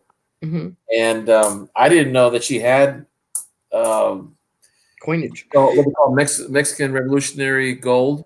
Oh wow! Yeah, and these were surviving pieces because in those days, when they went to war, a lot of the states minted their own, and they were much rarer than the coins that the federal government was in Mexico was doing. Yeah. And, yeah. Well, in order to hide them, they would steal the coins, melt them down into new coins, which they didn't realize they were devaluing it because those coins were worth more than the coins they were just stealing, and they melted them down. Isn't that wild? Yeah. Like today, one of the tellers asked me, "What do I do with so many pennies?" And I says, "Oh, I just look for old pennies." And she goes, "Oh, what's this worth?" And she pulls out two 1919 and 1929 pennies. I said, "Keep them. I'd keep them." So did you say, what do you want for him? Oh, he already knew not to ask because I think they're getting more wise to me because they've been trying to get me to come to their line first, Right. But one bank I use to dump all my coins and one bank to pick up coins. Because the one bank that I go to wasn't very friendly to me, and they said they're going to charge me for picking up pennies there. I said, "Oh, okay." Yeah. So now they become. Yeah, that's like, oh, sorry. Go ahead. That's how you get a new dump bank. That's Yeah. the new. Yeah. That's how our main bank has become our dump bank because it just I'm sure I've said this 100 times. My stepdad has a business account there, and they wouldn't sell him a box of quarters. And I thought, we used to own 2 car washes, so it's like that's kind of funny in a way. But yeah, then I went in like 30 minutes after him, and the teller that waited on me used to work with my mom at bank when she was pregnant with me, and I looked just like her. So you're Cookie's daughter, and then I was like, hey, when I want to get a box of quarters sometime, and just kind of eased into it that way. And she said, well, I said, do I have to order it ahead of time, or can I get one today? And she said, well, I really wouldn't get one today. And she said, but you can order them on Tuesdays, and then we get them on Fridays. I was like, excellent, So I'm immediately calling my stepdad and telling him, and he said, oh, I was just in there. And I was like, well, I didn't know, but. And then if I call up there to say, hey, do you guys have a box of quarters I can get, or is that going to put you in a bad spot? They're like, well, I don't know. Like the younger kids, and they're just like, I don't know. And I'm like, well, can I put in an order since it's Monday, but for Tuesday and get it on Friday? I don't know if we do that. I'm like, you do that. Just go on. It's just like too much of a headache after a while. I was like, you know what? I'm just gonna keep dumping them here. Maybe you guys will ask the other ones, like, what is going on? What do I need to tell that crazy lady that comes and gets boxes of quarters and runs them back in an hour later? What happened to Stent Hoarder? I just looked over and he dropped out. Well, I'd actually walked to the other side of the room because I was looking for that California gold that I was so disappointed. found out was a token. Since you were talking about the Mexican, what was it? I'm sorry, revolutionary gold. Yeah. As a matter of fact, I remember seeing my grandfather used to have a few of them in his pocket. Wow. I know. And one was, if I remember correctly, 1920. $5 peso. That is so neat. Yeah. And there were tiny little things. The $2 ones, $2.50 one was also the small one. But I've only seen them in his hand. I've never had one, owned one. Right. Well, that's what I didn't know anything about that fractional gold, and thought, hey, we got something here. And it's funny. Uncle brought it up. Mine. Eve, and he said, "Well, your grandpa bought that for your grandma." I said, "Well, I believe you," but I was like, I asked around with several people, and I was like, it's a token. It's not like legitimate fractional gold from that era. Yeah, next year, God willing, I'm gonna start, buying BU pennies and trying my luck at seeing if I can, whatever the price is. I know the price. The older they get, like if they go 1910s or 1920s, they're gonna be more expensive than 1960s or 70s. Yeah, well, yeah, definitely after you like 50 and back. Well, actually, I've got boxes now where I've got rolls of pennies that are rolls of 50s, rolls of 40s, rolls of 60s, 70s. Like a roll of 50s is like $100, right? If you're sitting on that. Yeah. Well, they're and they're a date. What I'm thinking about doing is putting 1950 to 1959 in one roll. If I can find all the Philadelphia's, Denver's, and San Francisco's on each of the dates, mm-hmm. and then do it that way, and then it says guaranteed that all of them are in there. That's cool. Yeah. See what? Well, yeah, because you get the S's more often. Yeah. Oh yeah, I got a lot of S's more than I got. I get more Denver's than S's, but I can probably do rolls that way. Well, I got them all done. All I got to do now is start tubing them up.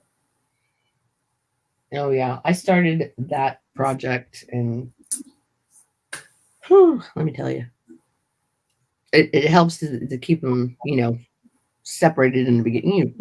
Like we talked about cups or ice cube trays, or just the size you need. But yeah, that makes it so much easier. And plus, the stuff that you just later you go back and go, like now more. Like I've been through the same thing. Once I knew better, I was like, oh my gosh, there's so much stuff that I don't even need to keep.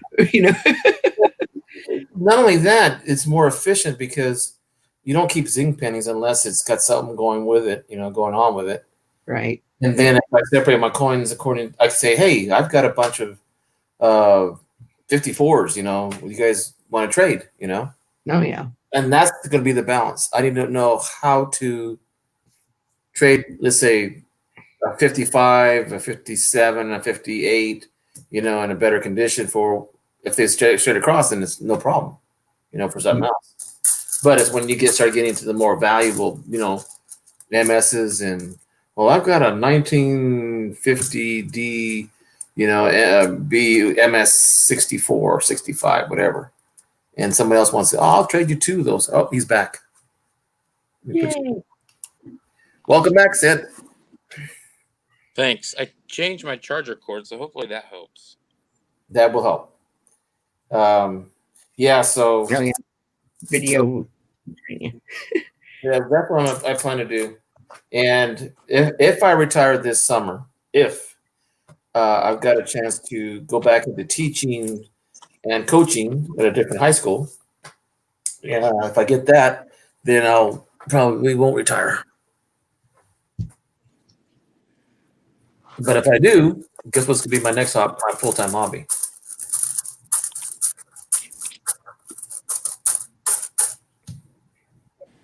That's a lot of pennies. You always have a lot of pennies. It's only one box. Oh my Lord. Do you roll them up or just dump them back at your bank? My bank won't accept unless they're rolled. But I have a grandson who loves to roll. And he's coming tomorrow. So he's yeah. As a matter of fact, he's the one that helps me. One time I had two boxes. I thought it was 4, but it was 2. And I had to open them all up, and they were just sitting there. And I didn't separate them other than just for a memorial and the shields. And then he starts looking, hey, Grandpa, how come you got these funny-looking ones? And they were the wheat ones. So he started separating the wheats from the memorials. I said, well, keep going. So he separated. He's only like, at the time was only 4 or 5. And now he's just turned 7. So he's into coins now.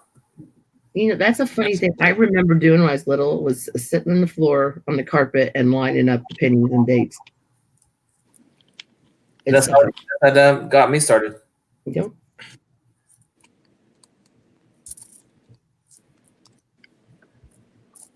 The funny thing is that he picks up. The other day, he brought me 3 gold coins, and I looked at them, and they're the presidential coins.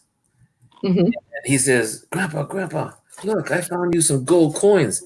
I didn't want to break his heart and say, "Okay, they're gold. Wow, they're heavy."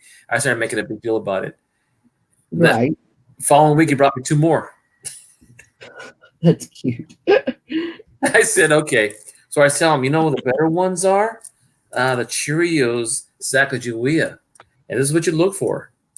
So he's looking for Sacagawea dollars now. That's cool. Oh, okay. I was like, I saw that out of the corner of my eyes. Like, if you went and grabbed some gold and you were fibbing, I was going to be like, really? I sold all my gold too. I wish it was gold. If you found gold, I would say, I might put it in the bank for you so you can have a college fund. Right. What do you got there? I don't know if you can see it or not. Yeah, let me present you. Link in the log. Yeah. Die crack? Yeah, do you see it? Is it back behind his back? It's in front of his face. It's massive. I'm not sure what it is. If it's a die crack or a lamination. It's really unique. Is the metal raised? Yeah. Not only that, it's in pretty good condition too. Yeah. So I bought. I have a local coin shop here. They always get in the 2009s, like they're mint rolled from the mint. Mm-hmm. And I found 11 of these in 2 different rolls. That kind of looks like it's clipped on the right hand side too. Yeah. Yeah, it almost does, doesn't it? Mm-hmm. Yeah. Hey, Johnny Ray, how you doing? It's pretty really unique though. And the rim is almost twice the size of the rest of the coins. It's almost bent in half if you hold it in hand. But yeah, I think like right about where the I in America is, or the C maybe a little bit farther down, but it looks straight until you get right about where the mid log. Are you talking about like a die cut? Yeah, I would think that was a cud, because if it's raised metal that comes off of the rim.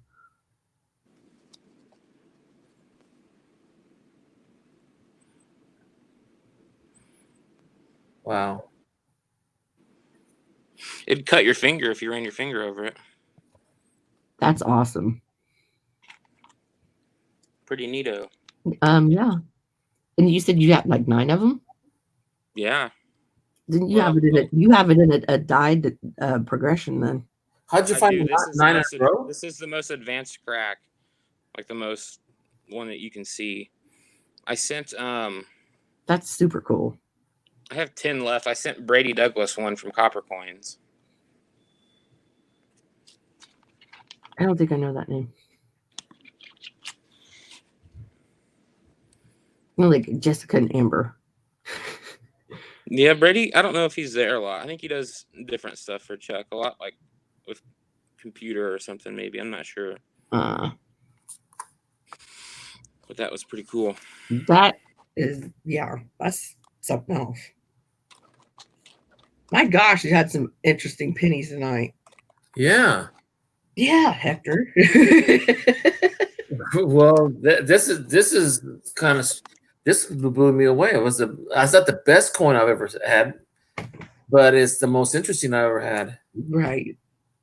That's I love the errors. Me too. Oh, look at clip on that one. Yeah, that's sweet. Yeah. You don't see war nickels with clips that often. No. Pretty cool. This one came from Coin Dragon. Oh, Frank. That was my first like hangout buddy when Hangouts was still Hangouts.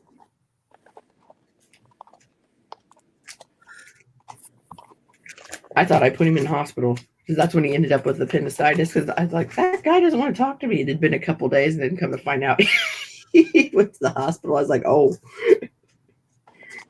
I just thought he was laying low, like, oh my God, she talks too much, which I found out was not true later because, well, we all know how much Frank can talk to.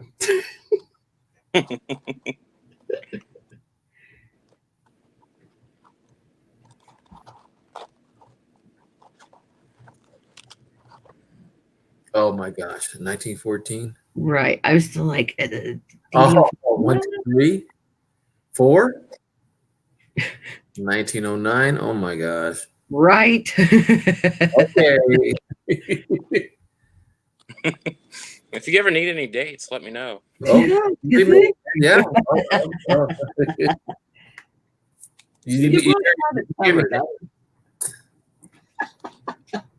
Wow. I got the W reverse proofed.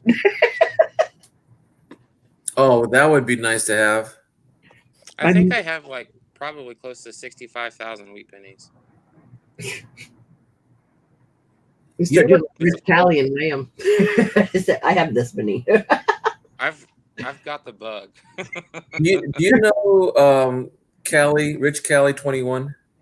Yeah, that's probably his big video where he posted all of his coins. It's probably one of the first videos I've ever seen on YouTube. Wow. Yeah, I've got to know him very well for the past year, and he has.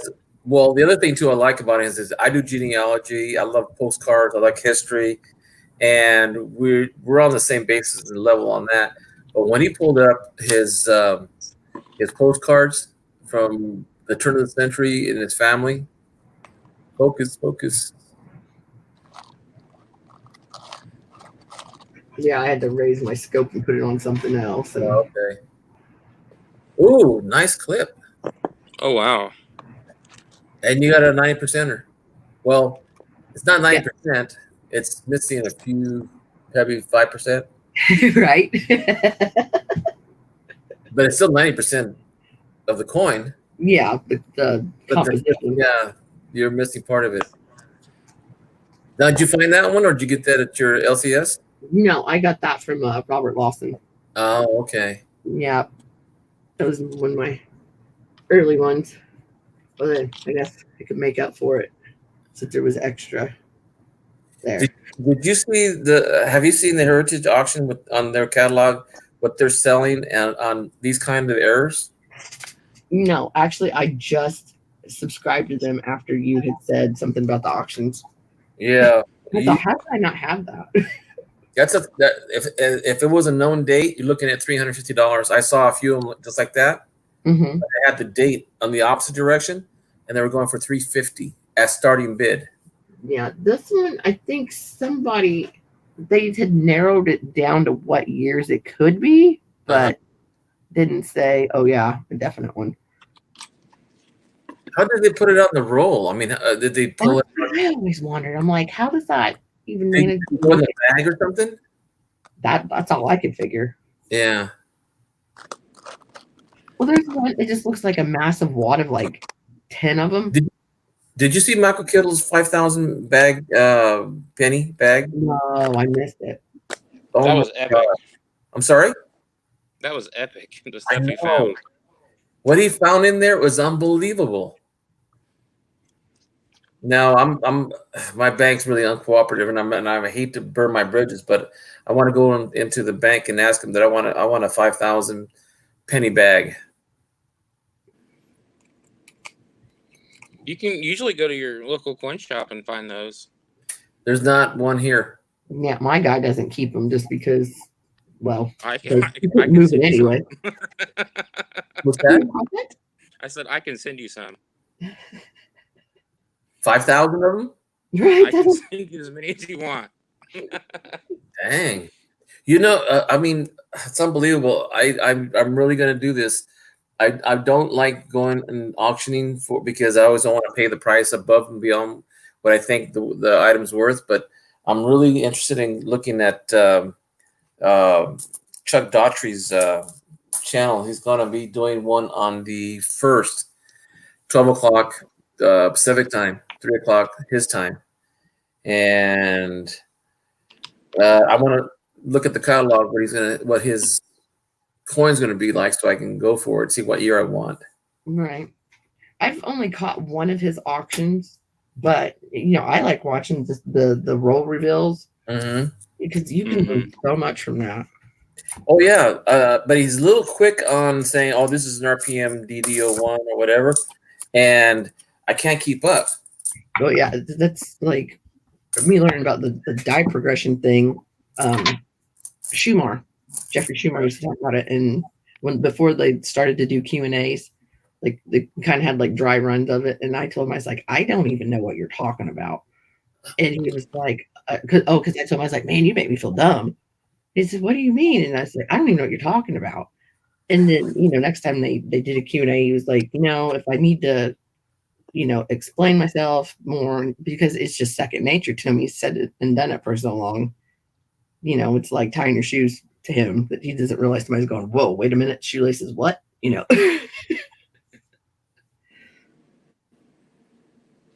That's a nice one. That's neat. That's pretty cool. At least yours didn't it have the year on it? No. No. Well, that's the 4th ambulance and the 4th fire truck's gone by. Something's not good. Nope. 98, is that a white? Let's see, no, that's white AM. It's an off-centered blanket, right? Oh no. No, it's 98, 99, and 2000 are white AMs if you can find one. Right. I'm getting ready to get. I just have to go pick them up, but 8 bank sealed boxes or 7 bank sealed boxes of 2000 original bank wrapped rolls. And you specifically ordered those that year? No. I found just a guy recently. His grandpa passed away. And he had it's probably a $10 million estate of coins. Jeez. So I've slowly been buying the Lincolns a little at a time. There's and I'm not even close. Yeah, I have a friend of mine who I worked with at a grocery store for 11 years, and I used to go to his ranch and help him translate and pick up raisin. And when we finished, he was always trying to pay me, and I go, no, it was just fun, and he gave me a good breakfast, and your mom was really cool with me and everything.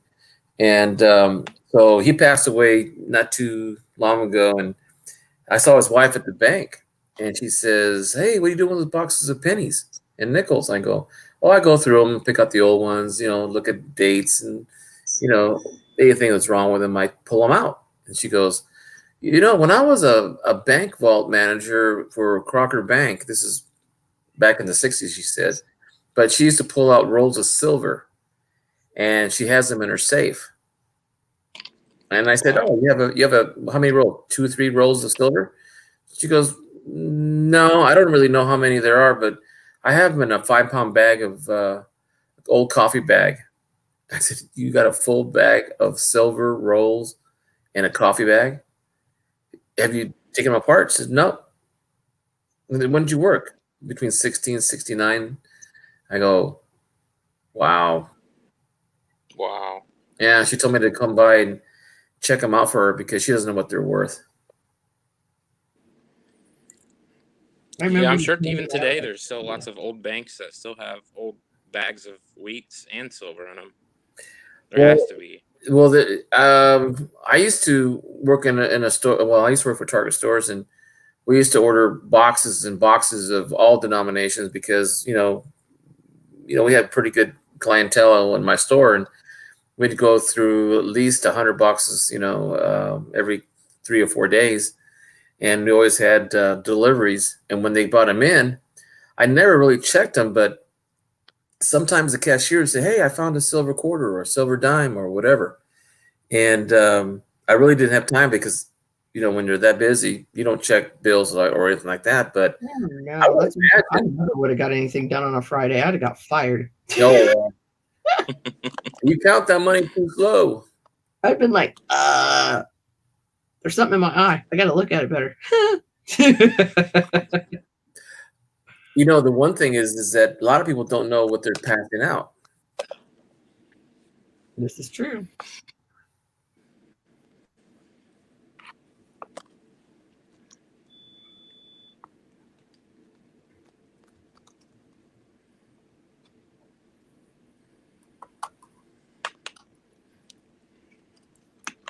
I haven't coin roll hunted in so long. Kind of miss it.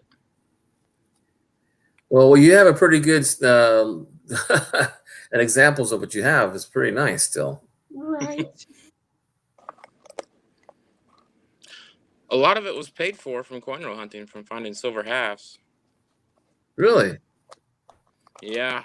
I did the W's too, but I was doing probably 5 or 6 boxes a week of halves. Oh my gosh. And I think because I just sold it all. I'm not sure how much face was there. I think there was $400 or $500 face in silver halves. And you can't really find silver in the quarters. I've only found 2, and I've hunted thousands of boxes of quarters probably. What?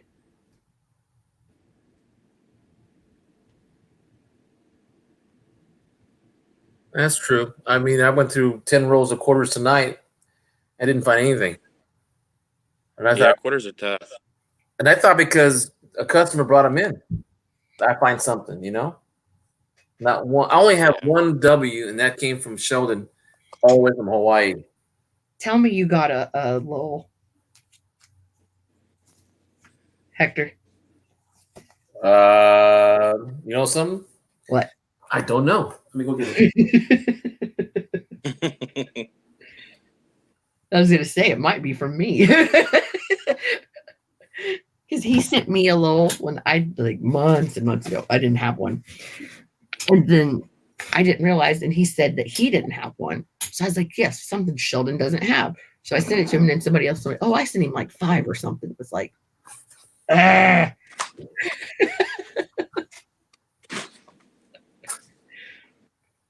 Oh, interesting. If it's written in purple, it's me. Let's see. Turn the other side. It's a W, and it is not a low. Oh, that's American Memorial Park. Mm-hmm. Yeah, I got a uncirculated box of those from an out-of-town bank, and they were almost all Denvers, and I got 7 out of there. Oh, Jeep and John, man, he's Captain W. Oh yeah, I was like kind of aggravated, and that next Friday I was like, I'm just buying the box off of him, and he was doing $250 a box, and then he found 15 San Antonio's, and then I gave one away to chat, and then so did Big Mill, and then I won Big Mills, and I was like, no, I'll put it back in. It kind of defeated the purpose.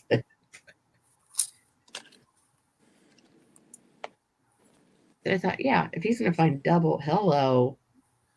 Oh man, I forgot I had these. Oh, yeah. I haven't set up my Don't they coin call it desk in a Black long Eagle? time. What? Huh? It's called Black Eagle, isn't it? Yeah. Yeah. I collect paper too, but only shitty paper because that's my favorite. Like bad condition. Cracking me up. Oh man, you could I'm get not it kidding, so much look. cheaper just from that alone. You know, I think one of the reasons why I don't like money. I mean, believe me, I like money to spend, but I used to count as a cashier manager, and grocery stores, and then retail with 7-Eleven and all the places I used to work at. And counting money was not fun. No. Especially if you were $5 or $6 off. When the bank calls up, you got to go over there and count it all. So I made sure the money was always counted correctly. I think the one time that sticks out in my head that I was cashier and I was like, as soon as they said, oh, it was like $3 short, I knew exactly what happened. And I was like, it was that kid with the coffee creamer that told me he gave me a 10 when he gave me a 5. And it was, of course, on a Friday when it was busy. And I was new. And I was like, no, I know you gave me a 5. And like, no, I gave you a 10. And I thought, well, I can't, because I didn't know, okay, shut it down, count everything, because that would have took, 20 minutes. A coin collector. Yeah. I came over like hours ago. I didn't know he was there. Yeah. Well, he'll bounce back and forth between his stream and. There should be a link that we can pop in and out between, like a flow between two channels, or something. But I think that 6 is a lot still too. The funny thing is that I'm learning about Mexican coins as much as I'm learning about American coins. Now, what I want to do is start doing Canadian, American, and Mexican coin silver. What grade was that? I like Mexican. VG8.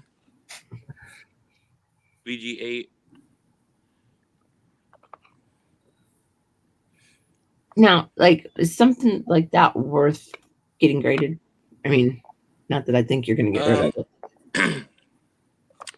it. I bought this already graded. I haven't never sent anything in until just recently. Okay. I sent me and the guy from Copper Coins, Brady. We sent in some stuff. But this, I don't know. It's probably worth like $40 or $50, $60. So it wouldn't be worth sending in. It's really expensive. It's like $20 with shipping and everything. It's like $50 a coin. Oh yeah, when you're all said and done. Because the grading's 20 alone, right? I think it's 30. It's 35 and then 10 for the True View, and then I sent in a 1922 week D. It should come back a week D, and it'll be either a 60, hopefully like a 62, 63 red brown. Mm-hmm.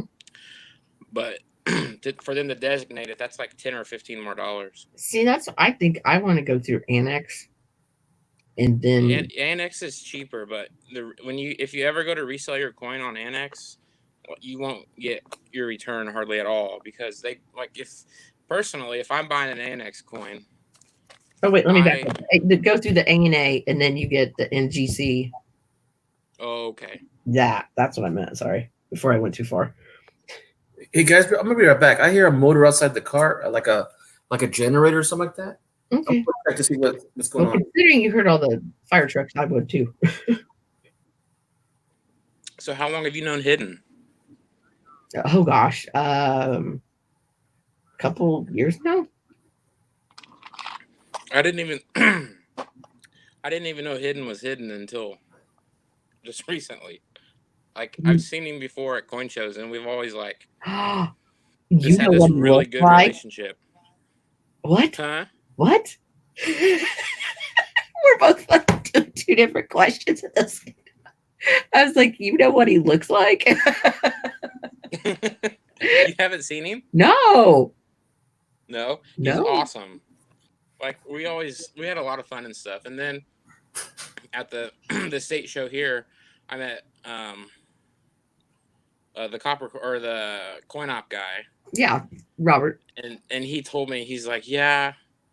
He said something about Hidden, and I'm like, wait, I know this guy because we like talk back and forth online. I was like, he's here. And he's like, yeah. And then he said his name, and I put 2 and 2 together. Oh, and yeah. I walked up to him, and I'm like, I know you, Hidden. And he's like, how? And I said, I'm Scent Hoarder, and it was just hilarious. That's funny. I mean, I know his name, but yeah. Yeah. Yeah. Well, I didn't even know his name at first. It was just yeah. It's pretty funny, pretty good. Oh yeah, because he'll blow me up on Facebook Messenger just with hello. He's pretty funny in person. He's just like that. He slays me. You can tell he's like, Christmas break, like it makes any difference in my schedule, but he's like, go live stream. I'm like, no. I'm not giving you any more silver.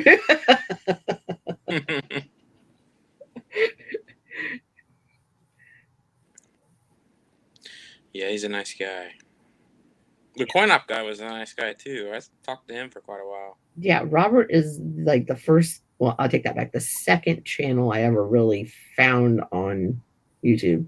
Like I watched a little bit of like JD's variety, but it's like he was just like, "Oh, this is my house." Walk around, it was snowing.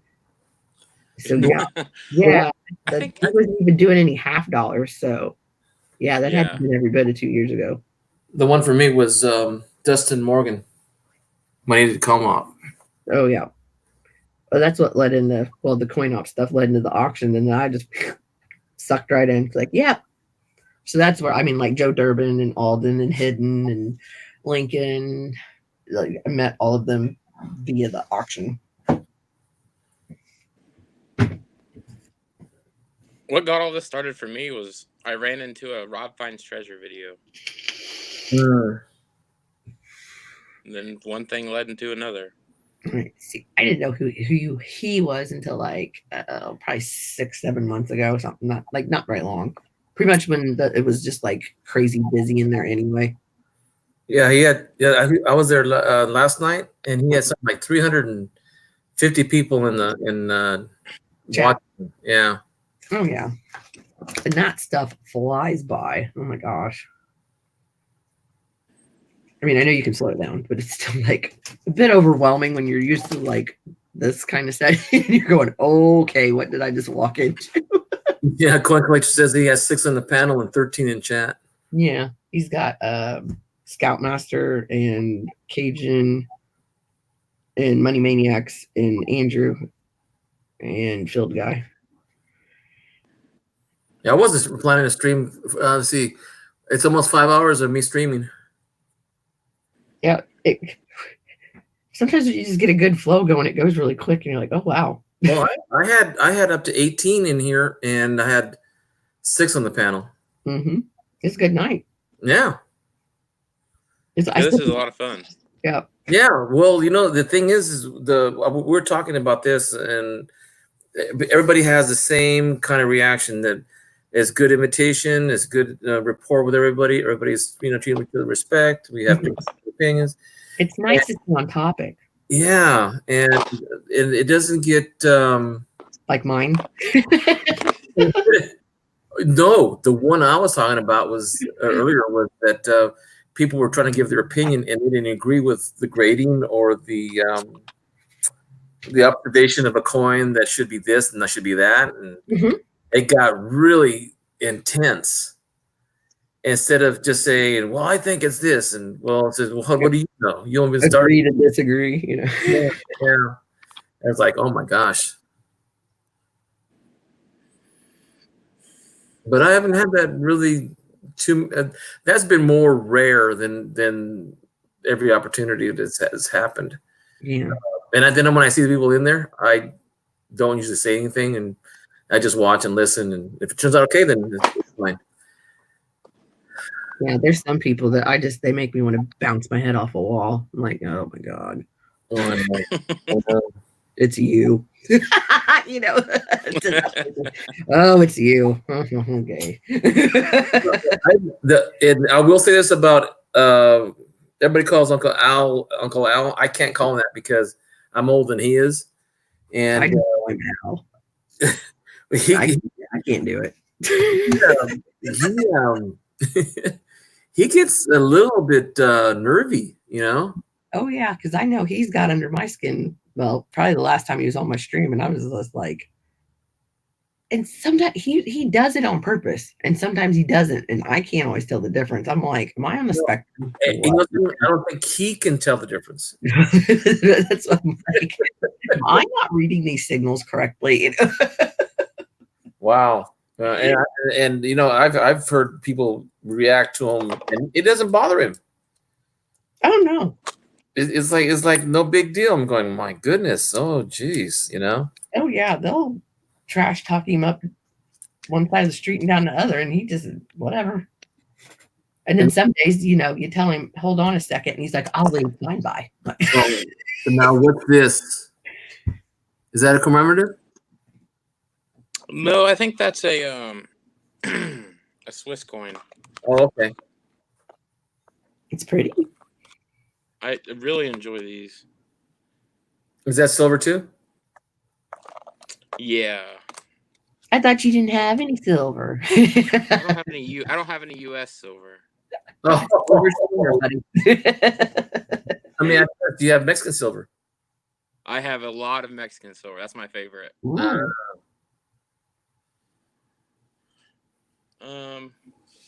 I'll go pull it out. I'll be right back. Okay. So Melissa, I'm really gonna. My wife's dreading this, but she's helping me out. Mm-hmm. She always checking. You know, she's always checking her change. She's trying to use more cash instead of using our debit card, so we can get back. You know, Right. The change. You know, $10 and change back. You know, she'll ask for 10 ones, and she goes. She'll look at the 10, and she gives back the 10. Can you give me 10 ones? That's good. No, we should do that. You know. Yeah, I have it. So my mom, even when her and my stepdad came over the other night, she said, "I swear you have it where Greg and I are scared to even spend any of our change." You know, my who else was telling me that? Oh, my son. He had a whole jar of coins in his shelf and above his bed, Mm-hmm. and I'm looking at it and he said, "Don't you think I'm going through there?" I says, "I haven't gone through them yet." I said, "But you don't know what to look for." I said, "The first thing I'm gonna look for is silver. The second thing I'm gonna look for is wheat pennies, and that's it." I said, "Then after you get that, you let me look at them." He goes, "Yeah." He says, "I'll be back in 9 days." I don't have to wait 9 days, so I went through them after he left. I went through them all. That's funny. Oh, did you see what I sent you in the email? Let me check. I figured you might like that since you were talking about the BU rolls and stuff. Oh, the gray sheet? You sent me a gray sheet? Yeah. Thank you. Oh, I mean, I know it's the November one, but that's the one. it's a good guideline. Yeah. Because that's what I mean. I went off.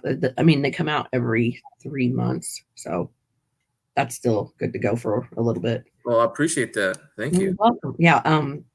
One of Sheldon's friends, young coin hunter, he sent that to me, and I was like, "Wow, thank you." You know, and it comes. That's like $30 a month. You know, every 3 months is like, yeah, that's great. Oh, yay. Yeah, because I usually would try to get the old one for my LCS, so I'd be one behind. But well, you still have an approximation of how close. I mean, a year it may change. 3 months, probably not a huge difference. I don't know. Yeah, if it's gold proof. Whoa, what happened? No, I'm looking at gold proof items, coins. I'm going, yeah, right. Okay, gold proof, $30,000. Okay. Oh, Yeah, awesome. it's like some of the years aren't listed in there. Uh-huh. It'd be like maybe 2 years together. It's kind of weird. But do you have any Mexican silver or no? Yes, I do. I have 3. I have the 5 pesos. I have the 1 pesos, but not silver. They're clad. But I found out that one of the I've got that one. But mine's a 78, I think. I don't have one right now. Morelos, 1937. 20 cents gold. What was I tell you? Oh, I can leave that up there. Let's see, what do I have, Matt? There.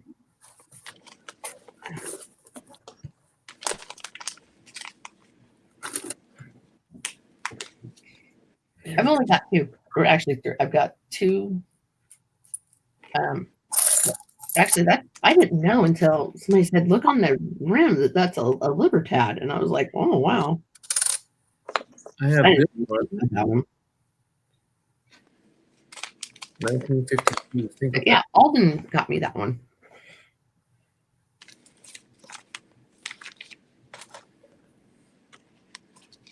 Got that one. Very cool. And I got the same one that says 53. I really enjoy the Mexican stuff. I'm starting to kind of like it. It's like, I didn't know anything about it, and Here's my favorite copper one. This is Cuauhtémoc. 56. ooh, I like that. Yeah. It's the king of the Aztecs. And this is 50 centavos. This is 50-cent piece. And it's pure copper. Not pure copper. I think I probably sent those in a trade for a W quarter, some of those, because I was like, I don't know. I was like, I'll just send you this and you send me a W. And then I have this one. Oh, that's cool. It's un peso, 62. And Oh, then I lied. what? I have a Morgan. This is a 77. But you got what was that? 1899. 1899S. Cool.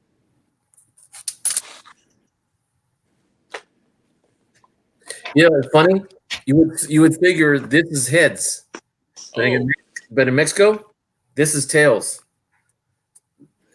The heads is the Mexican eagle.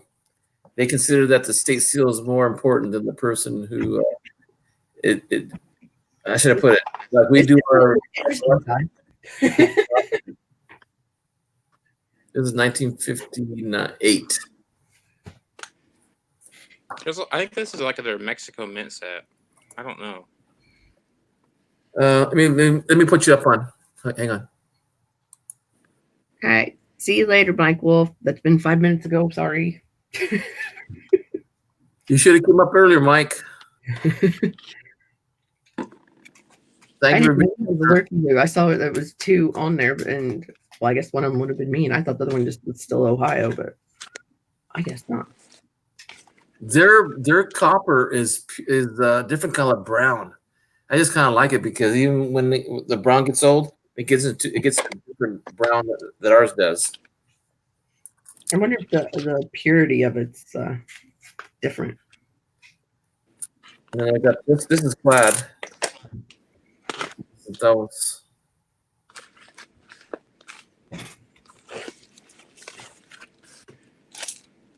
Here's one of my favorites. This is an 8-sided one. I'm glad I don't know why that reminded me. Oh, cool. Oh, wow. Cool. It's 8-sided, and it's really cool. I like it.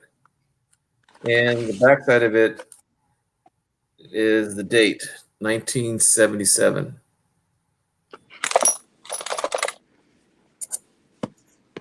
Oh, this one here. If you can find this one in a 1969, the first set were only 28 made for production, I guess, design, see how they hold up. Well, 18 were found in the mint. There were 28 total. 10 of them are missing. There were 3 of these same coins, 1969 of this type.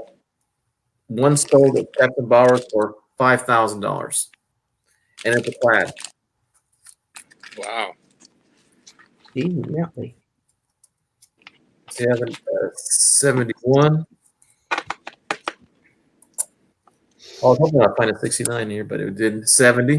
Close, but no cigar.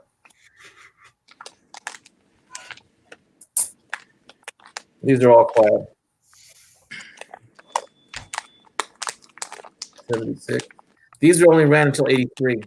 They're no longer, what do they call it? Demonetized. Oh. And then another Guatemala.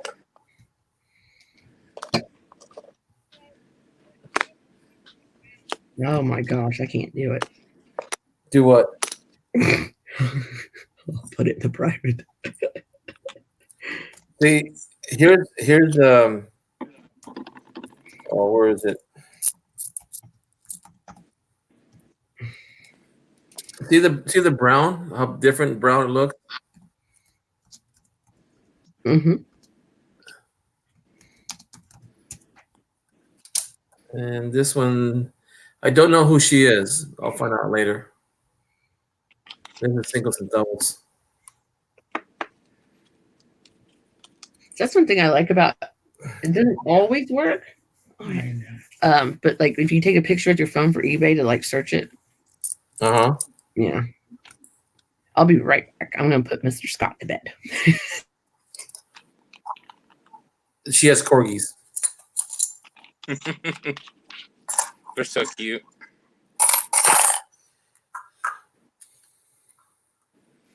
What this one is? Oh, this is video. Yeah, that's the extent of my Mexican coins. I went to Mexico last time I went to Mexico. I spent all my money there, and I had change already, so I didn't have to exchange it. So I blew it. I should have kept my coins here.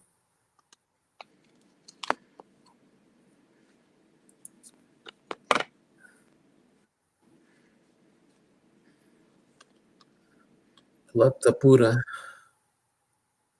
pure plat, 1 ounce.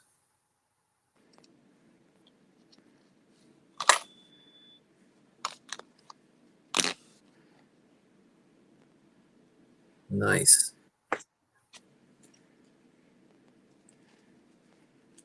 And that's the reverse.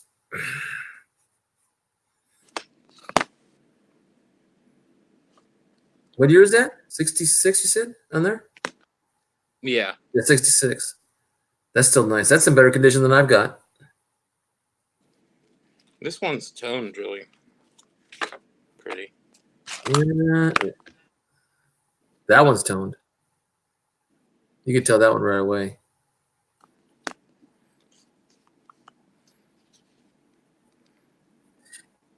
I always go to numista.com to check out your foreign coins, because there's some coins I don't recognize, and I have to look it up.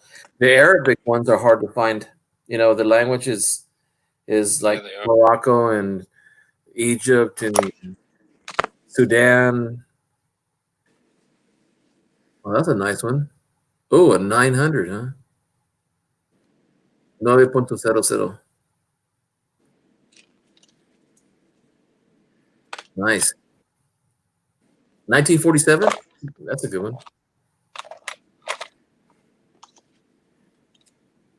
I have a bunch of these. I don't know what these quite are. Those are, let me read it first.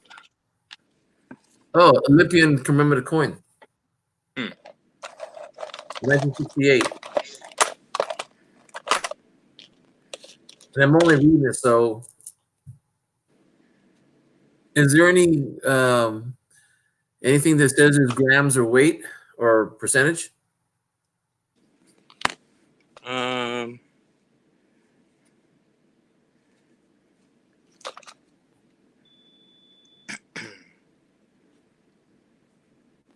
Okay, Mike. 0.72. 0.72 is usual, but sometimes they're 9.900. You can tell that's silver. And that one is 25 It's the same one.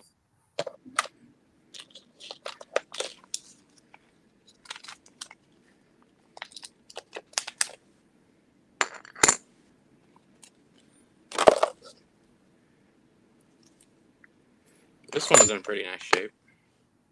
Oh yeah. 1768, yeah.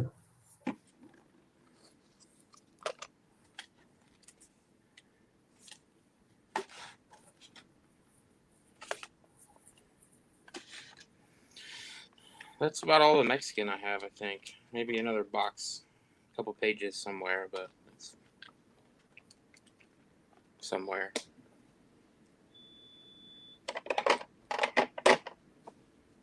Yeah, what I want to do is I have all these coins, foreign coins. I've got like, I don't know, probably about a pound of foreign coins, and I want to put them all in 2x2s and put them in a page and put it in a 3-ring binder.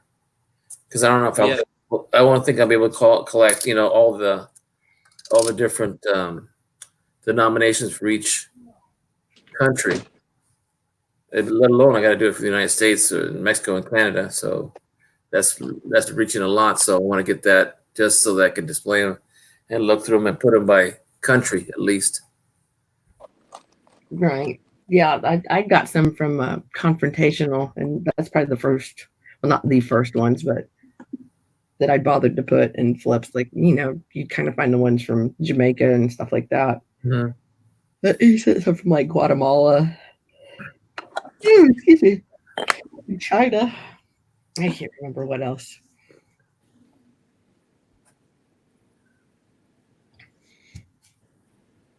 Nice.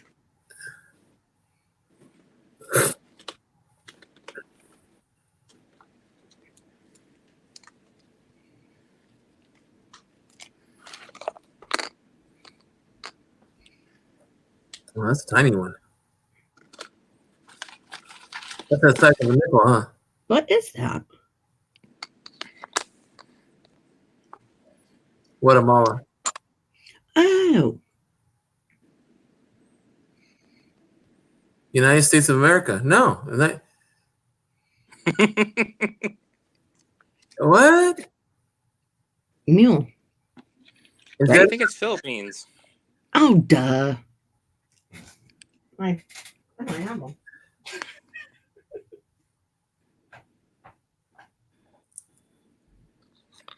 I think we minted their coins for them for a while. Yeah, we even did it during World War II, Australia. Richo's treasure. Richo's treasure. Is that? Am I saying it right, Melissa? What's that? I left the room real quick. Richo's treasure. Oh, Richo, yeah. Yeah, Richo's treasure, honey. He sent me a 3-pence silver Australian pence, and I looked it up, and I told him, "Did you know this was minted in San Francisco?" He goes, "Yep." I go, "Wow." Yeah, it's really surprising what stuff was minted here. Yeah. And I know I tend to forget.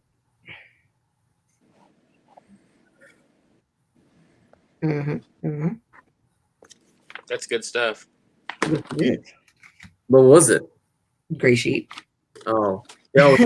Thank you again. I'm still looking. I'm sorry. I'm looking at the sheet still. I don't blame you. That's how I was when I got one. I was like, oh, I'll be over here if you need me. Oh, I got that pretty lady too.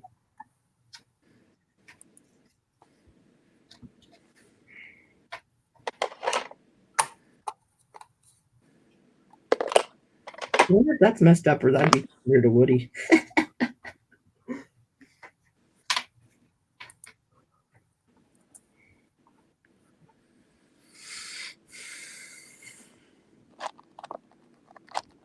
Dude, how many pages is this? Wow. 100. 50 plus. Yeah, I was like, I don't know. After a while, I just quit looking because I'm, looking at the stuff on it. It's a lot of pages. Oh, yeah. That's all I know. I was thrilled to get it. So I was like, yeah. There's 126 in like the paper magazine. one. Morgan dollars, Barbers, seated and trade dollars, bust, Kenny half dollars, Franklin. Oh, Franklin's. Let's see what these.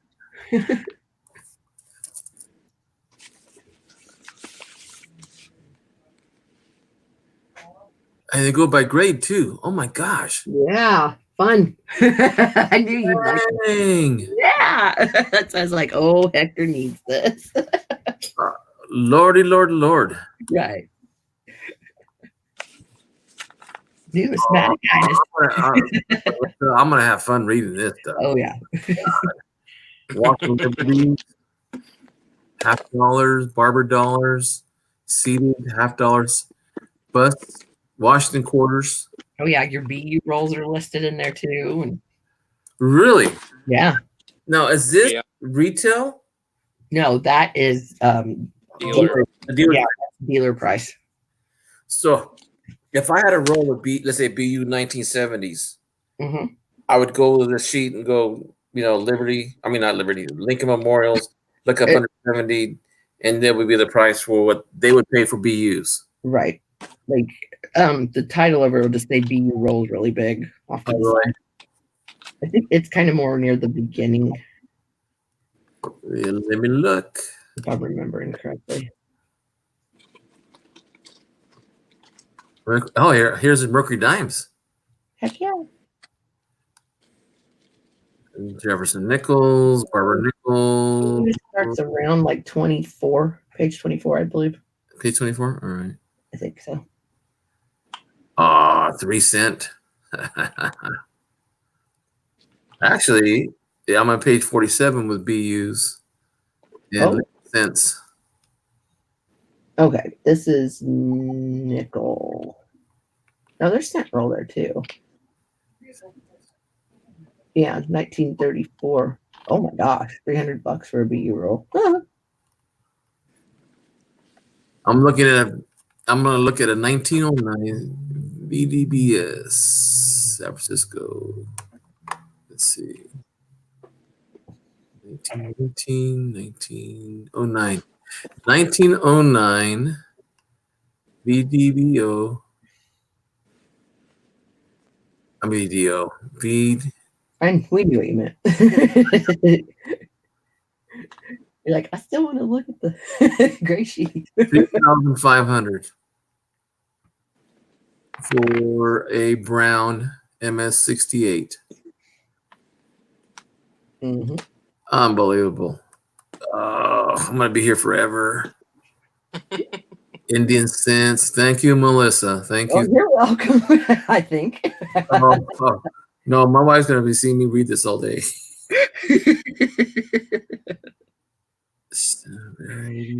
Large cents.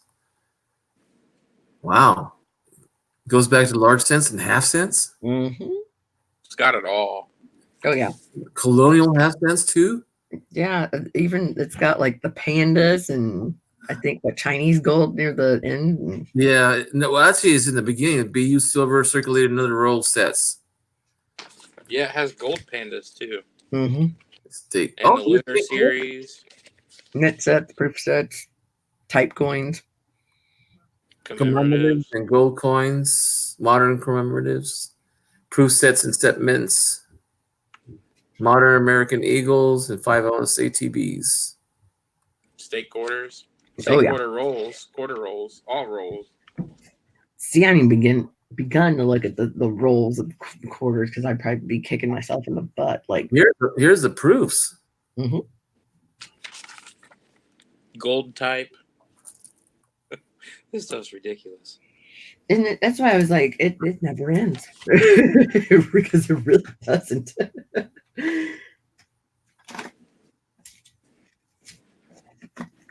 Draped bust dime small. $250,000 for an MS-67. I'll take 4 in every color. Right. Yeah.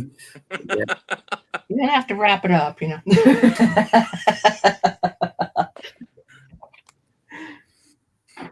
Indian set pennies by date. 3-cent, 2-cent pieces, Shields, Liberty, Buffalo nickels, flowing hair half dimes, draped bust half dimes. What? 1792 half Desme? I don't know. 150,000. Mind blown. No. That was just on the low grade. The high grade, 950,000. Mm-hmm. That's crazy. Yeah. I would like to see the people that are paying this, that this is like the set. You know. That's just one coin. That's ridiculous. For dealer price. Not what it would go for at auction. Look at going to AU58 to an XF40. Mm-hmm. You're looking at business between $70,000 for a very fine 20. You go up to a AU58, it goes to $150,000. Could you imagine stumbling across that on accident? What? I found 3 of them last week in a penny box. Yeah.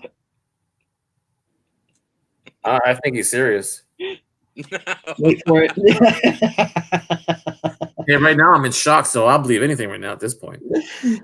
I would take off work for a very long time if that was the case. Like, you wouldn't be talking to us right now. Oh, yeah, I would. I would retire early. Right?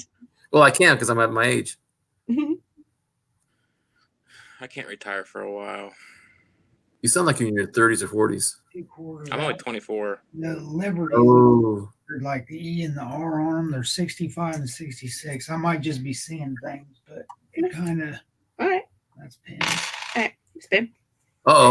Flying, what do you call it? Eagle? No, he said that the Liberty might have looked funny on the 65. He said, but I don't know. He said, might be damaged. Oh, you pulled her away.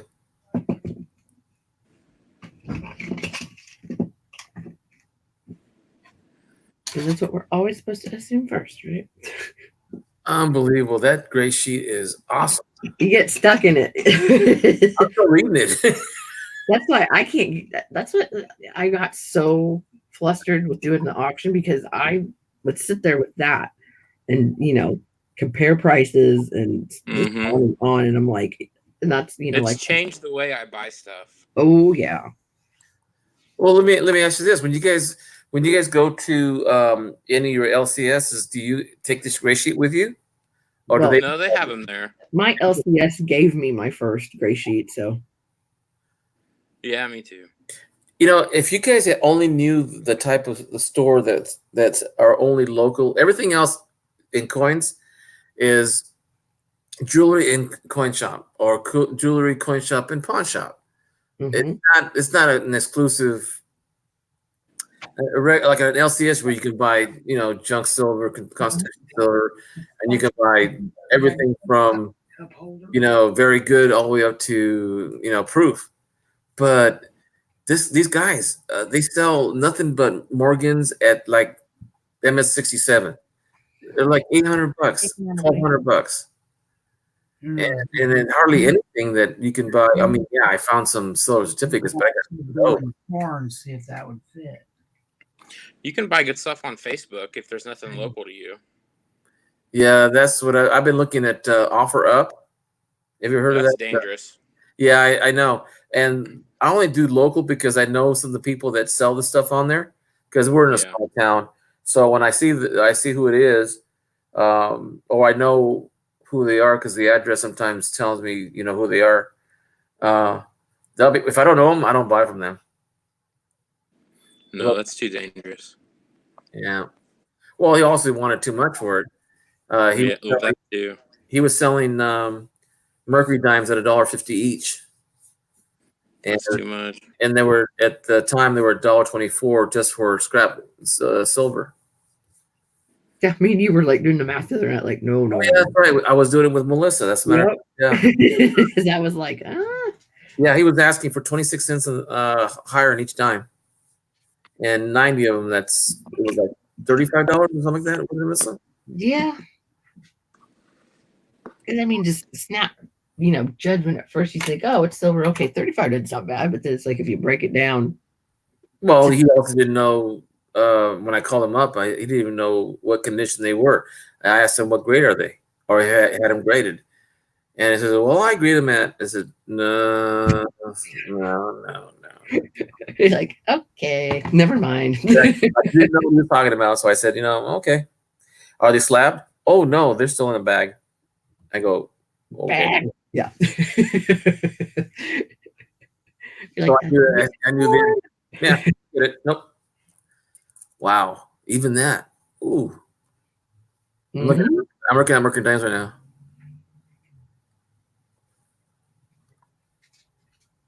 Unbelievable prices.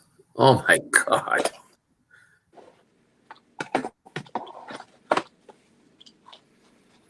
Yeah, I don't. That's why I was like, eventually I will upgrade, but I don't think I've paid.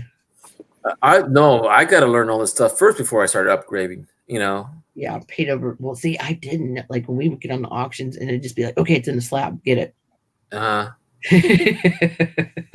Well, I was okay for my grandson and my granddaughter. I wanted to get them the 20th century proof set. I mean, not proof set, but the sets from 1900 to 2000. I want to get all the Kennedys, the Benjamins, the Walkers, like that, the Barbers. And then at the last section of the book, the album has a section for the birth year. So even though they were born in the year 2007 and 2019, I'm still going to get them like from 1900 this way to them, and then give it to them as a gift. That's a very popular. I'm going to get like MS, depending on how expensive it is. Right. At least MS-65 at least. Wow. I know. Yeah. Wow. my wife says, go for it. There's going to be some doozies in there. Oh yeah. But there's some unicorns. Well, I'll probably get the ones I can, and then buy the other ones as I get older. Yeah. Like these, my house is paid off. I don't have to pay that. True. Why do I feel I've seen that before somewhere? That's what is that called? The death head? Death dollar. Yeah, death dollar. I was like, the death head.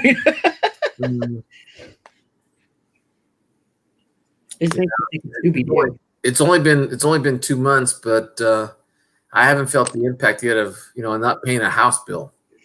But Christmas came along, Thanksgiving, buying gifts. Oh my gosh!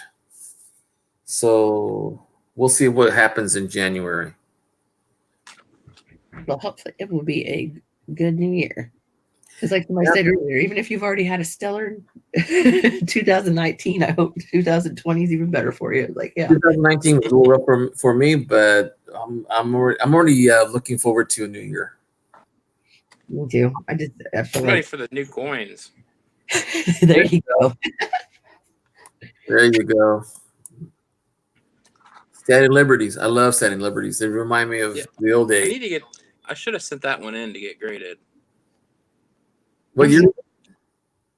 1930. Man, I wish my dad had kept all his silver, because he was collecting silver since he was 12, and he was born in 1924. You can tell that was in Whitman. Yeah, some butthead put a big X in it. I don't know why they did that back then. Man, there was one I could not understand. Somebody took a Morgan and scratched like from side to side, and then went around and etched October in it. What I can't stand is I got a peace dollar. They put a hole through it, drilled it to the top of it. Oh, well, look at this. Where'd it go?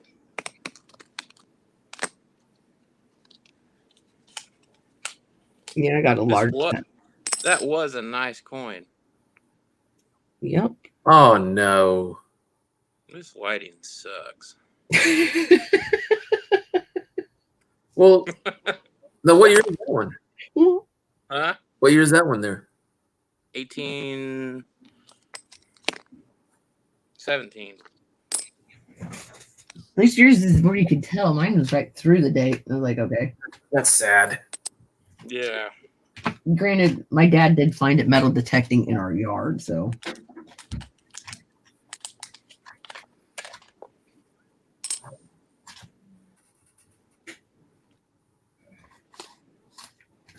And I have no idea where it's from.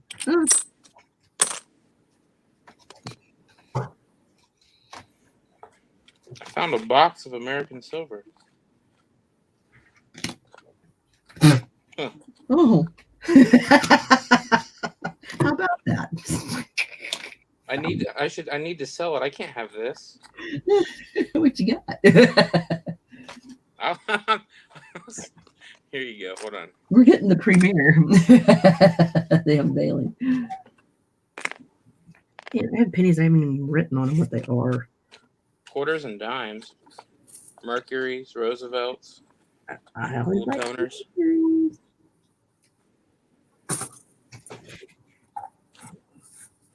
Some better quarters. That looks like I spent in fire. Yeah, I don't know what the heck happened to it. I got a bunch of them like that. They look cool though. Mm-hmm. You know, I still got to figure out how to recognize a Black Beauty.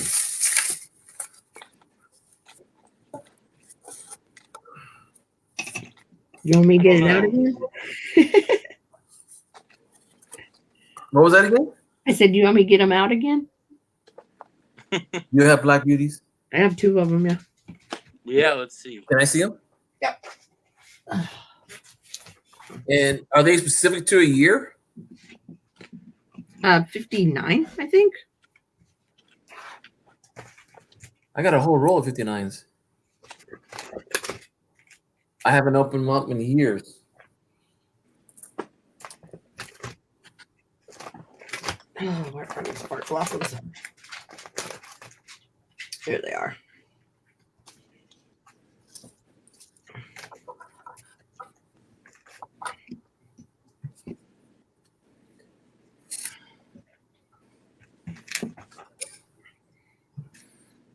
I'm gonna have to kill that.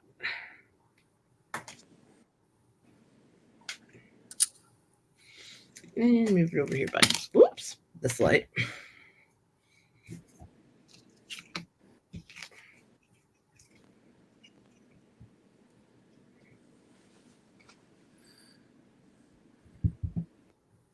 Yeah, that light's not doing it justice. There's like, that's a 59.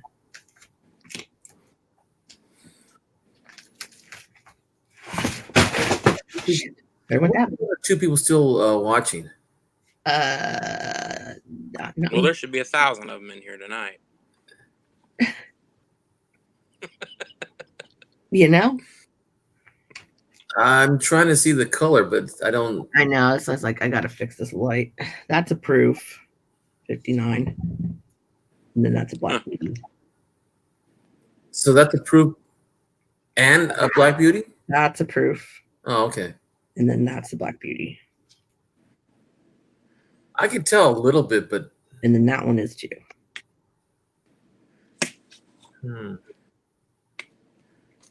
So it's only that year that it's called a Black Beauty? I'm not absolutely sure, but see, somebody told me once that it wasn't, but I don't know. They're kind of goofy. So, just to put it quick and short, simple.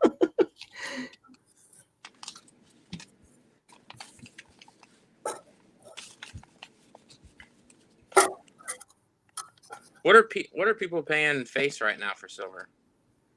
Depending on the are you talking about the per ounce?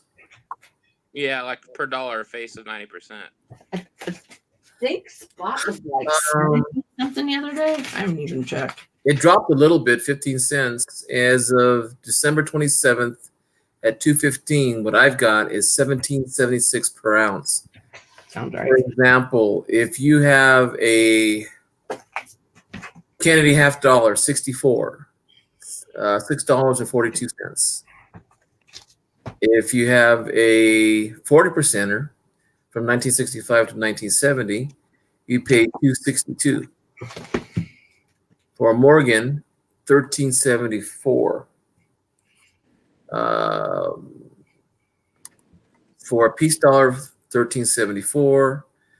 For an Eisenhower, 40% silver, it's $561. And for a Silver Eagle, at 9.999, you're looking at 1772. So I'm sorry, 1774. Yeah, we're down. And dimes are $1.29.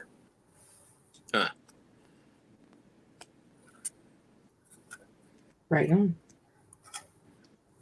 Who wants to buy some silver? Pence. I'll wait for next year, and I'm going to get into it. Now, Melissa knows that I've been cleaning out my stash. I'm getting rid of all the coins I didn't need. I got rid of all the coins that were just face value and zinc and fill my. That's what I need to do. And I cleaned everything out. All thing I got now is 4 or 5 boxes of pennies, nickels, dimes, and quarters that I've kept, and also 2 boxes of flips and 2x2s that I put them in boxes. I didn't want to leave them in just a bag, so I put them in boxes all lined up. Oh my God, I wish I could. I'm thinking, my parents just bought me a safe. There's something else to fill up now. Well, save it because you'll need it. Right. I need to, yeah. I think it's going to go up. It is. It's going to. It's going to get nasty here real soon, I think. Yeah.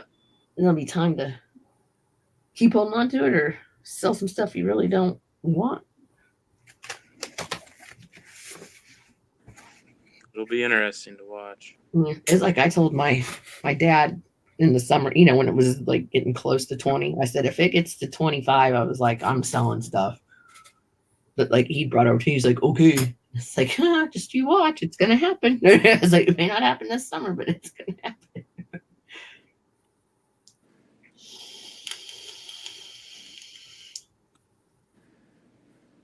I'm trying to remember when the money was worthless in Germany.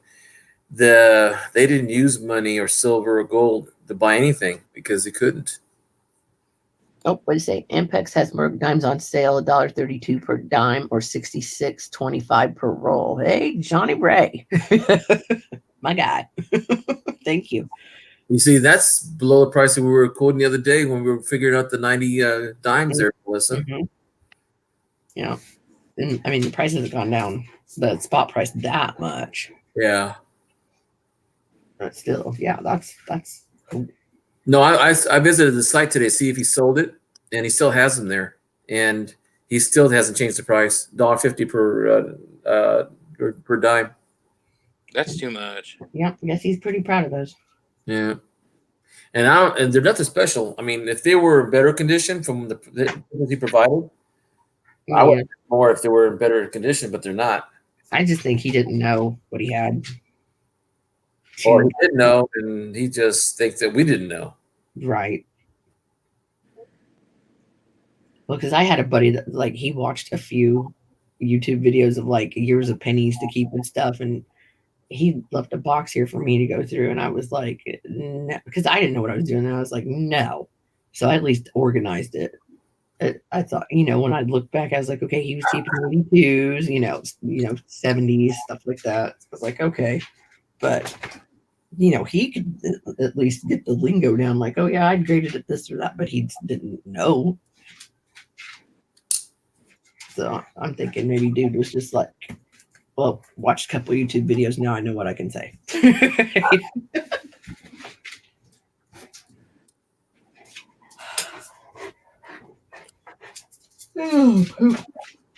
Guys, I think I'm gonna head out. I'm getting sleepy. Yeah, me too. I've already been on. I'm gonna cut it off in about 5 or 10 minutes so I can get my 6 hours in. Right. You're welcome to stay. Just listen if you want. But I was gonna say, well, I could stay that long. I can go to the YouTube side and give you some watch time. Okay. I'm gonna be up wandering around anyway. I'll be here. All right, cool beans. Thanks for having me up. All right, thank you, Melissa. Thank you. Oh, thank you very much. Oh, you're welcome. I know, I get it. Trust me, because I've been like, yeah. Well, you know, when I finish the stream, I'll be reading that stuff right now. Oh yeah, but you're welcome. Thank you. All right, bye, Stand Order. Hey, take care. You too. Thanks. Yeah, Me and Melissa's you. a good person. I'm Yeah, sorry. I like her. I said it's just me and you. Yeah. Well, there's anybody else who wants to move up here. We got 3 people in the conversation, and we're on the panel. Well, I'm glad you learned that you can come on and talk. I mean, it's a lot easier. Yeah, for sure. If you have, this kind of medium. It's not as scary as I thought either. You're saying the same thing I was worried about when I first started, and I said I never wanted to get on here because I didn't want them to know where I'm at, this and that and the other thing. Yeah. But after a while, you can almost tell. And besides that, if you're talking to someone in the room, you'd be able to hear, oh, this guy's a good guy. Don't worry about that, So, Mhm. so you get a feeling, and then you start trusting people in your own group, and it becomes much easier to be acclimated to the. Yeah. And I'll tell you the truth. For some reason, people are more honest about who they are or what they are on here. Yeah. And if you can read people by their voice or intentions or what they say, and For sure. you don't like it, hey, all you got to do is click it off. Hmm. And I've had a few instances where I had some situations I didn't like the conversation or the comments they were making to each other and how. Sure. And some of them were just plain braggadocious about what they had or what they didn't have or giving false information. I mean, that also happens. So you got to be wary of that too. But for the most part, I would say 90% of the time, 95% of the time, I would say everything's on the up and up. You do hear rumors about certain channels or certain people, but most of the time it's usually the errors. Yeah, it's wrong information, gone to the right person, or the information was given wrong or received wrong, and that's an honest mistake. That's not a problem. It's who would do it intentionally. But in this community, I can tell you for a fact that if you say something that isn't true, it'll come out and it's passed on to everybody. Yeah. So you try to be as honest as you can, and if you make a mistake, you make sure that you own up to it. Sure. All wrong, and that was it. Which is very unusual because even in the workplace, sometimes you don't have that honesty. No. And they're working there with you, right? And they're saying it right in front of your face. Yep. So that's a different situation, but it's been pretty good. It's been pretty good. Some people still don't want to show themselves, and that's fine. Yeah. I have one person that I've talked to. He said he's only showed his face to 2 people in 7 years. Wow. Yeah. Hey, Detecting Daddy, send your link. Here, I'll put it in the. I think I know who that is.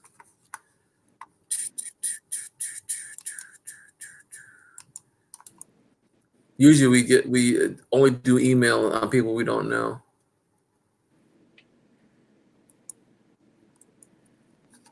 Or we suspect. But in this case, I think I know it's Detecting Daddy. If not, I'll hide it later. There we go. Come up, Daddy.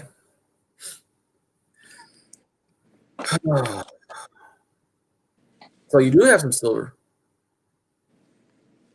Why are you are you mostly into copper? Yeah, more copper. Yeah, for sure. Yeah, I can't get specialized yet because I like all the coins. I like all all different denominations, and like I said, I collect Mexican and Canadian. Yeah, I think these are Canadian. Pretty sure. Good morning, guys. How you doing? All right, how you doing? All right, all right. Let me adjust my camera here just a bit. Canadian.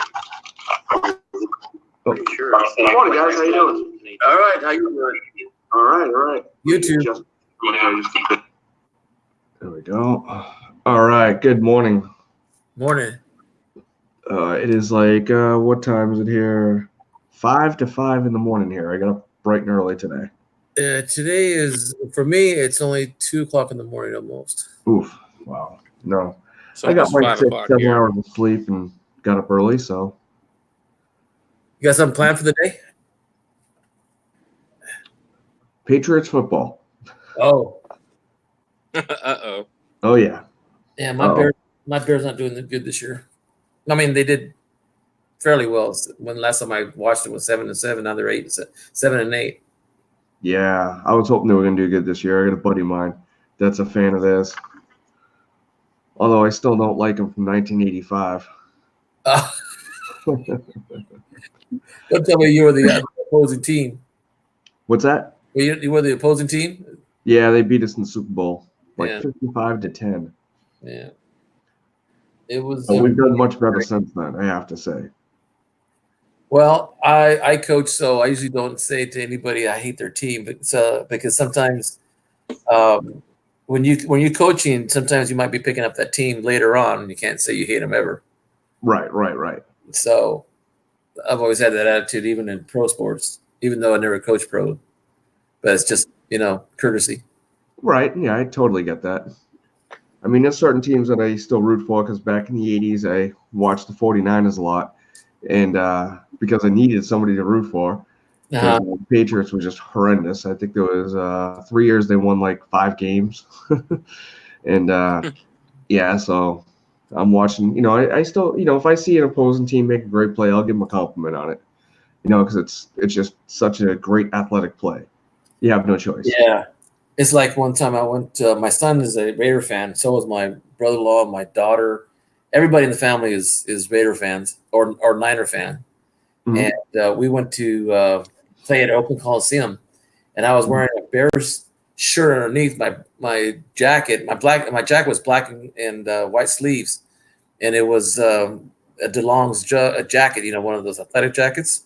Mhm. And I took my jacket off in the line. And my son said, Dad, don't do that. Don't take off your jacket. Well, why? Because we're playing the Bears. I know.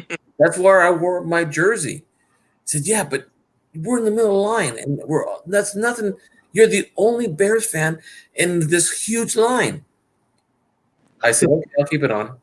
We got inside, and there were people, disparaging and making really bad comments about the Bears, and there were some Bears fans coming by, and they started throwing, beer at them and popcorn. Oh, jeez. And I mean, it was rowdy. And then we get to our seats, and I took my jacket off, and my son didn't see me do it, and he turns around and says, "We're dead. We are simply dead." And I turned around and I said, "What's going to be wrong with this? It's not going to do anything wrong." And I got some heckles and some this and that, but it was pretty good. I mean, I didn't have any problems really in the stadium. My son had a different attitude, but man, he was really scared that something might happen. But it was fun. Right. Yeah, it's always a chance you take. I mean, some people just aren't as mature about it, I guess I'll say. Oh, some of these people we're in the black hole. Yeah. Hey, Johnny Ray, how you doing? I grew up in the region. Most of the Bear fans just the Colts, yeah. Colts, yeah. Was it Peyton Manning? Great quarterback. Oh yeah, I'm older, so I go back as Archie Manning. Oh wow, there you go. And Robin Gabriel. Okay. Bart Starr. Yep. That was before my time. I was in grammar school, yeah. Way before my time. With the Patriots, I remember Steve Grogan was probably the earliest quarterback I remember back in the 80s. And we were just horrendous back then. It's like, if we went 5-11, that was a good season. Oh wow. Yeah, it was bad. Well, I remember a season where the Raiders were like 2-14. Yeah. That was a bad year. I think there was it was 3 years we won 2-14, 1-15, and 2-14. It was just horrible. We had a lot of good first round picks, however, I guess. Well, my son-in-law is a Browns fan. Ah, nice. He's had a lot of rough years. Yeah, I guess them and the Detroit Lions were voted the worst team in the NFL consistently, I should say. Yeah. But he's still a Browns. I asked him why, and he's never really given me a full explanation. But yeah, he's a Browns fan. And his son's my grandson is a Oakland Raider fan. I had a buddy of mine that's an Oakland Raiders fan. Over here you can't. I mean, half the population is Raiders, or half the population, and we have a few Rams. But when they were in LA, yeah. And then when they left LA to go to St. Louis, man, a lot of people were burning their jerseys. And you guys realize you're burning $100? Yeah, but they left us. I said, you guys are crazy. Yeah, exactly. If you're a fan, you're a fan. I mean, if the Patriots left, I'd be upset, obviously, but I'd still watch. Where would they move to? I mean, they've been a staple of Boston area and Massachusetts since the '60s. Well, they were talking about moving to like Rhode Island or something a couple years back, but Robert Kraft, the owner, is like, no, we're gonna stay. Well, the Raiders are now going to Las Vegas. Really? Yeah. Oh. Yeah, and my brother-in-law loves it because his son lives in Las Vegas, so he'll see that for free. All he needs is a plane ticket, and plane ticket from Fresno Airport to Las Vegas is only $49 one way. Nice. Yeah. Not bad. Not bad. And if you show your season ticket, they'll give you $10 for about food vouchers at the stadium. Northwest Indiana. January, I can't say. I definitely don't know the region at all. Ditton Daddy, I think you're the first time you've been on my stream. Yes. I actually just did my first live stream last night. I don't know if you know Bella's dad, aka Phil. Yeah, Phil. Yeah, I do. Yeah, we were chatting on the phone for a bit, and I was like, "Hey, how do you do this? How do you do that?" So he showed me all this stuff. So I was like, "What the heck? I'll give it a shot." And I had 3 or 4 people on there at one time. I was all excited. It was fun. Stan Horder's the first time with me, and it's the first time he's been on his cell phone. Yes. Oh wow. On any stream. Yeah, Stan. This is Detective Daddy. This is Stan Horder. Hey. Sent what? Sent Horder. Oh, Sent Horder. Almost misheard that for a second. I was like, "Sent what?" Yeah. He was the same way the first time I went on. I wasn't really comfortable putting myself, out here, and and he's the same thing. So I'm glad he's comfortable enough to come on. And so a lot of people don't like doing it because it's a little intimidating sometimes. Just a tad. Yeah.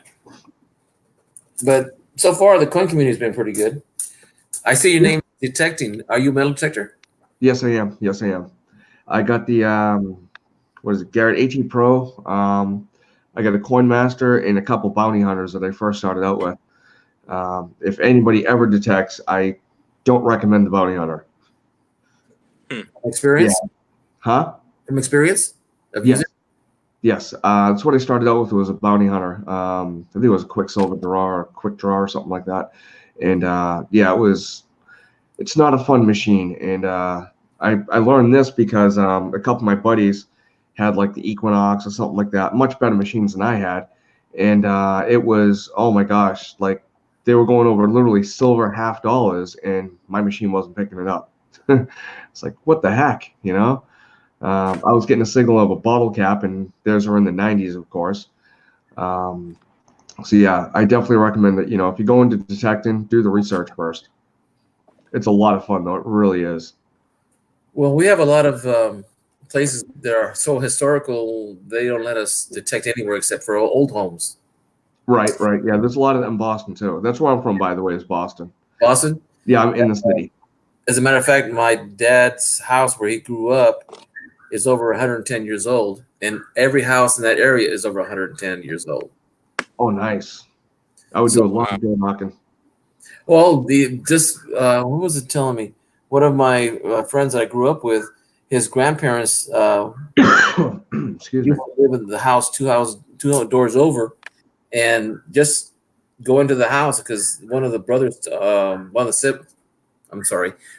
children of the grandparents that at my friend's house lives there still. Uh-huh. And they were just digging next to the, walkway or what do you call the steps going up. Yeah. And they found barber and mercury dimes just digging just in the dirt. Oh yeah. Oh yeah, definitely. I mean, there's a lot of great historic places I would love to get onto. I mean, we have Castle Island here, which dates back literally to the 1600s. And a lot of, older homes from the 1700s that you can't touch. They're all just historical. Right. And that's fine. How did my screen change? Oh, you mean just notice you see my dresser back there and the bike. I don't really care. in that? No, it was, I don't know. Something happened. I don't know. No big deal. Yeah. But yeah, I see Center Hoarder there. You got a lot of great coins up there. I don't have my scope attached right now. I do the same thing. What's the best you found? Metal detecting or coin roll hunting? Oh, you do both. Both. Oh, yes, I do both. If you look at my channel, I definitely got a lot of coin roll hunting on there. There's not much in the way of metal detecting. I got a few videos just on finds that I did because the only thing I have is my phone. I don't have a GoPro yet. I need to get that in order to do it. But coin roll hunting, I did find last year, actually, believe it or not, 8 Indian head pennies. Just absolutely unbelievable. Yeah. I got, I think it was 4 or 6 boxes of pennies from a bank all at once. And I did the first, what was it? The first like half of them, I think, and found 5, which was just absolutely unbelievable. And me and my daughter, she's 6, I think she was 5 at the time, we're doing a coin roll hunt competition. I think she had half a box, I had half a box, or we each had a box, I don't recall. And she kicked my butt because she found 2 Indian head pennies and I found 1. And I couldn't have been more happy to watch her find her first Indian head penny. Something that took me over 10 years to do, she did at the age of 5. That's the most I've ever heard of somebody pulling out of a box. Yeah, it was in 3 of those boxes, I found 2 in 1 and 3 in 2 other ones. It was obviously a coin dump. It'll never happen again. I don't ever expect it to happen again. You don't know that. I don't. That's why you keep looking. You hope, but you don't expect it. This is the oldest penny I found today's box. I pulled a box out of the bank, and that doesn't look like it's in bad condition. No, it's got a good clear date. Normally don't see that. And this is what I found a little while ago, and this one here. This one's and I don't see any letters. Oh wow! Or no. Oh wow!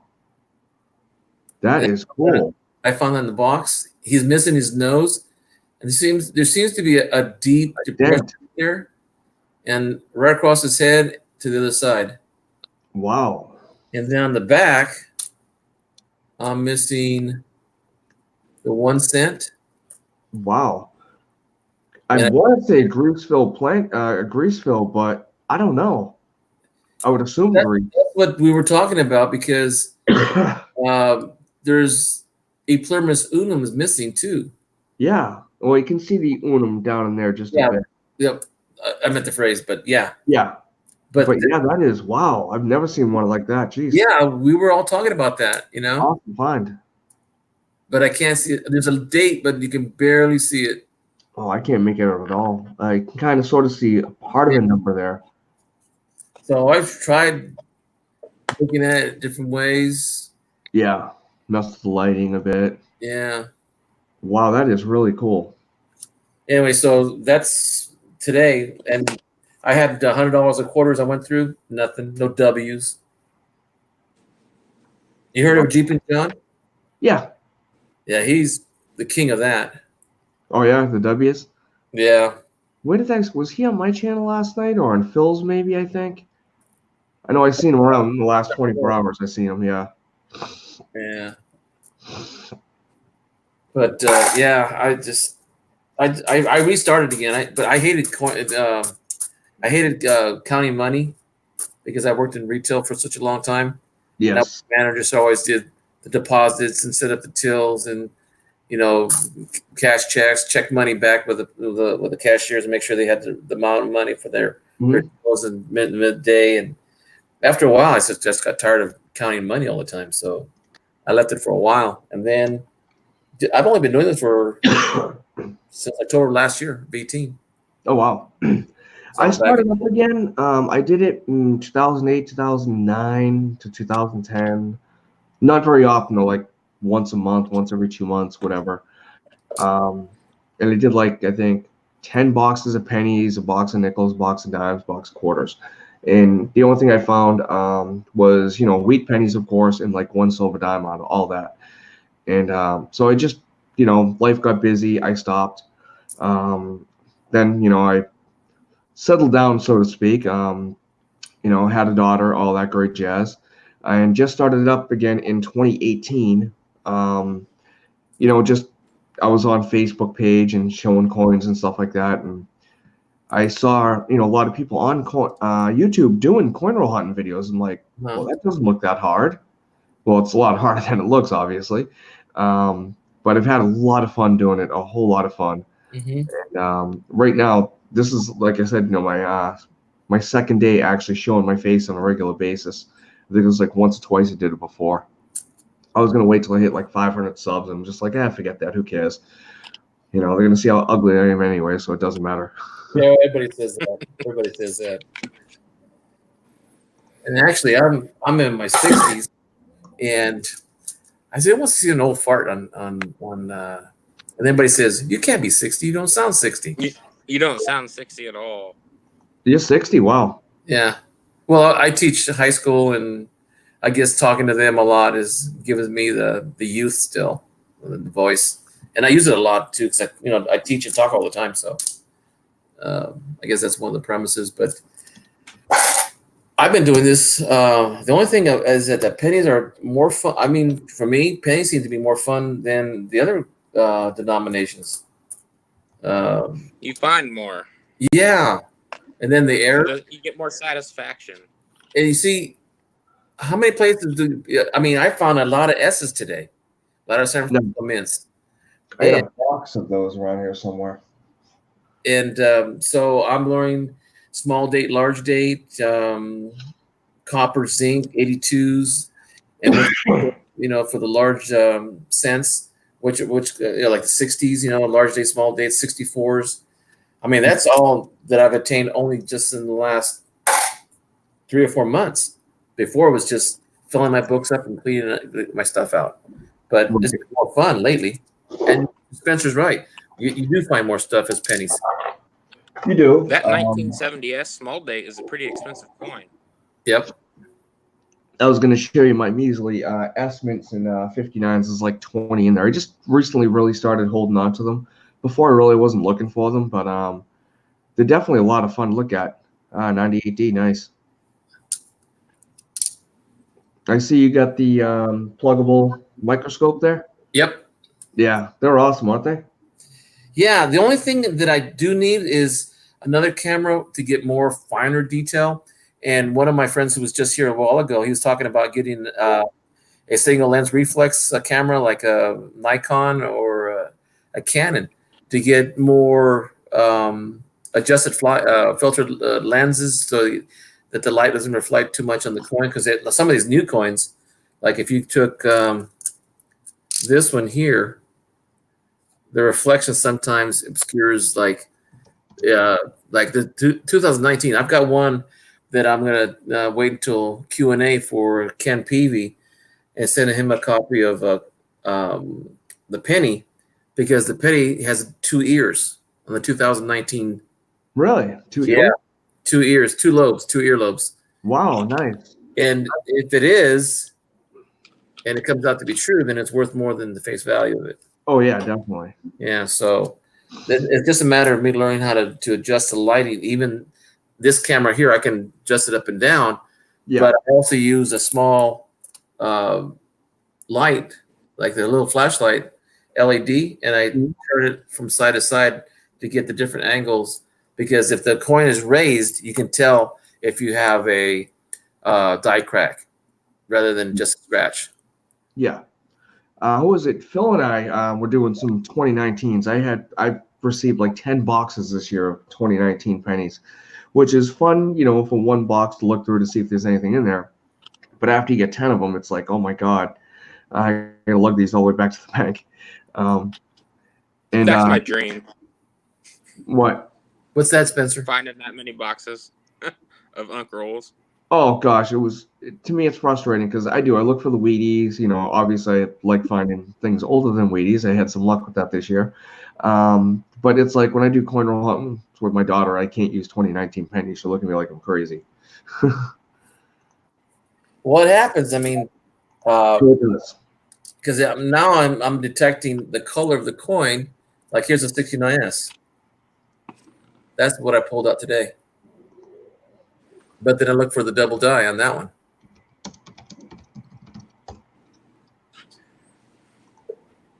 Say that one more time. Sorry. No, I'm just saying that I pulled a 69, and this is a D. But if you can find a double die verse, that's worth a little bit more money than face value.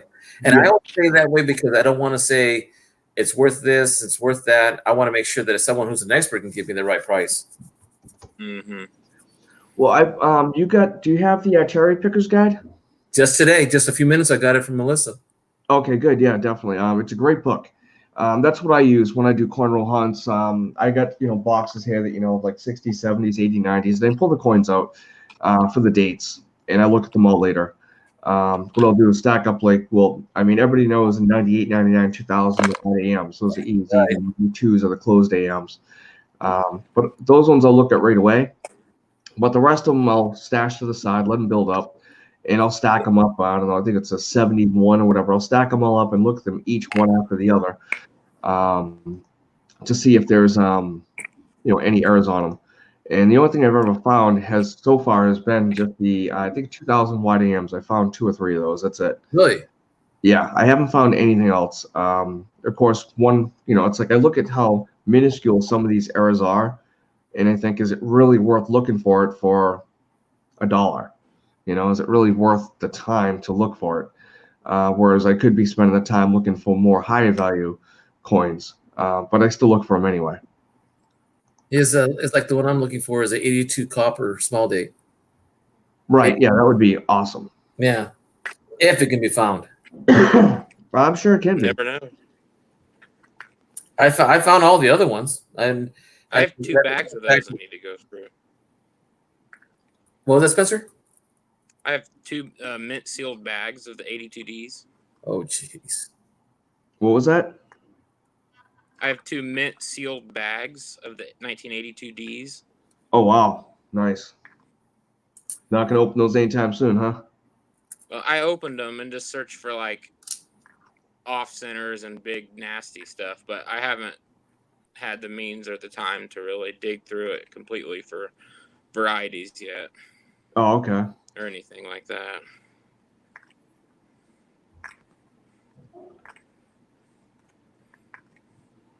Yeah, I'm trying to.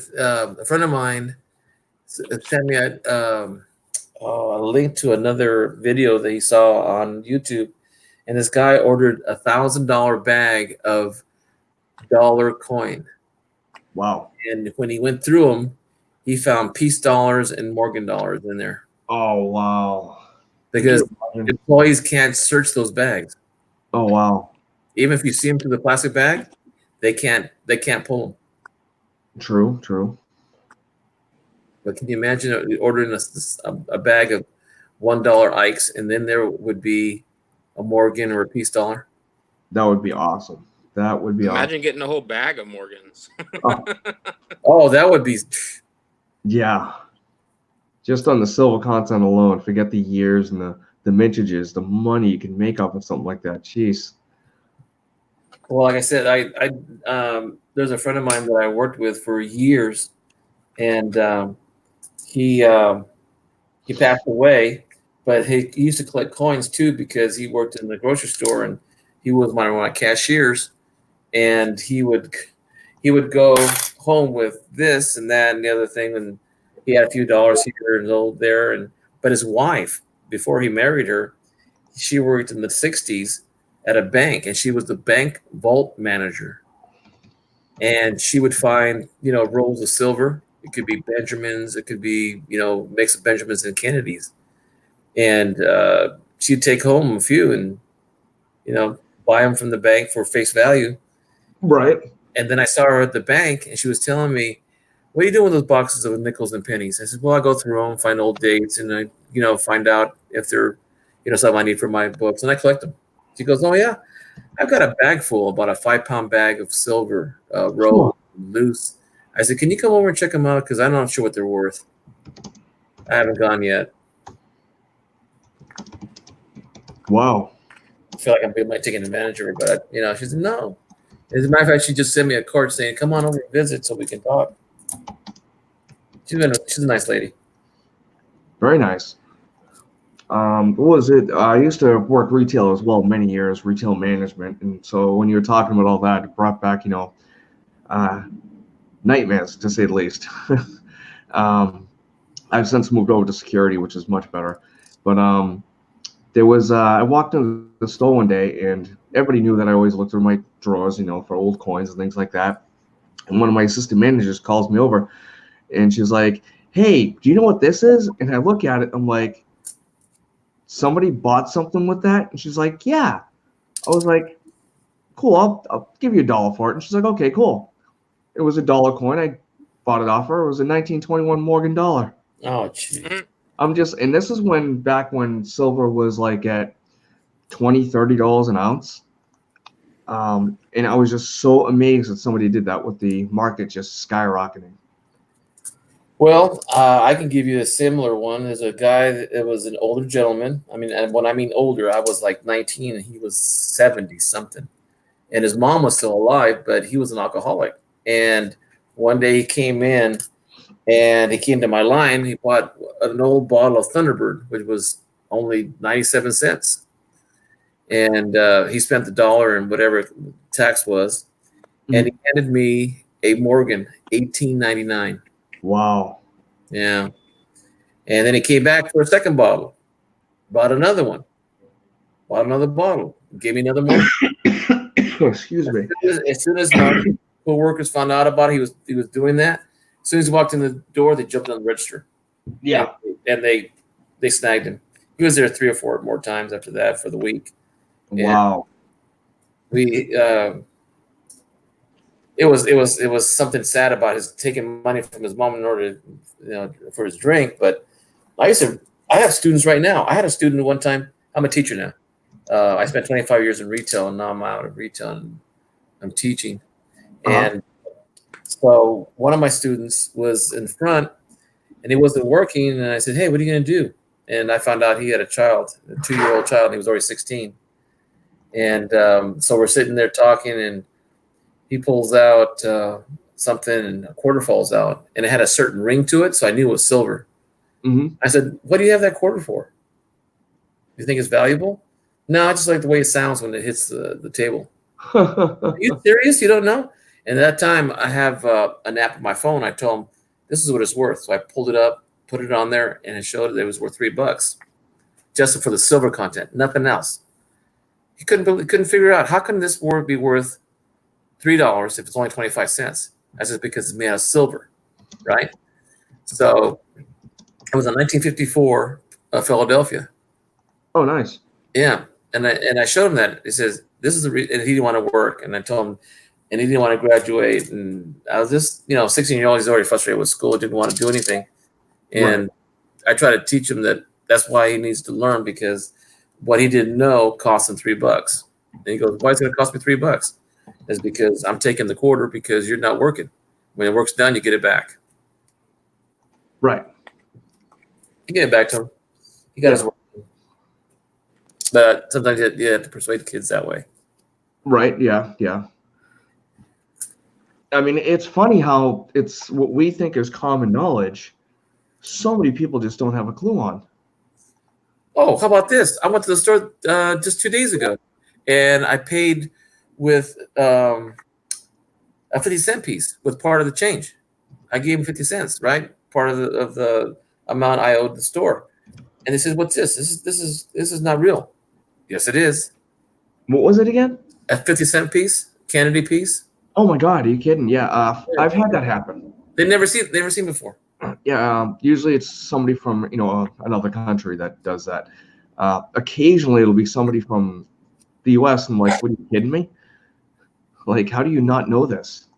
No, this was an American child because he was only 18 or 19 or 20 or something like that, and he didn't know because he'd never seen one before. Right. Well, we have NIFCs that we don't put in circulation anymore. Right. So I purposely take them out and give them.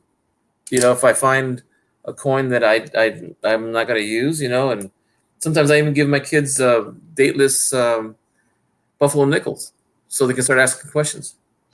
That's funny you mentioned dateless Buffalo nickels. I just did a huge series on dateless Buffalo nickels using Nicodate. It's probably about 20 videos long. I bought I bought a roll or something off of eBay and Nicodated them, and I was like, okay, this is kind of fun. And like a day or two later, I called my local coin shop and I'm like, hey, you wouldn't have a whole bunch of like dateless Buffalo nickels, would you? He was like, yeah, I do actually. Why? It's like, how much would you sell them for? So he quoted a price, and I'm like, cool, I'll be down later if you want to sell them. He was like, yeah. So I bought them, was like, I don't know, 475 of them. And I broke them all up in a series of videos. Some did have dates, partial dates, and found a lot of cooler dates. I got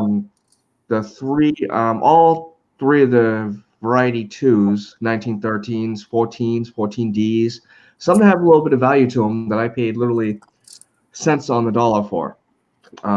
Pretty much. I mean, they're Nicodated, so I know the value of them isn't as great as it could have been. But with all these dateless nickels, I actually found a lot of, semi-key dates and key date nickels in there. Well, some people think that if you didn't nickel date it and you did find a key date, it'd be worth more, not as much as, MS65 key date of a Buffalo nickel, but at least it'd be not less than a dime, maybe, or 15 cents or whatever. Sometimes, people use them for jewelry, and they'll pay $1 sometimes.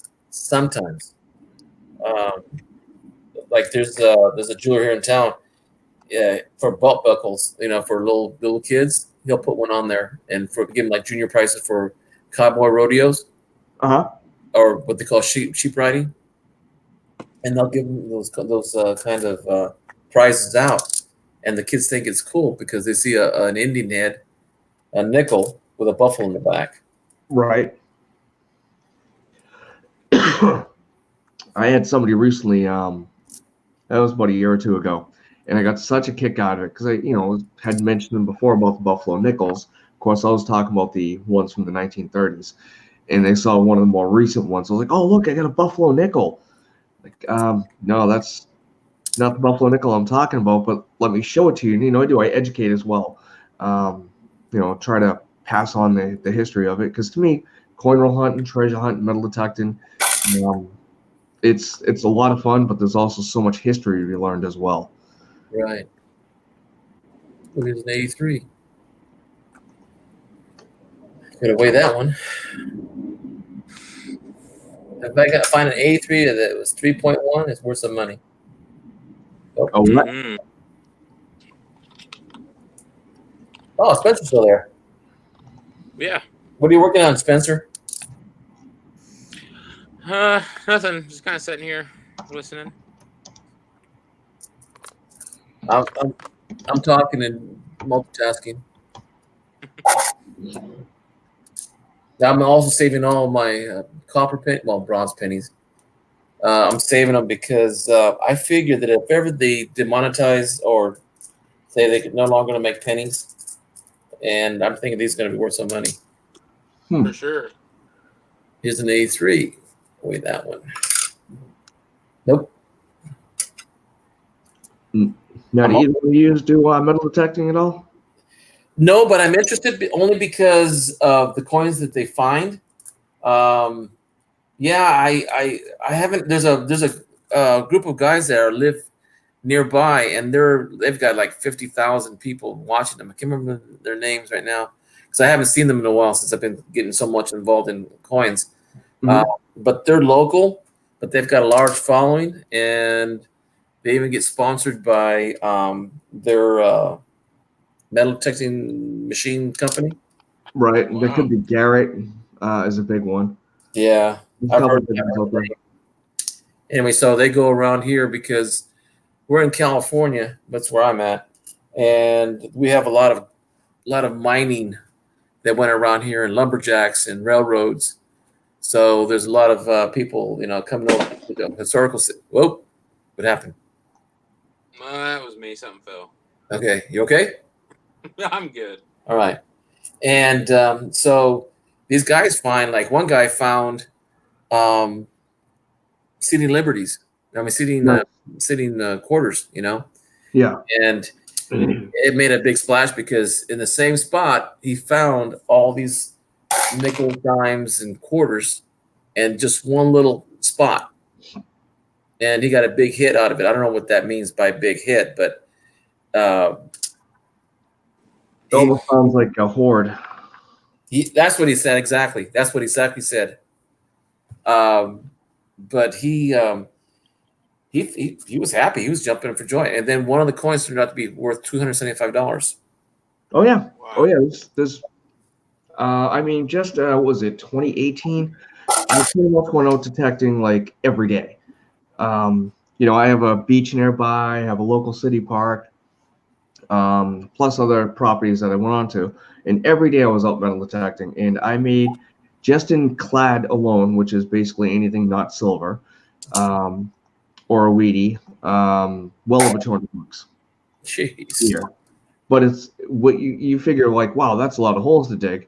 Well, when you figure for every coin, you're probably digging up 4 or 5, if not more, pieces of trash. Right. And yeah, it's a lot. Plus, I found quite a few bits of silver, gold and silver rings. I got a Pandora bracelet, which is funny because I just found this bracelet. I didn't know anything about jewelry. I still don't really. And I was showing it to my friend of mine. She was like, "Oh, that's a Pandora bracelet." And I was like, "How the heck do you know what the heck this thing is?" She goes, "It's designer jewelry." I'm like, "It is?" So I look it up, and she was like, she goes, "Yeah, that goes for over $100." And the resale was like $60. I just put it in with the rest of my silver that I have stashed that I found. That was it. Well, we have gold country over here. We have places like Horse Gold. It's called, a town. It's an old mining town, but it's all turned into a logging camp.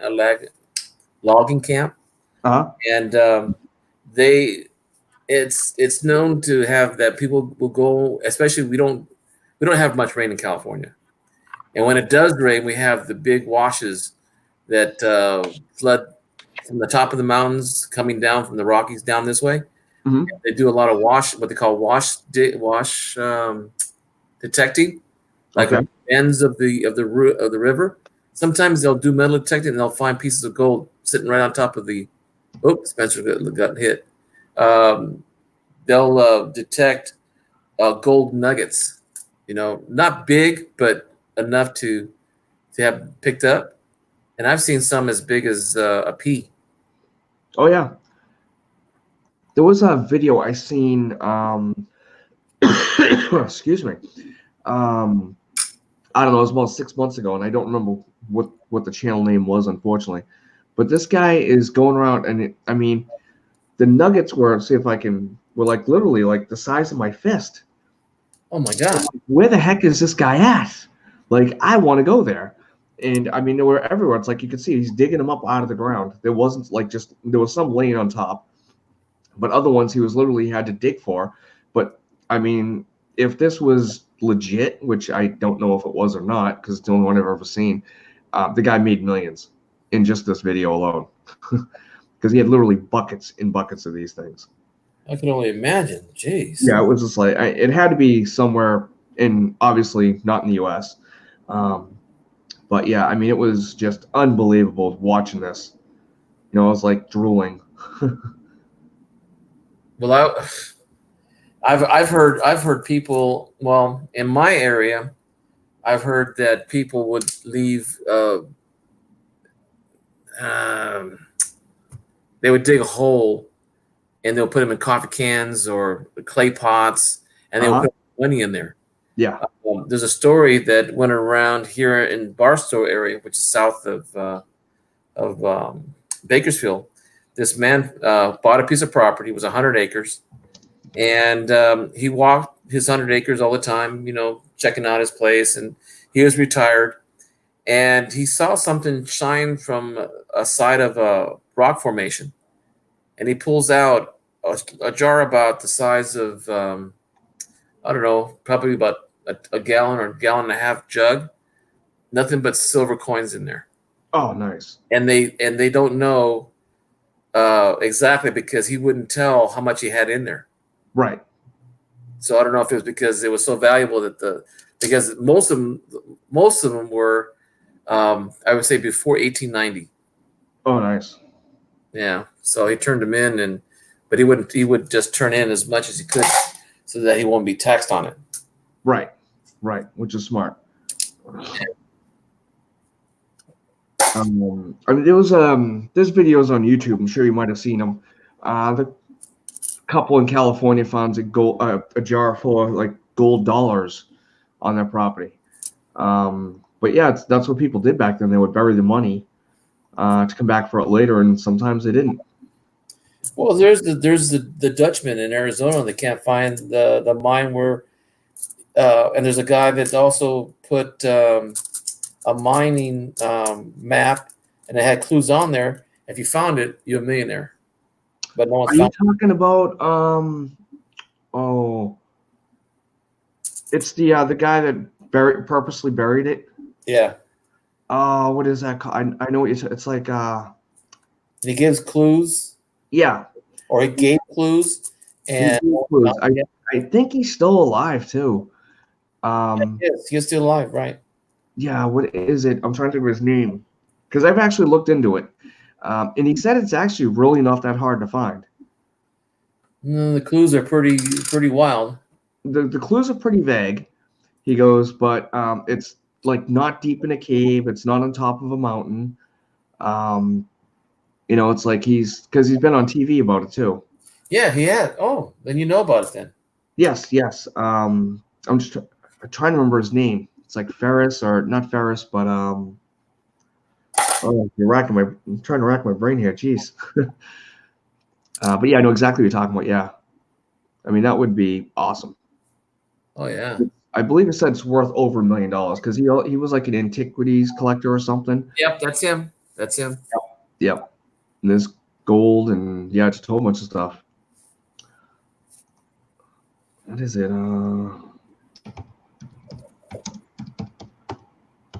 Trying to see if I can find it.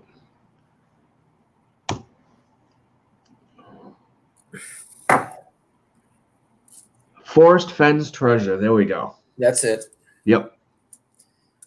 Sounds familiar. Yep, Forest Fenn. Which his friend said that he did do something with it. He put it in a small wooden chest. But as far as I know, no one's found it. He did that, what, in the 80s, wasn't it?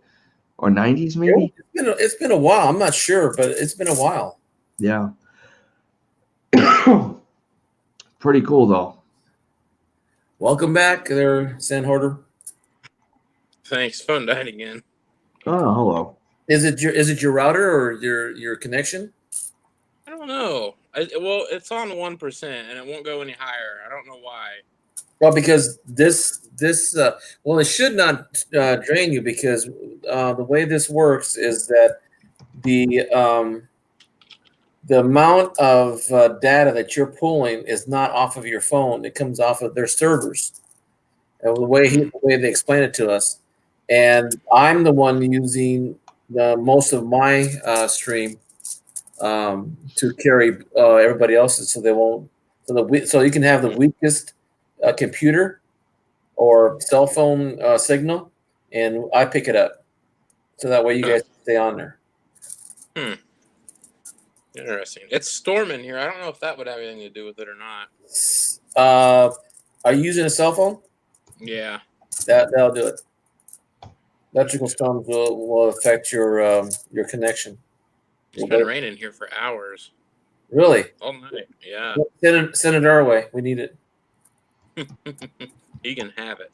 Yeah, don't send it my way. We've had plenty this year. We got to be careful too, because if we get too much rain, then we have mudslides. Oh yeah. Well, it's better than forest fires, I think. Yeah. You guys kind of get it all except for hurricanes. We have the Santa Ana winds, which are not near us, but it's still pretty bad. Yeah. Yeah, I had to put pontoons on my lawnmower to be able to mow my yard last summer. I think that's a large date.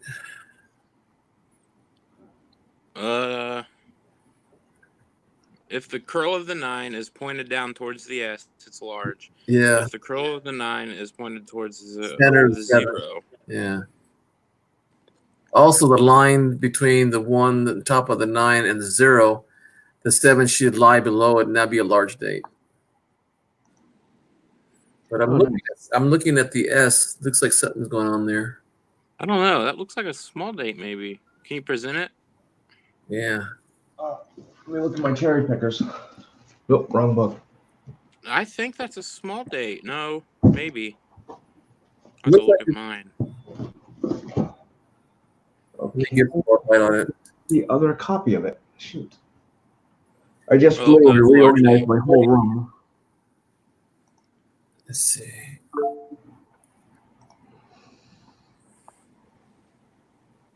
Something's going on with the S. There is a nice double dive for that year. And RPMs.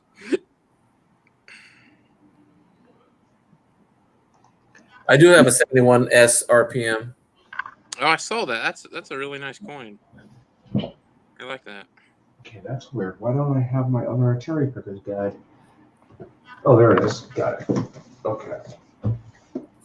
Let me take a look here for you. Oh, here we go. Well, it's an S. Okay. S large date. Well, that's a double die. It doesn't tell me if it's large date or not. Can you see in my book here? I don't know if you can see this or not. Maybe this is actually Let's see. We want this part right here. Can you make that out? That is large date S.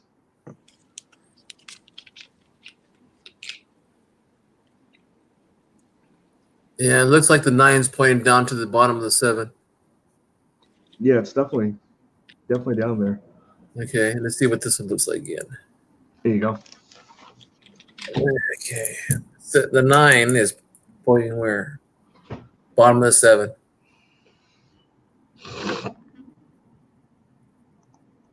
So it's a large date. But you know something?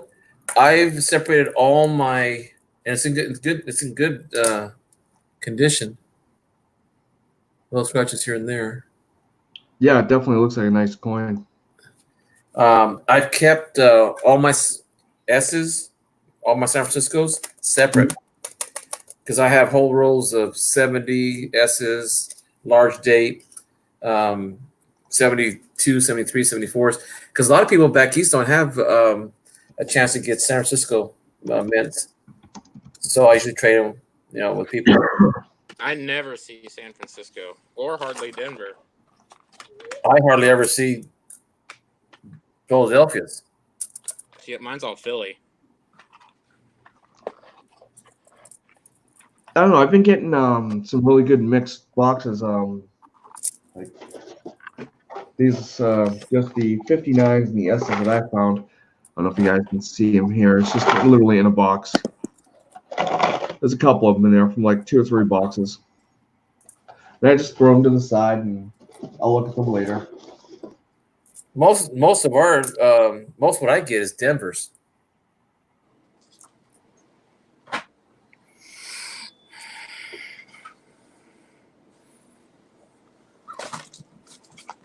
But yeah, there are a lot more Phillies up here in Boston than there are Denver's or anything else.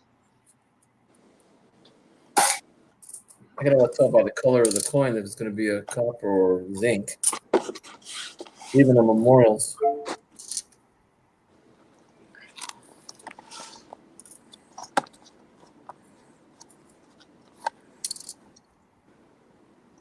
Yep, 71S.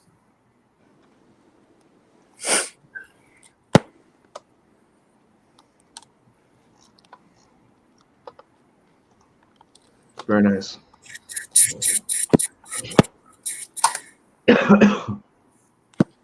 There's still 4 people in the audience. Huh. Nice. How long you been on for? 6 hours and 39 minutes. Oh yeah, there's a timer right up there. Now you know you only get 20 hours a month, right? That's free. Right. I'm close to that, but we only got 2 more days. I usually don't stream after this. Oh. Do they? No. Why do they only give you 20 hours? I didn't know that. Yeah. Yeah. No, that's only on your end, not my end, right? Right. Okay. Only the. How much does it cost after that? Do you have any idea? Well, it's for the 0 plan, 20 hours. For the 4 hours, no, unlimited is $20, and $40 if you get the big plan. Okay.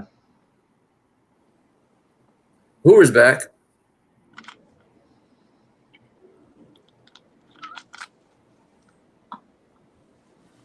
Yeah, I think it's free. You only get 20 hours. Okay. Huh. Do you have to have so many subscribers to be able to do this? Nope. You do not have to have. Go ahead. YouTube's putting so many restrictions on it that it's like ridiculous. Yeah, they're changing it, but no, they haven't affected that yet. Right. Yet. Yeah, yet. They'll find a way to make more money on it. Oh yeah.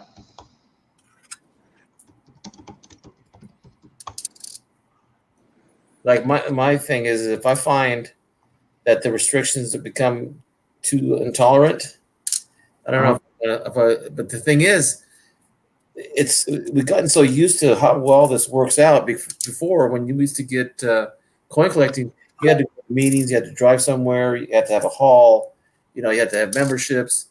Here, you do it out of your house. People you meet online, and you develop a lot more rapport with a lot of people that you meet. Yes. Like Yeah. you said, Spencer was kind of a little concerned about him being, online or exposing himself to, the panel. But I had the same, feelings about it myself. I didn't think I wanted to do the same thing. Mhm. Being a private person as I am, everybody has the same feeling. So when it worked out that the people were, nice, they weren't inquisitive. You don't have to give up your information. You can be anonymous still. So it made it easy. Right. I've been in different online groups before. I think it's treasurehunters.com or something like that. I don't remember it. I've been on there. And Coin Talk. I don't know if you've been on there before. No. I've heard of it. I've not been there. What's that? I've been there, but I have not. I've heard of it, but I've not been there. Coin Talk's amazing. I haven't been on there in a long time. I used to be on there regularly. I mean, just such a knowledgeable group. Any question you ask out there's somebody's going to know. There's thousands and thousands of members. It's great. But I just haven't been on there in years because, like I said, I'm just getting back into coin roll hunting and coin collecting, as well as metal detecting just in the last 2 years. Because I did have quite a collection at one point, large cents all the way up to dollar coins, US. The only collection I completed back then was the Mercury Dime collection, which was awesome. Yeah, I'm looking forward to doing that again. Melissa, the lady who right now at the bottom of our chat, She's a big dime expert. Oh yeah. Yeah. As a matter of fact, tomorrow at noon, they're supposed to have a dime discussion with another Alden Davis tomorrow. And they're supposed to be discussing mainly just about Mercury dimes. Oh, nice. Nice. I don't know a lot about them. I love the design. Yeah, it's all about the old school. I just like it too myself. You know, I sometimes wonder if that's machine doubling or what. See his face, his nose, forehead. I'll take a look here.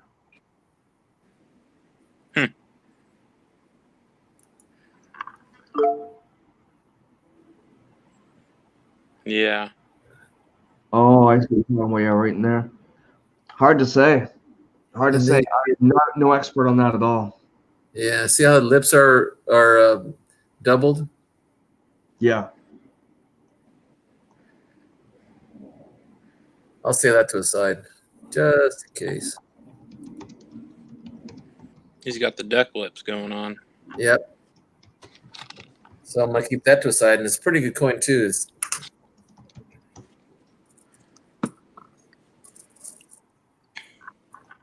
Do you collect anything else besides coins? Cars. 57 Chevy half-ton pickup, 1963 C10 stepside. Oh, nice. Fleet side. I used to stargazing. I do that. I used to collect stamps, but I haven't done that in a long time. I was a Boy Scout, so I used to do all my merit badges. I never got into stamps. I was pondering the idea, but they said the market is so flooded that it's not even worth collecting modern day stamps. They're kind of like baseball cards, which I used to collect as well. But the market again so flooded that there's really no value in it. Yeah, I used to do baseball cards too, but I got 20 years ago. I mean, I still have my old baseball cards, but they're put away, and I haven't seen the light of day in the last 30 years on those. Oh, nice. Yeah, I have no clue what happened to mine.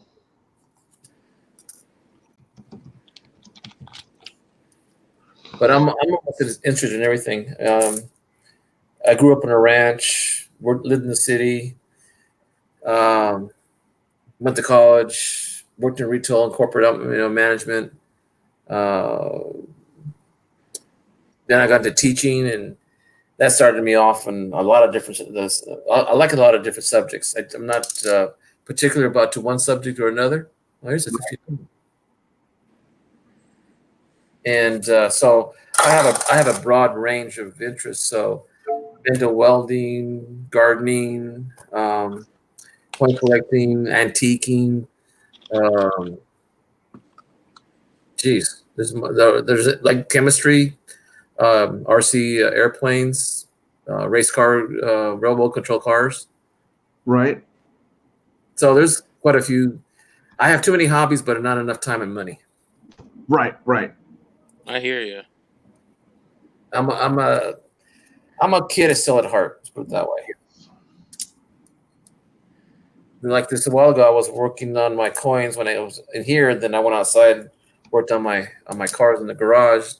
I need to clean my garage up before I start working on them again, because I may or may not retire this May or June. And it depends on how the finances work out. Right. My wife wants me to quit. I don't feel like it yet, but there's a job opening that I'm gonna pursue, and if I get it, then I won't retire this year.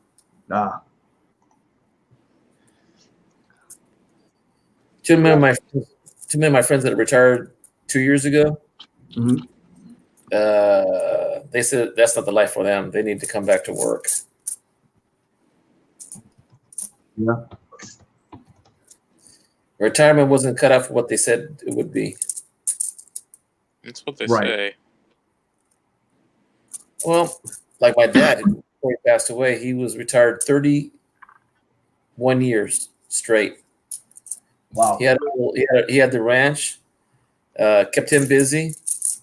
Didn't bother him a bit to retire. What you do with your time? Yeah, exactly. You got to have something to do to keep you busy.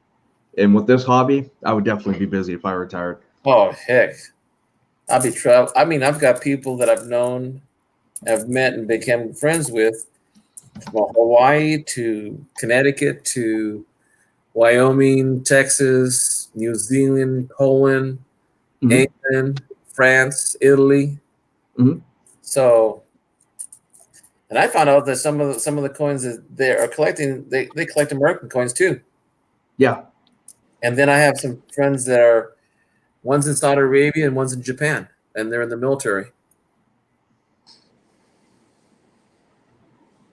Wow.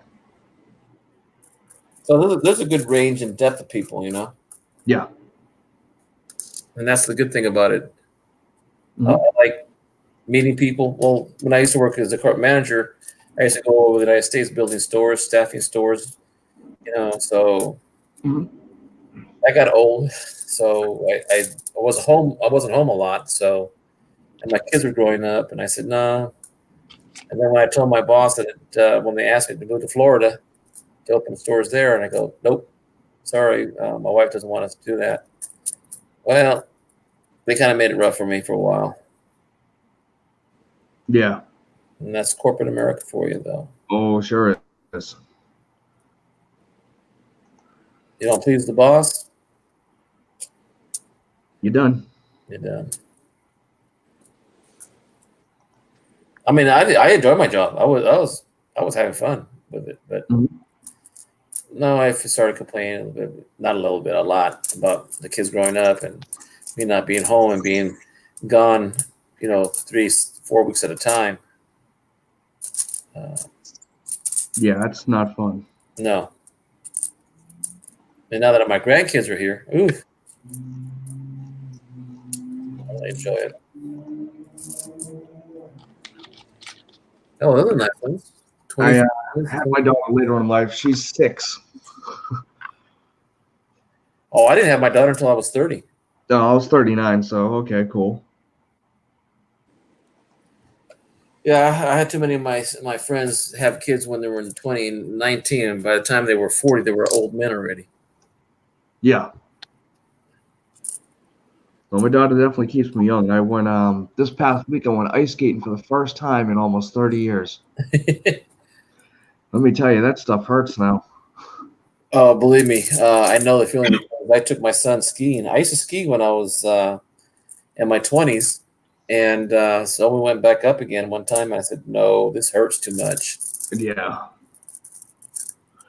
Oh no, she wants to go ice skating all the time now, and I'm just like, well, okay. Well, at least you have the weather for it. Over here, we don't have ice creams, and if we do, it's indoors. Yeah. Well, this is an indoor rink as well, and it's literally only $5 a person to get in, so it's like real cheap. And you're out there. Oh, excuse me. Oh. You're out there for 3-4 hours for $5. But I'm Spencer again. You know, it's like it's much better than going to the movies where it's you spend $50 for an hour and a half. Oh, jeez. Yeah, exactly. I'd rather just wait for the movie to come out and spend the money on food here. That's why I like Netflix and YouTube. Yeah. It makes it tough when you have a daughter that age because she wants to go to the movie theater. And we went there once. We go maybe once or twice a year. That's it. Because it's just too expensive. It's just too expensive. And it doesn't make sense. And I don't see how kids nowadays can go, even if dad and mom pays for it, when they're going on a date. Yeah.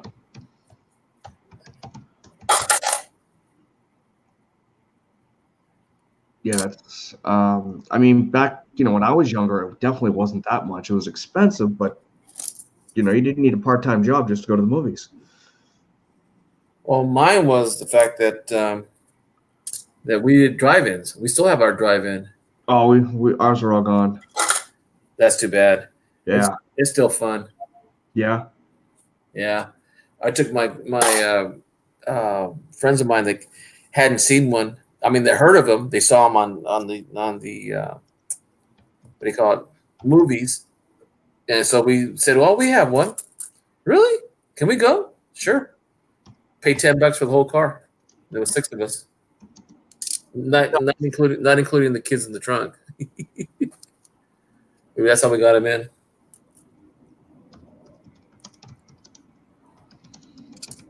Kids in the trunk. Wow. Because there were $3 each, and there was 4 kids, so that made another $12. Right. So we got them in. I think they kind of knew, because that's an old story. Everybody does that. Yeah. Oh, up here, my gosh, it would be like, so liberal up here. It's like, oh my God, you did what to your kids? This could have happened and that could have happened. It's like, oh, shut up. Yeah, we're in California. Everybody thinks that we're just nothing but tree huggers over here. Yeah. But no, it's fun too, because in the summertime you can be outside and you can put a blanket down or a real nice air cushion on the ground and start eating. Bring our own food, because the food in the drive-ins are expensive. That's where they make up their money. Yeah. Yeah. Same thing with the movie theaters. Although now it's excuse me. Now it's even the tickets are like $12 a piece. 12 to 15, I want to say now. I was gonna say 15 is our normal price. Yeah.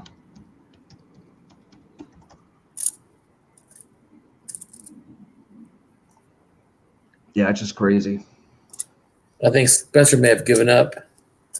Yeah, I don't know. Yeah, he said he's having troubles with his phone, right? Yeah. I don't blame him. Yeah. You can use your phone also to get on. The only thing you can't do is host. What do you mean you can't host? In other words, you see where my camera position's at? Where it says my name? Yeah. That means that you control your stream. And if you control the stream, then you're using only the hours. I'm only using the hours. You're not. Okay. If you were to be hosting, you would have to be under 20 hours. Right. The whole stream. I'm using mine.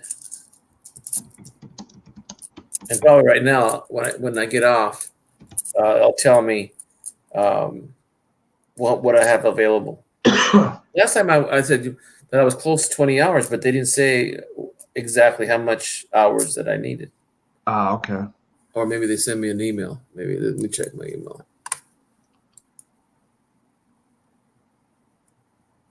Nope. Huh. Yeah, I think I used like 40 minutes last night, so I'm kind of keeping track of it like that. So I still had 19 hours and 20 minutes to go. Oh, excuse me. Sorry about that. Hoover says she's still paying attention to our conversation, and she says after the first of the year. I'm saying that after the first of the year that the 20 hours begin. Oh, okay. Oh.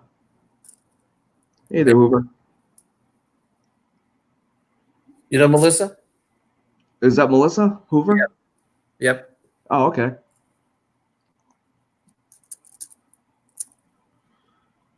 Yeah, we just went through a box of pennies and $100 worth of quarters. I found more in the pennies than I did in the quarters. No, she says no. She was answering Johnny. Okay. Oh, okay. No worries there, Melissa. So I'm saying, I only been here we started this another year, a year ago, last October. But if it wasn't for streaming, I wouldn't have caught up with the knowledge of the coins. Okay.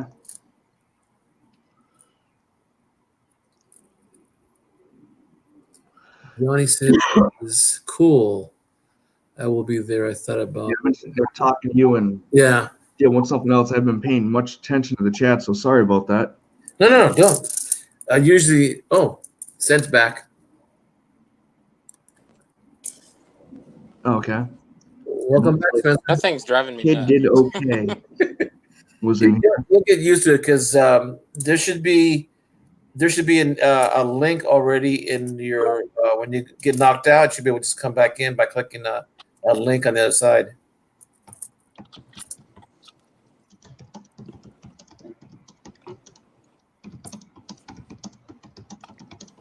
We're getting busy. I'm over here looking at coins, and I'm looking at the color of my coin, and I think that for the most part, if I pick the right color, it's going to be a older coin, like this one here. I could be wrong. Yo, Hector, can I set my cam up on this as well? My do you hit your thingamajig? What do you mean? Oh, share screen. I see it, right? I can go into share screen and yeah. Okay, good. See here. Application window. Okay, so it's the same as if I was doing it. Okay. Cool. I just wanted to see if I could or not. Mm-hmm. Like I said, I'm real new to this stuff, so.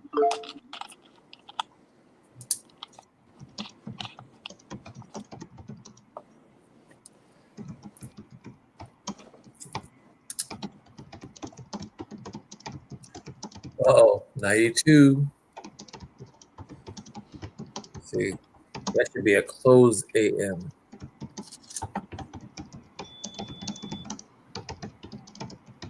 And it's a wide.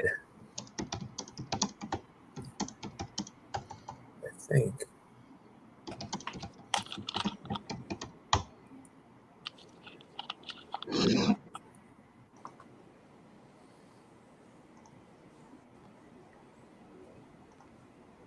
Yep, that's a wide.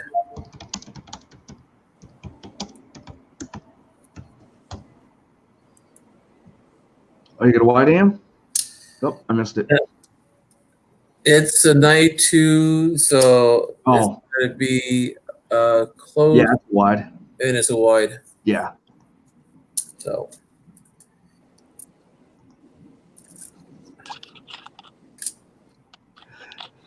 Yeah, they would almost be touching.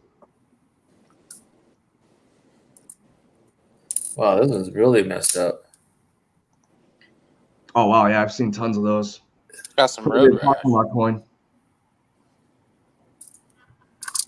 Let me see here. Maybe I will do that because, let's see. Let me plug it back in. Where is it? It's fun. I just reorganized like my whole room because I got a new desk, and finding stuff is so much fun now. Like literally just finding a cord is a challenge. There it is. Okay, good. So we'll do this. Okay. Strong STA. Let's see here. The heck is this? Got some pop-ups here. I hate pop-ups. Okay. Plug that back in. There we go.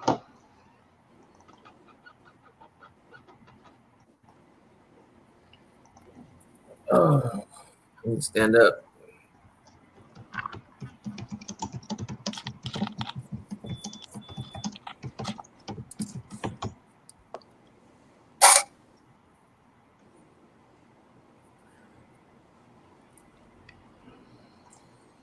Have you ever seen one of these? Let me look. Hold on. Applications window. Nope, it's not there yet.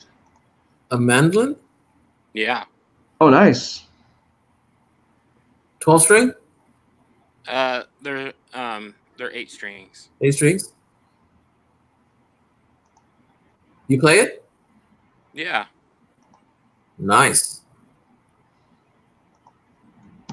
I'm assuming that's one of the better brands or the nicer. Yeah, you could say so.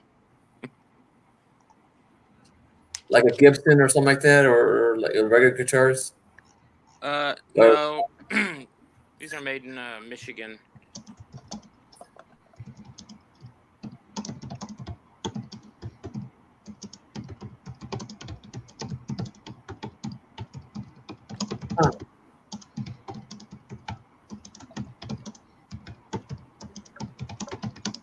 Pretty neato.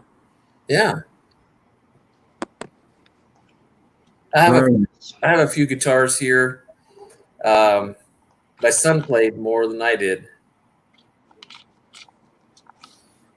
Music's a lot of fun. If I remember correctly, Alison Krauss. Yep. She plays the fiddle. Yes. But one of the guys is like awesome. I like to listen to him.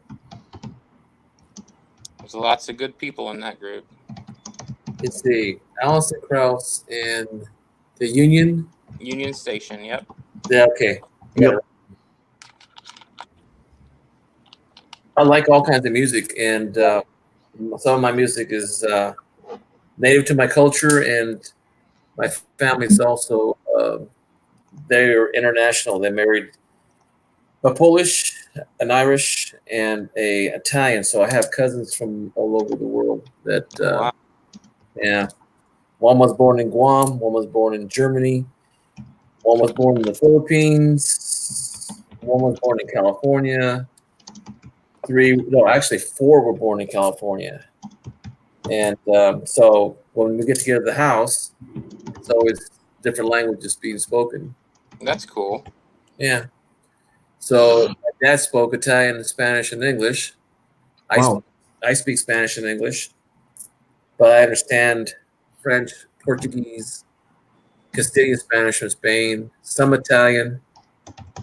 I learned Latin when I was in grammar school as an altar boy, so I have some fundamentals, and I can understand it because Latin's like Spanish. And my grandfather was the whiz kid. He was the one that spoke 7 languages. He grew up in San Francisco. He had to, because he worked when he was like 11 or 12. And he worked in San Francisco, working on the docks, and he learned Japanese, Chinese. What the heck is going on here? Oh, great! I'm having that same problem before. What's that? My webcam, for some reason, my digital view is picking up the webcam and not the microscope, which I thought I had plugged into 2 different areas, which I do, so that doesn't make sense. Frustrating. You know, I had the same problem with you see, I have a second phone that I don't use anymore. So I downloaded Droid Cam, and it's wireless. I can as long as I switch them out. But the thing is, I noticed was that when I put my webcam on my laptop, it showed up the USB digital. So I had to unplug it and restart it so that it got straight.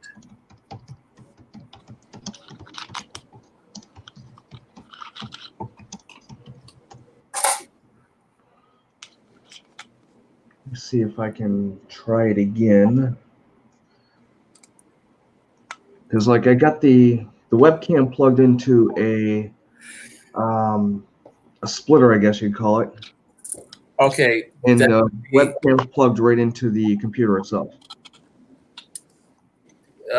Using the same port? No, 2 different ports. Okay. So it shouldn't affect it. Yeah. Okay, let's see if I can get lucky here. Yeah, it's not even reading it. It's reading the webcam, but not the other thing. Yeah, it's just I got this fixed before. I had it fixed yesterday. Now I'll fiddle with it later.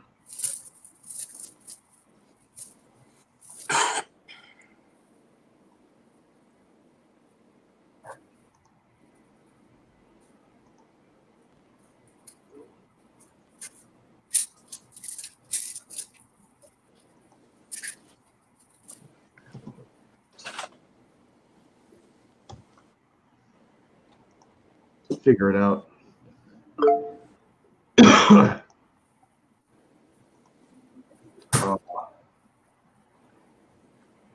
And even now, with you guys on stream, you can start. You can also start. The only thing you can't do is on your phone. You can do it on a computer.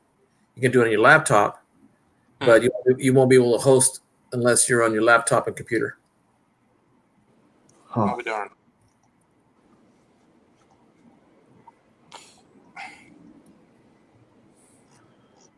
And then the safe thing to do also, from what I am hearing, I haven't got trolled yet, but there are some people out there that are trolling and going around trolling people for their sites.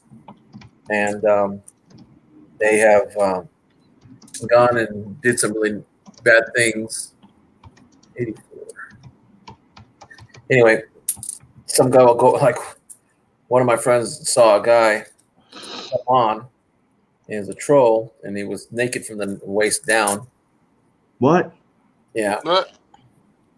And YouTube doesn't like that. Sometimes there's issues, even though it's not your fault. You're still responsible for your channel. Right.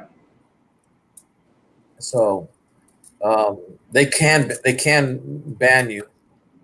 You know, if you get you don't do anything about it, and you have to sometimes destroy your stream. Your video in order to avoid a strike.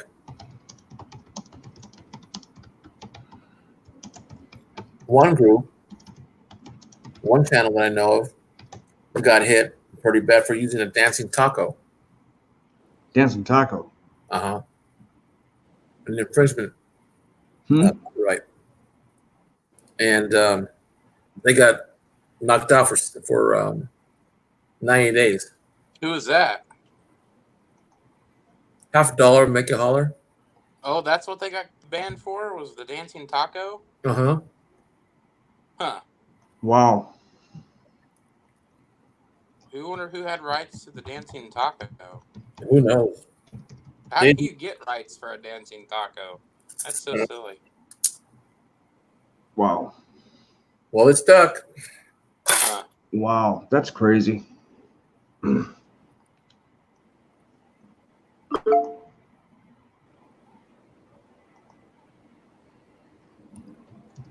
Wow, Melissa, what is still up?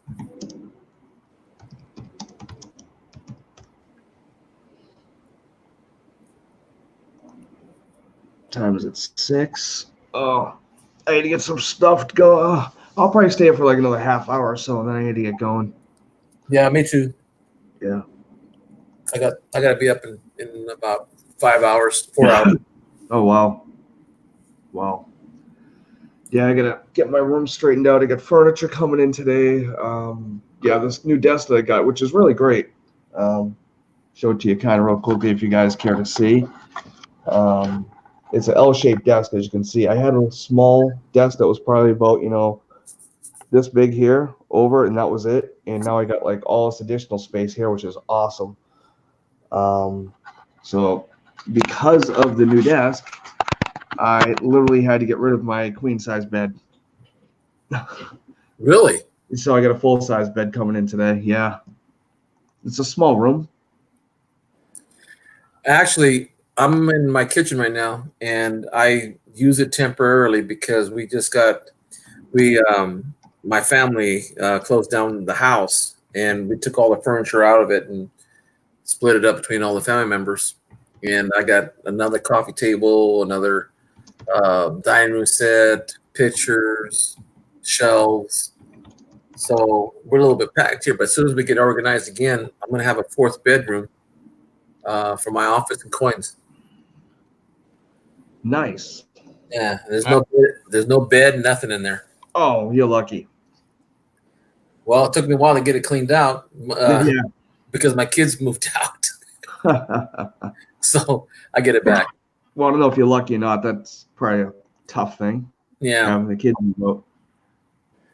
But I got a good deal out of it. I got 2 grandchildren out of it. So yeah. And but besides, I'm gonna fix another room because we don't use the third bedroom. and that's going to be our kids, our grandkids' sleepover. Nice. Very nice. And how old are the grandkids? 7 and 7 months.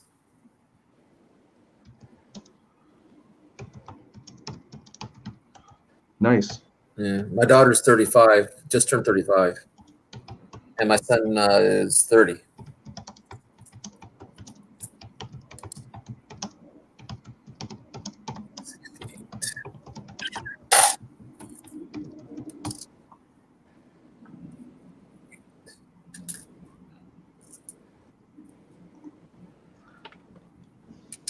Oh, I know what you feel. Yeah, I've been sitting down for 7 hours and 14 minutes. so you're just going through one box of pennies, or do these ones that you already sorted through?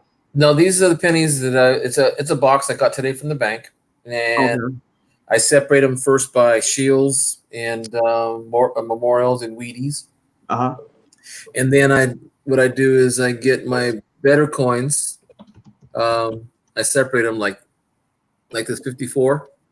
Uh-huh. I separate them because they're Wheaties, and there's fewer of them. So then I go from 82 down, or I should say 83 down, weigh the 83s to make sure they're not a copper planchet, because it could happen that one person found an 83 something and it was like 3.1 grams in weight. Uh-huh. So that's how I found it.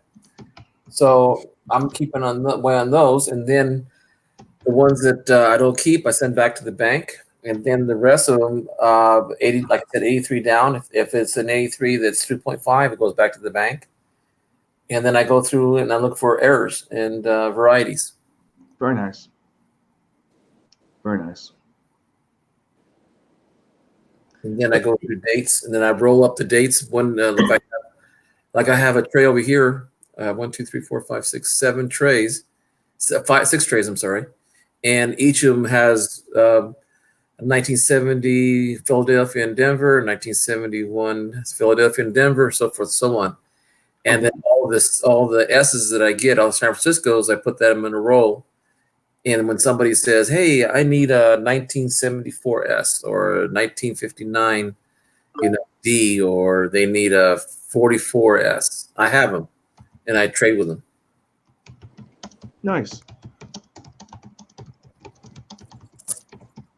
Like I said, I'm just barely getting back in, and starting this year, I'm going to start buying silver and coins to fill up my albums and Mhm.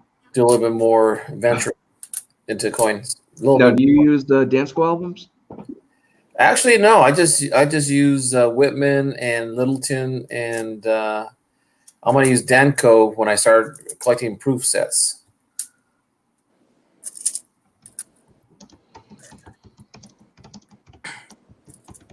Yeah, the Danskos are pretty nice. Oh yeah, They are. I've got a few of them right here. Let me see. They're really expensive right now because they're not producing any because they're moving. I got those ones right there that I have. They're moving? Yeah, so I think they're made in Canada and now they're moving to California. Oh, Vice okay. versa. Ooh, really? So yeah, so when they first moved and they stopped manufacturing albums like the Dansko 1909 to 2009 Lincoln albums, they were selling on eBay for like $150, $200 just for the album. Oh wow. Now they're down to like 80 and then the 90s now. So it's funny because a lot of the sites have been going on because eventually my daughter will get a set of Danskos as well because I find them really nice to store coins in. I can't find a lot of the older ones at all unless it's like eBay or used. Not even at the coin shops? Coin shops as well, yeah. Nothing. Wow. Yeah, they're kind of bare. I was wanting another Dansko, and I searched for months and months and months, and then all of a sudden I found like a big hoard of them at a coin show, and I bought like 15 of them.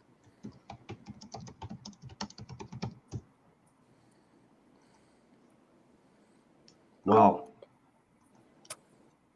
They'll go, once they come back, they'll be cheaper, and then you can find them everywhere. Oh, yeah.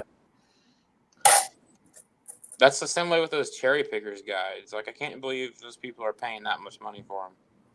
Oh, yeah. We were looking at one was $400, the 6th edition. They wanted $400 for it. Are you serious? That's crazy. That's ridiculous. Yeah. Because they sold out of print and people were offering $100 above the original price. And then I guess they got smart and just started saying, hey, we found these. And all of a sudden, they're $445 or $49 for each edition.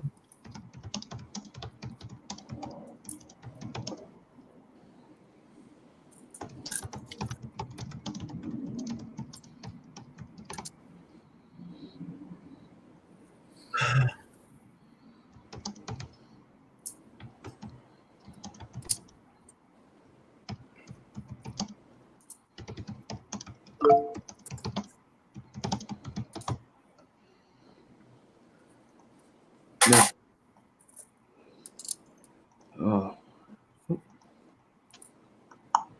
How many wheats did you find tonight? About 20 and Nice. about 25. That's good. That's a real good box. Here's another one right here. I haven't finished going through. Oh, I'm sorry. I was going to say I also keep all the S's and the D's and 69s because I'm hoping to get a 1969 double die. A 1959 double die? No, 1969 double die. Oh, 69 double die. Sorry. No problem. So after I separate the shields and the memorials and the wheats, actually,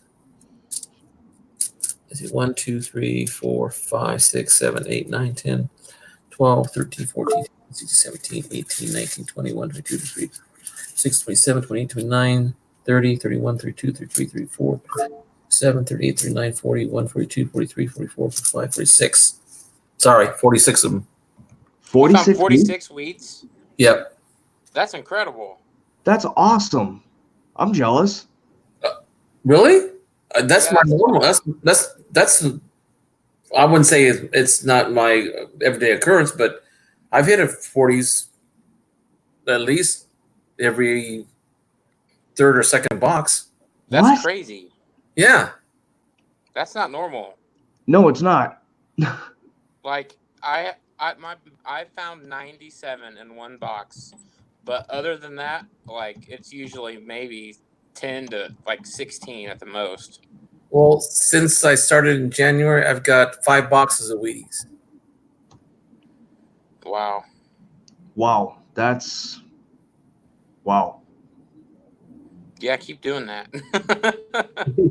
Well, that's why I save all my 83s and down and measure, just weigh up to make sure they're not copper blanched, just in case.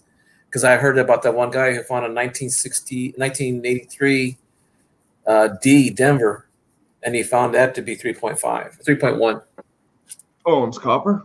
In copper, yeah. Nice. Well, That must go for a coin pretty roll hunter. penny. There was a 69S double die found in Los Angeles, I think, LA or somewhere else. I had not heard that. Really? You have to go to Diggin' Dave's YouTube channel, Okay.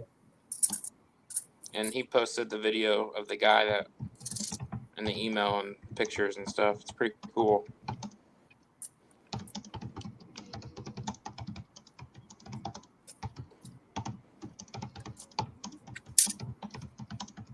Yeah.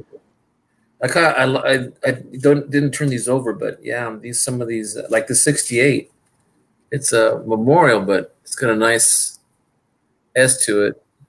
Yeah. It's almost a filled S, isn't it? Yep.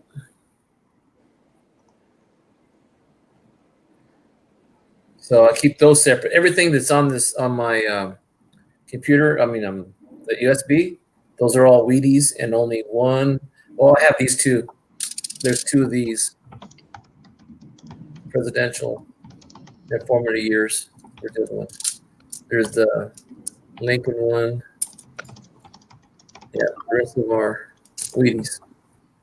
Yeah, that's incredible. You're finding that many. Yeah, that's impressive.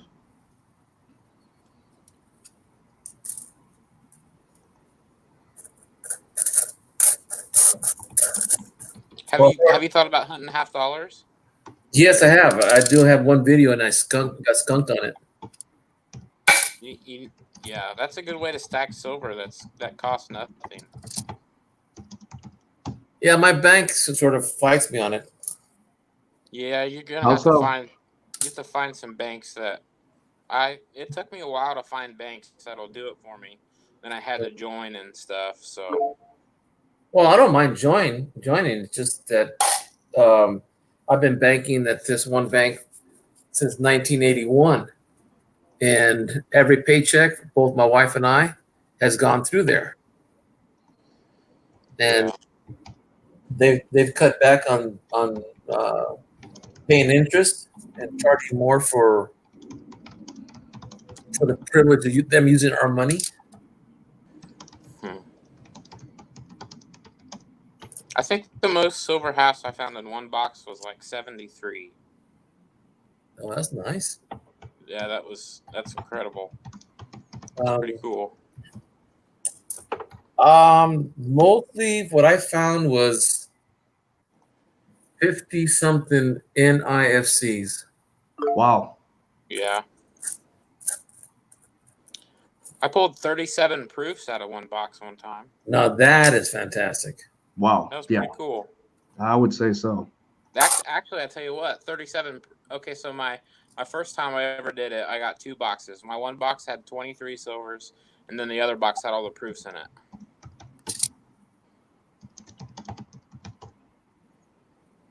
Wow, that one's messed up. Oh yeah. I think that looks like an 80. Yeah. I would agree.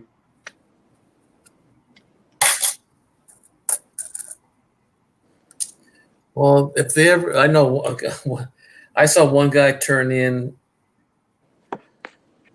a trailer load. You know how you get those double trailer flatbeds that you can put a car on? Yeah. He filled the whole back with 5-gallon buckets of nothing but pennies. Wow. He was saving them since the 50s. Oh, there was a video on that. Yep. Yeah, that was a cool video. Over $5,000, I believe. You know, I don't remember the amount, but it was a heck of a lot of them. Yeah, he dumped them all in Coinstar, I believe, or a bank. No, he went to the bank and had They had a coin machine. Yeah, they had a coin machine. Yeah, I can't imagine how many weak pennies were in there. Well, I'll tell you one thing. If I do have a chance of getting a bag of a coin, I'm going to do it. I'm going to film it. Yeah. Because the chance of getting even one would be worth it. Oh yeah. Get a Morgan or something. Yes. Yeah, that would be cool. Cool. Now, when I was a kid, I used to see them all the time. Everybody would carry one in their pocket or two.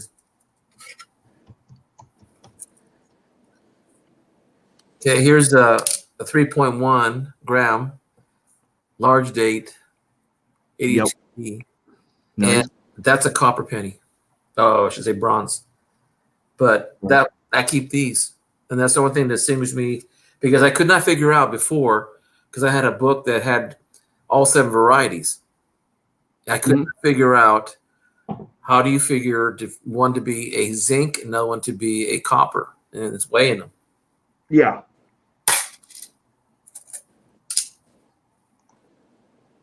Here's another one. Another 82. Now it looks like copper. Looks like a small date. And let's see what it weighs. 3.1.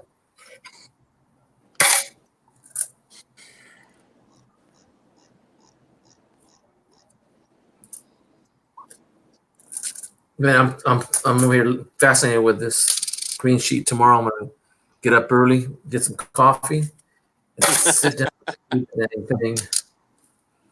That's Yeah, pretty I'm about cool. to make a pot myself. I'm sitting there doing nothing. I got so much stuff to do.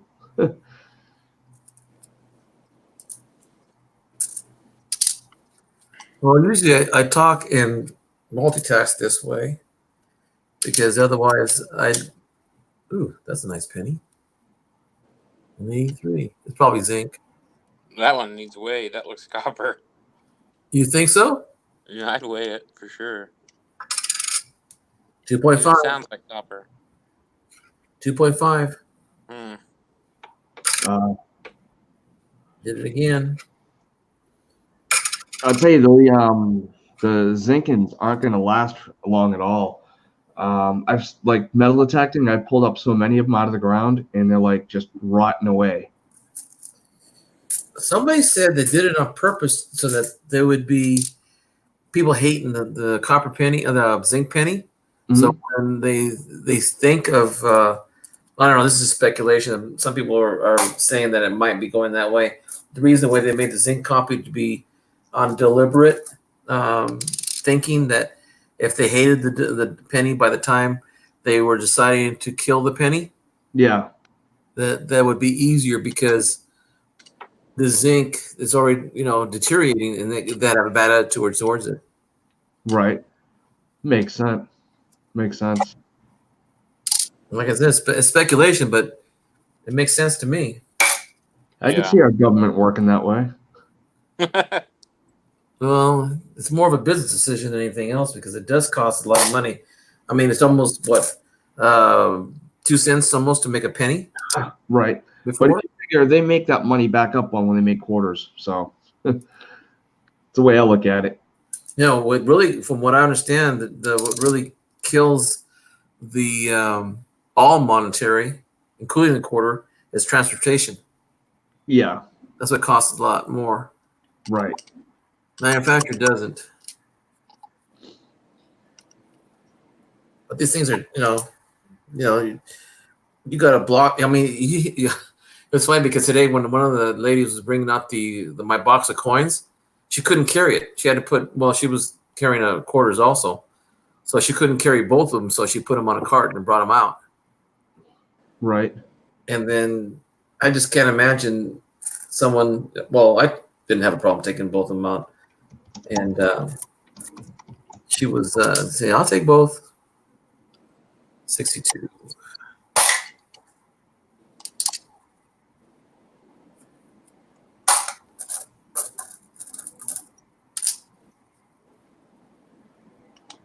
There's a 70. S.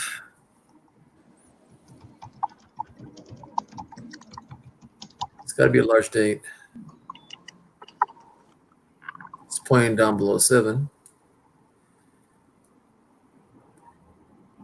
Yeah, I think I'm going to get going here because I do got to get this stuff going. Yeah. I got the Patriots game on today, so. I've already been on 7.5 hours. Wow. That's impressive.